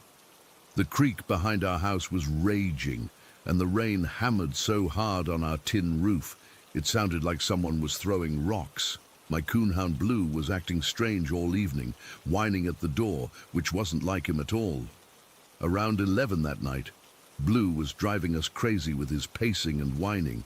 "For God's sake, Cassie, just let him out for a minute," Mom said, not looking up from her crossword puzzle. "He's got his tracking collar on," I reasoned. "I'll just let him do his business and call him back." I opened the door, and Blue shot out into the darkness like something was calling him. I figured he'd be back in 10 minutes tops. He always came when I called. But midnight rolled around, then 1, and still no sign of him. I pulled up the tracking app on my phone and saw his little dot moving deep into the woods behind our property, toward the old Mullins place that's been abandoned for decades.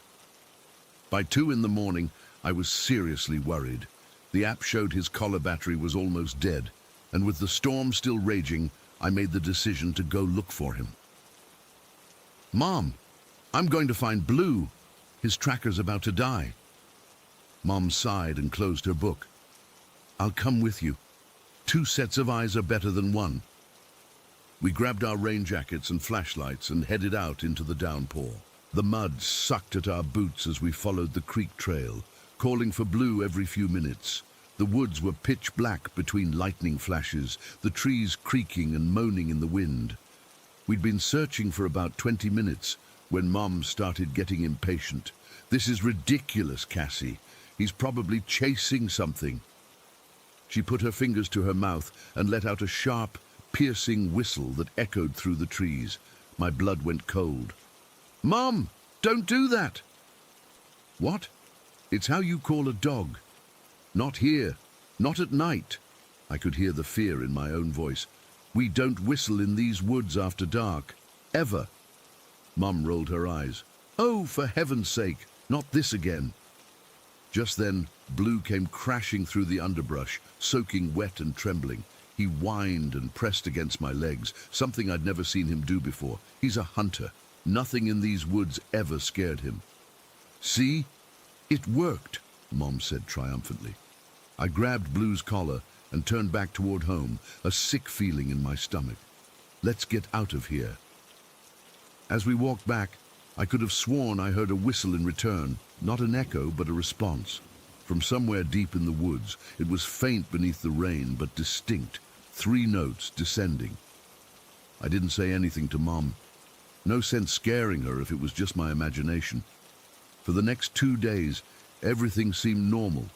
Blue was skittish, not wanting to go outside even to do his business, but I figured he was still spooked from getting lost in the storm. Then Wednesday morning, everything changed. I'm an early riser, always up by 4 to make coffee and enjoy the silence before heading to my job at the dollar store in town. That morning, the second I got up, I knew something was wrong. The air in the house felt heavy, like the pressure before a bad storm, but heavier somehow, almost like it was watching me. I padded down the hallway in my socks and felt a cold draft that shouldn't have been there. Our front door, which has been broken for months and sometimes comes open on its own if you don't lock it, was standing wide open. Rain was blowing in, soaking the welcome mat. "Damn thing," I muttered, closing it and sliding the deadbolt into place. I went to start the coffee, but that feeling of wrongness wouldn't leave me. Something made me check the back door, which had 3 locks on it that I triple-checked every night, and found it standing open too. My heart started hammering. One door could be the wind or a faulty latch, but both doors, both locked doors. I grabbed a kitchen knife and searched every room in the house, checking closets, under beds, behind the shower curtain. Nothing. No signs of anyone breaking in. Blue was huddled in the corner of my bedroom, refusing to move even when I called him. Mom was still sound asleep, snoring lightly, completely unaware. I didn't wake her. What would I say? "Hey, Mom, remember those superstitions you always mock?" Well, I convinced myself it was just the storm. Maybe I'd been sleepwalking. Maybe I hadn't checked the locks as carefully as I thought. Anything was more believable than the alternative. 2 days went by. I was starting to relax, thinking it had been a one-time thing.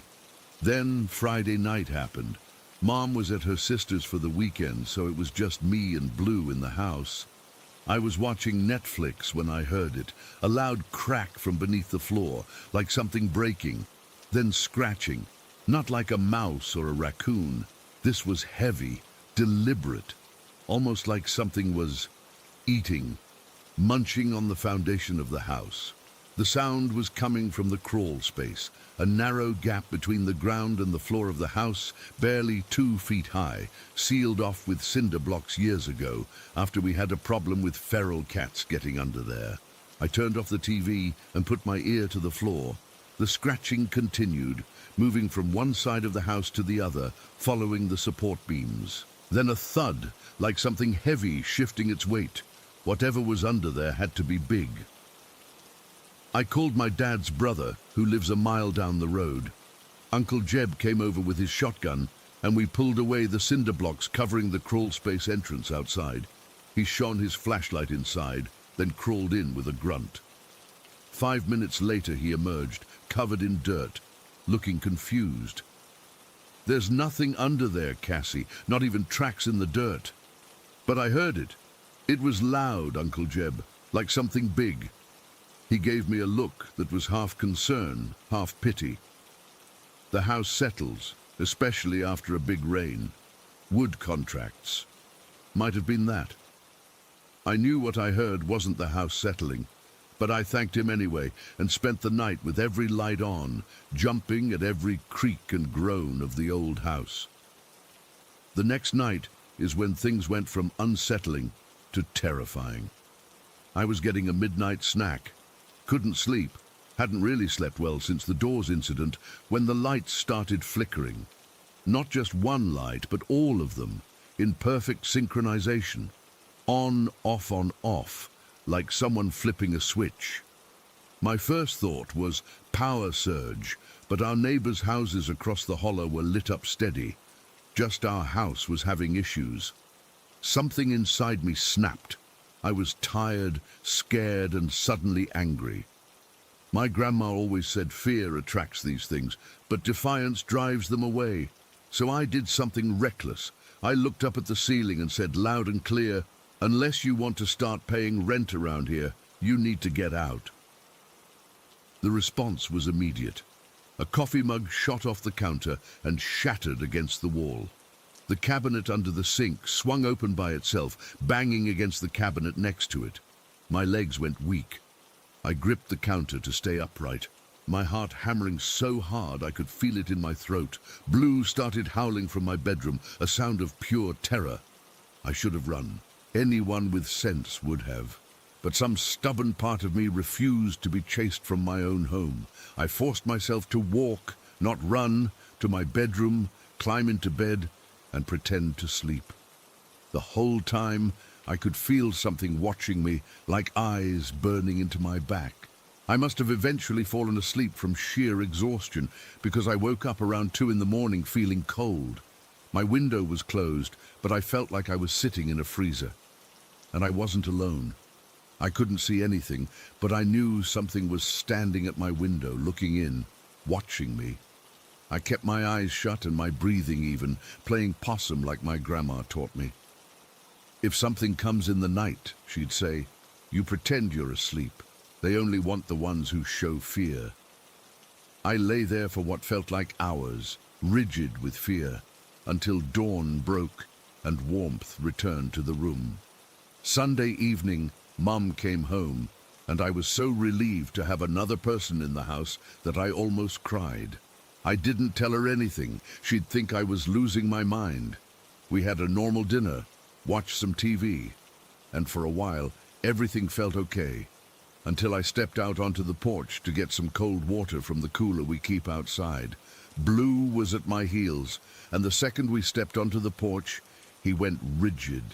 His hackles rose, and he sprinted to the edge of the porch, barking and growling at something in the darkness beyond the yard light's reach. I couldn't see anything, but Blue was terrified, teeth bared, growling deep in his throat. I tried to pull him back inside, but he wouldn't budge, like he was protecting me from whatever was out there.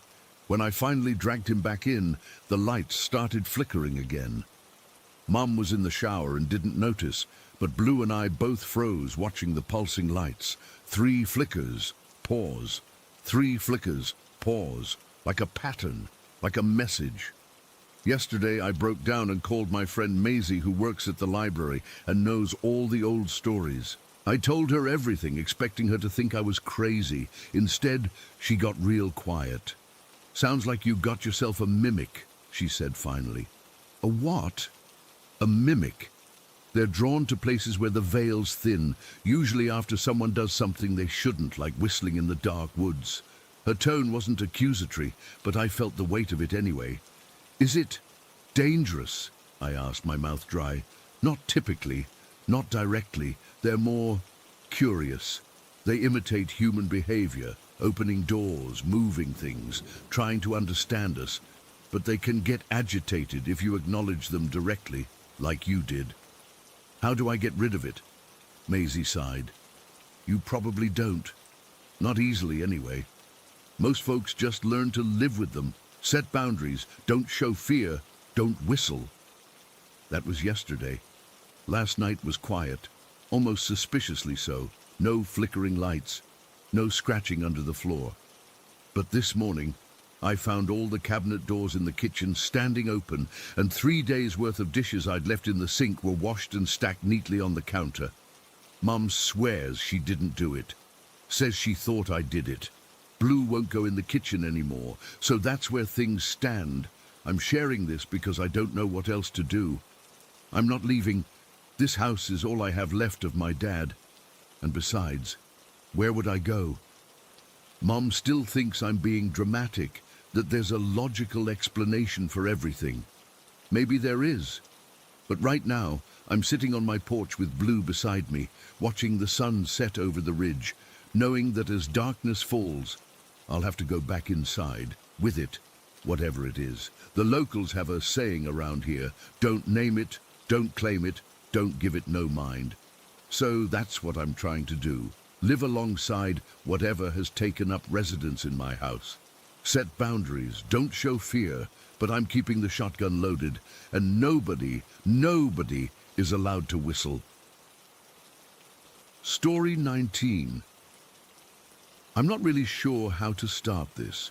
It's not something I share with many people, but maybe writing it down will help me process everything. This has been weighing on me for so long, and I need to tell someone who might understand, or at least not think I'm completely insane. My name is Mia Jensen, and I'm the youngest in a family where the women have always had connections to things most people don't experience. Growing up, we'd hear stories from my grandmother Eleanor about seeing her dead sister walk through the screen door of their childhood home. She swore up and down that she saw her sister's ghost walking around their bedroom, while the real sister was fast asleep in the bottom bunk. My mum and I always believed her because, well, we had our own stories. Mum's experience started when she was 16. She and her friends used a Ouija board at a sleepover, and while nothing happened during their session, that night changed everything for her. She woke up around 3 in the morning to find a man in a white t-shirt hovering about 2 feet above her bed, just staring down at her. She said she couldn't move or scream, just laid there frozen until he slowly faded away. The next day, she threw the board in the dumpster behind our local grocery store, but that wasn't the end of it. For months after, she'd hear noises from her closet at night, rustling sounds like someone was moving things around, playing with her old toys, rearranging her shoes, sometimes even giggling. I never thought it would happen to me, but I guess that was naive considering our family history. It all started 4 years ago when I was 15. My friends and I were obsessed with those spiritual games you play at sleepovers. You know, the ones where you light candles and try to contact spirits? There's this one where you balance a coin on its edge and ask yes or no questions. If it falls one way, it's yes. The other way, it's no. We'd play for hours, asking dumb teenage questions about crushes and the future. The problem is, there are rules with these games. You have to close them properly. You have to get an affirmative answer when you ask if you can end the game. And most importantly, you can't lose or spend the coin afterward. I broke both rules multiple times. The first time, Emily's mom called us down for pizza, and we just abandoned the game mid-session. No closing, nothing. The second time, at Kayla's birthday sleepover, the coin kept answering no when we asked to end the game. After 15 minutes of trying, we just gave up and put the coin away. For years, I kept that coin in my wallet. It was just a quarter, nothing special looking.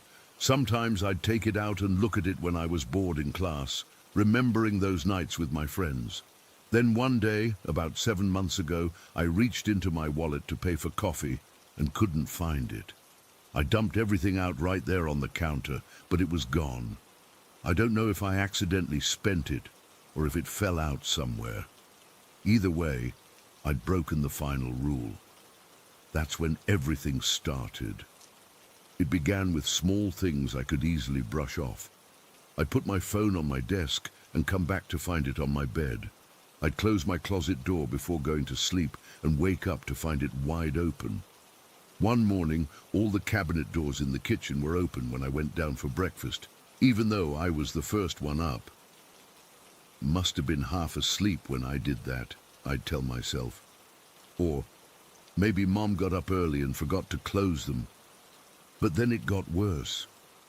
I was studying late one night about 6 months ago, around 1 in the morning. Everyone else was asleep. Our house is old, built in the 1940s, so it makes noise sometimes, especially when the heating kicks on. But this was different. I heard 3 distinct knocks on my bedroom wall, the one that faces the hallway. Knock, knock, knock. Perfectly spaced, like someone was trying to get my attention. I froze, my pencil hovering above my notebook. Then I heard it again, but faster this time. Knock, knock, knock, like they were getting impatient. I called out, thinking maybe my sister was messing with me, but there was no answer. I got up, opened my door, and the hallway was empty and dark. As I turned to go back to my desk, I heard running footsteps above me from the attic. Back and forth, like someone pacing frantically. We never use the attic, it's just storage and completely unfinished. I ran to my parents' room and woke up my mom. By the time we got upstairs with a flashlight, the noise had stopped. We checked every corner of that dusty, cobweb-filled space, but there was nothing there, not even a mouse. Old houses settle, my dad said the next morning when we told him. The wood expands and contracts. But my mom looked at me with this knowing expression. She didn't say anything, but I could tell she knew this wasn't just the house settling. After that night, things escalated quickly. I'd be in the shower and hear someone whispering my name right outside the curtain. I'd be cooking and all the burners on the stove would turn on by themselves. Once, my sister's silver bell collection, the ones on her bookshelf that she never touches, started ringing in the middle of the night. The sound reminded me of those bells they used to attach to coffins in case someone was buried alive and needed to signal for help. High-pitched, desperate, pleading. The worst was the growling. I'd be half asleep, drifting off, when I'd hear this low, rumbling growl from the corner of my room. Not like a dog, deeper, more guttural, like it was coming from something much bigger. I'd lie there paralyzed, eyes squeezed shut, waiting for it to stop. Sometimes it would continue for minutes. Other times it would turn into this high-pitched whistling that made my ears hurt. About 4 months ago, I started seeing him, the tall man, as I've come to call him. The first time was in the hallway bathroom.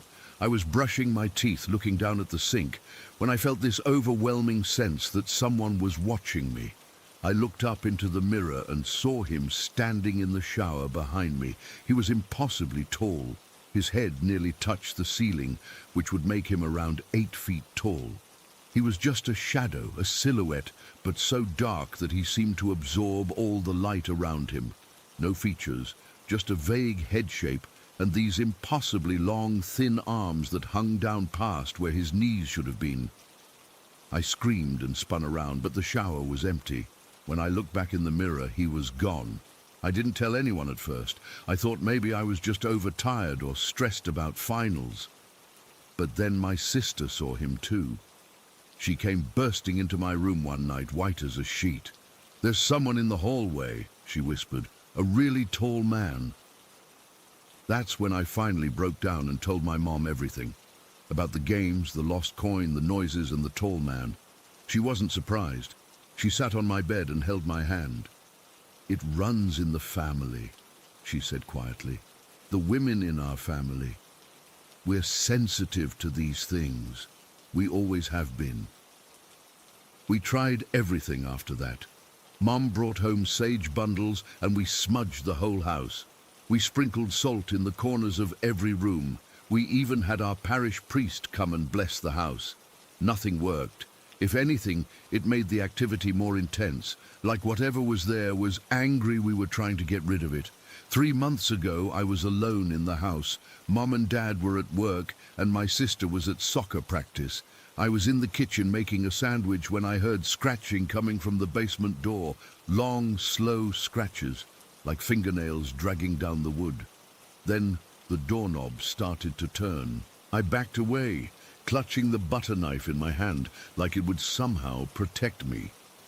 The door creaked open, just an inch or two, and stopped. I couldn't see anything through the crack, just darkness, even though it was the middle of the day and the basement lights should have been visible. "Hello," I called out, my voice shaking. "Is someone there?" The scratching started again, but this time from inside the kitchen cabinet right next to me. Then another cabinet, then another. Soon every cabinet in the kitchen was being scratched from the inside, like something was trapped and trying to get out. I ran. I didn't even grab my phone or keys. I just ran out the front door and didn't stop until I reached the park 3 blocks away. I sat on a bench for hours until I saw my mum's car pull into our driveway. When I told her what happened, she called her friend, who's into spiritual practices. The woman came over that evening with crystals and pendulums and all sorts of things I didn't recognize. She walked through our house with her eyes closed, stopping occasionally to touch a wall or piece of furniture. "There's more than one," she finally said. "The tall one is the strongest, but there are others, smaller ones. They've attached themselves to Mia." She tried to help, performed some kind of cleansing ritual on me that involved burning herbs and chanting. But I knew it wouldn't work. I could feel them watching us the whole time, almost laughing at our efforts. 2 months ago, I woke up in the middle of the night to find the tall man standing at the foot of my bed. This time, he wasn't just a shadow. I could make out details, a long, gaunt face with hollow cheeks and eyes that seemed to sink deep into his skull. His arms were stretched toward me, fingers unnaturally long and thin. But what terrified me most was that he wasn't alone. Behind him, crowding around my bedroom door, were smaller figures, child-sized but with adult proportions. They were whispering to each other, pointing at me. I couldn't move, I couldn't scream. I just laid there as the tall man leaned closer and closer until his face was inches from mine. His breath smelled like earth and rot. "We've been waiting," he whispered, his voice like dry leaves rustling, "for so long." I must have passed out because the next thing I remember is my alarm going off for school. I told myself it was just a nightmare, but deep down, I knew it wasn't. The activity has only gotten worse since then. Last week, I found my childhood toys arranged in a circle on my bedroom floor when I came home from school. The day before yesterday, all the family photos on the wall were turned upside down. Yesterday, my sister's bell collection spelled out "stay" on her bedroom floor when we got home. But the worst happened just hours ago. I was alone in my room trying to focus on homework when my laptop screen started flashing black, even though it was plugged in and fully charged. Then words appeared in a notepad document that opened by itself. The coin was ours. I slammed my laptop shut and threw it across the room. As it hit the wall, every light in the house went out at once. I sat in the darkness, too terrified to move, listening to the sounds around me, scratching from the walls, whispering from the closet, and footsteps circling my bed. Then I felt cold, bony fingers brush against the back of my neck. I'm writing this now from my car, parked outside a 24-hour diner. I don't know what to do or where to go. My parents think I'm having some kind of breakdown, and maybe I am. But that doesn't explain my sister seeing them too, or the physical evidence, the moved objects, the scratch marks we find on doors, the footprints in the dust in the attic. I'm thinking about what that woman said, about them being attached to me. I've considered going to stay with a friend, but what if I bring these things with me? What if they follow me wherever I go because of that stupid coin and those stupid games? My phone's about to die, and I'm too scared to go back home to charge it. I don't know what to do. I don't know how to fix this. All I know is that they're waiting for me, and they're getting impatient. Oh, story 20. I've never been the type of person who believes in the paranormal. Growing up, I always rolled my eyes at ghost stories and thought people who claimed to see spirits were either attention-seeking or had vivid imaginations. My wife Sarah was a bit more open to those possibilities, but even she maintained a healthy skepticism. That all changed last year, and I still can't explain what happened to us. We'd been married for just 6 months when we bought our first house together. Nothing fancy. A 3-bedroom ranch in a quiet suburb about 30 minutes outside the city where we both work. The neighborhood was established in the 80s, mostly filled with families and retirees. Our house wasn't new, but it wasn't ancient either. Built in the early 90s. The previous owners were an older couple who'd moved to Florida to be closer to their grandkids. Nothing unusual about the house or its history that we knew of. I should mention that I rarely dream. Or at least, I rarely remember my dreams. Sarah's the opposite. She remembers her dreams in vivid detail and can talk about them for hours over breakfast. Me. Maybe once, every few months, I'd wake up with some vague recollection of dreaming, but the details always slipped away within seconds of opening my eyes. That's why what happened was so unusual. It started about a month after we moved in.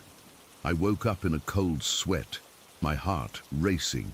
I could remember every single detail of the dream I'd just had, which was unusual enough to make me feel uneasy. In the dream, I was standing in the hallway outside our bedroom, the same hallway that exists in our actual house. The lights were dim, but I could clearly see something clinging to the corner where the wall meets the ceiling. It looked almost human, but wrong in every way. Its skin was a sickly pale white, stretched so tightly over its frame that I could see every bone beneath. The thing was impossibly skinny, like it was starving, but strong enough to cling to the wall effortlessly. Its fingers were elongated, with sharp points instead of regular fingernails. But the worst part was its eyes, completely black, no whites at all, just empty darkness that seemed to draw me in. The creature moved in a way that made my stomach turn. It crawled rapidly along the wall and ceiling on all fours, but the movements were jerky and unnatural, like watching a spider crawl if a spider had human limbs. In the dream, I chased it down the hallway, feeling an overwhelming need to catch it, to stop it. But just as I was about to reach it, I always woke up. I told Sarah about it the next morning, and she seemed concerned, but suggested it was probably just stress from the move and new mortgage payments. That made sense, and I tried to put it out of my mind. But the next night, I had the exact same dream. Every detail was identical. The creature's appearance, my reaction, the chase, and waking up just before catching it. This continued for weeks. 27 nights in a row, I had the exact same nightmare. I started dreading going to sleep. I was exhausted during the day, irritable and constantly on edge. Sarah suggested I see a doctor, thinking maybe I had developed some kind of sleep disorder.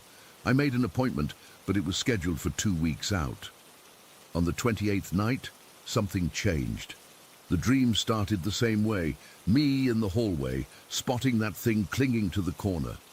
It began its inhuman scramble down the hallway, and I gave chase like always. But this time, I was faster. I caught up to it just as it reached the living room. I lunged forward and grabbed it with both hands, feeling its cold, leathery skin beneath my fingers. What happened next, I don't remember. Sarah says I let out the most horrifying scream she's ever heard. She described it as deep and guttural, not like any sound I'd ever made before. She shook me awake, terrified, and found me drenched in sweat with a nosebleed. "What happened?" she kept asking me. "Michael, what happened?" All I could tell her was that I'd finally caught the thing in my dream, but I had no memory of what followed that moment. My mind was completely blank. The nosebleed eventually stopped, but I couldn't shake the feeling of dread that had settled over me. The nightmares stopped after that night. I slept normally for the first time in a month, which should have been a relief. But somehow the silence in my mind felt ominous, like the calm before a storm. 3 nights after my final nightmare, Sarah and I were sitting in bed watching TV before going to sleep. Our dog Cooper, a German Shepherd mix we'd adopted 2 years earlier, was lying at the foot of our bed as usual. Out of nowhere, Cooper's head snapped toward our closed bedroom door, the same door that led to the hallway from my nightmares. He started growling, not his normal "someone's at the front door" growl, but something deep and threatening that made the hair on my arms stand up. Sarah and I exchanged glances. Cooper stood up on the bed, his focus entirely on the door, his growl intensifying. "Maybe it's a raccoon outside?" Sarah whispered. But we both knew Cooper never reacted to wildlife sounds like this. The dog's behavior escalated quickly. He jumped off the bed and stood rigid in front of the door, barking aggressively now, his teeth bared. It wasn't just alerting us to something, he looked ready to attack. I got up and grabbed the baseball bat I keep in the corner of our room. Sarah always teased me for being paranoid about home intruders, but in that moment, she didn't say a word. She just reached for her phone, ready to call 911. "Stay behind me," I told her, trying to keep my voice steady despite my racing heart. Cooper was going absolutely berserk now, scratching at the door and barking so loudly it hurt my ears. Whatever was on the other side of that door, he wanted to get to it. I took a deep breath, gripped the bat tightly, and reached for the doorknob with my left hand. As soon as I turned it and pushed the door open, something impossible happened. An intensely bright white light filled the entire hallway. It was so blindingly powerful that I couldn't see anything else. Not the walls, not the floor, nothing but pure white light. It wasn't like sunlight or light from a lamp. It was something else entirely, something that seemed to pulse with energy. It lasted only a split second. But in that moment, I couldn't hear Cooper barking. I couldn't feel the bat in my hand. I couldn't even sense Sarah behind me. It was like everything else had been erased from existence except for that light. Then it was gone. The hallway looked completely normal, our ordinary hallway with its beige walls and family photos. No light, no creature, nothing unusual at all. The strangest part? Cooper had completely calmed down. He wasn't barking or growling anymore. He was just sitting there looking up at me with his head tilted like he was confused. "What the hell was that?" Sarah whispered, her voice shaking. "Did you see that light?" I nodded, unable to find words. We searched the entire house, checking every closet, under every bed, behind every door. Nothing was out of place. No signs of an intruder. No explanation for the light or for Cooper's behavior. We barely slept that night, both of us jumping at every creak and settling noise the house made. But nothing else happened. Cooper returned to his normal self, sleeping peacefully at the foot of our bed. In the days that followed, we tried to rationalize what had happened. Maybe it was headlights from a passing car that somehow hit the hallway at just the right angle. But our hallway has no windows, a power surge causing our hallway light to briefly overload. But the light wasn't even on. We went through every possible explanation, but nothing made sense. About a week later, as we were starting to put the incident behind us, Sarah brought up something that sent chills down my spine. Remember that story you told me when we first started dating, about seeing a face outside your kitchen window at your old apartment? I did remember. It had happened about 3 years before I met Sarah, when I was living alone in a ground floor apartment. I was washing dishes one night when I had the distinct feeling of being watched. I looked up at the window above the sink and saw a face staring in at me, a pale white face with huge dark eyes. It had disappeared as soon as I spotted it, and I'd convinced myself it was just my imagination or maybe a reflection of something in the glass. "What about it?" I asked, already feeling uneasy about where this was going. "The way you describe that face, it sounds exactly like the creature from your nightmares." She was right. I hadn't made the connection, but the similarities were undeniable. The same sickly white skin, the same black eyes, the same feeling of wrongness that came over me when I saw it. That realization brought everything into sharp focus. Whatever this thing was, it had been following me for years. It wasn't just a dream, it was something real, something that had tracked me from my old apartment to our new home. We've debated endlessly about what happened that night with the flash of light. Sarah believes it was some kind of protective force, maybe even something spiritual that banished the entity. I'm not so sure. Sometimes I wonder if that light was the creature's true form, or maybe what happens when it claims someone. Either way, we haven't experienced anything unusual since that night. We still live in the same house. We've considered moving, but the real estate market is terrible right now, and honestly, part of me wonders if it would even matter. If this thing found me once, couldn't it find me again? I've started keeping a journal by the bed to record any dreams I have, but my sleep has been dreamless since that night. Sarah says I still occasionally talk in my sleep, though. Sometimes she hears me muttering words she can't quite make out. Once, she says, I sat straight up in bed and said, "It's coming back through the corner." I have no memory of this. Cooper still sleeps in our room, and sometimes I wake up to find him staring intently at that bedroom door, though he hasn't gone ballistic like he did that night. It's enough to keep me on edge. I don't know what was haunting our house or haunting me. I don't know if it's truly gone. All I know is that sometimes, when I'm walking down that hallway at night to get a glass of water, I can't help but glance up at the corner where the wall meets the ceiling, just to make sure. And sometimes, just sometimes, I swear the shadows there shift in a way that shadows shouldn't move.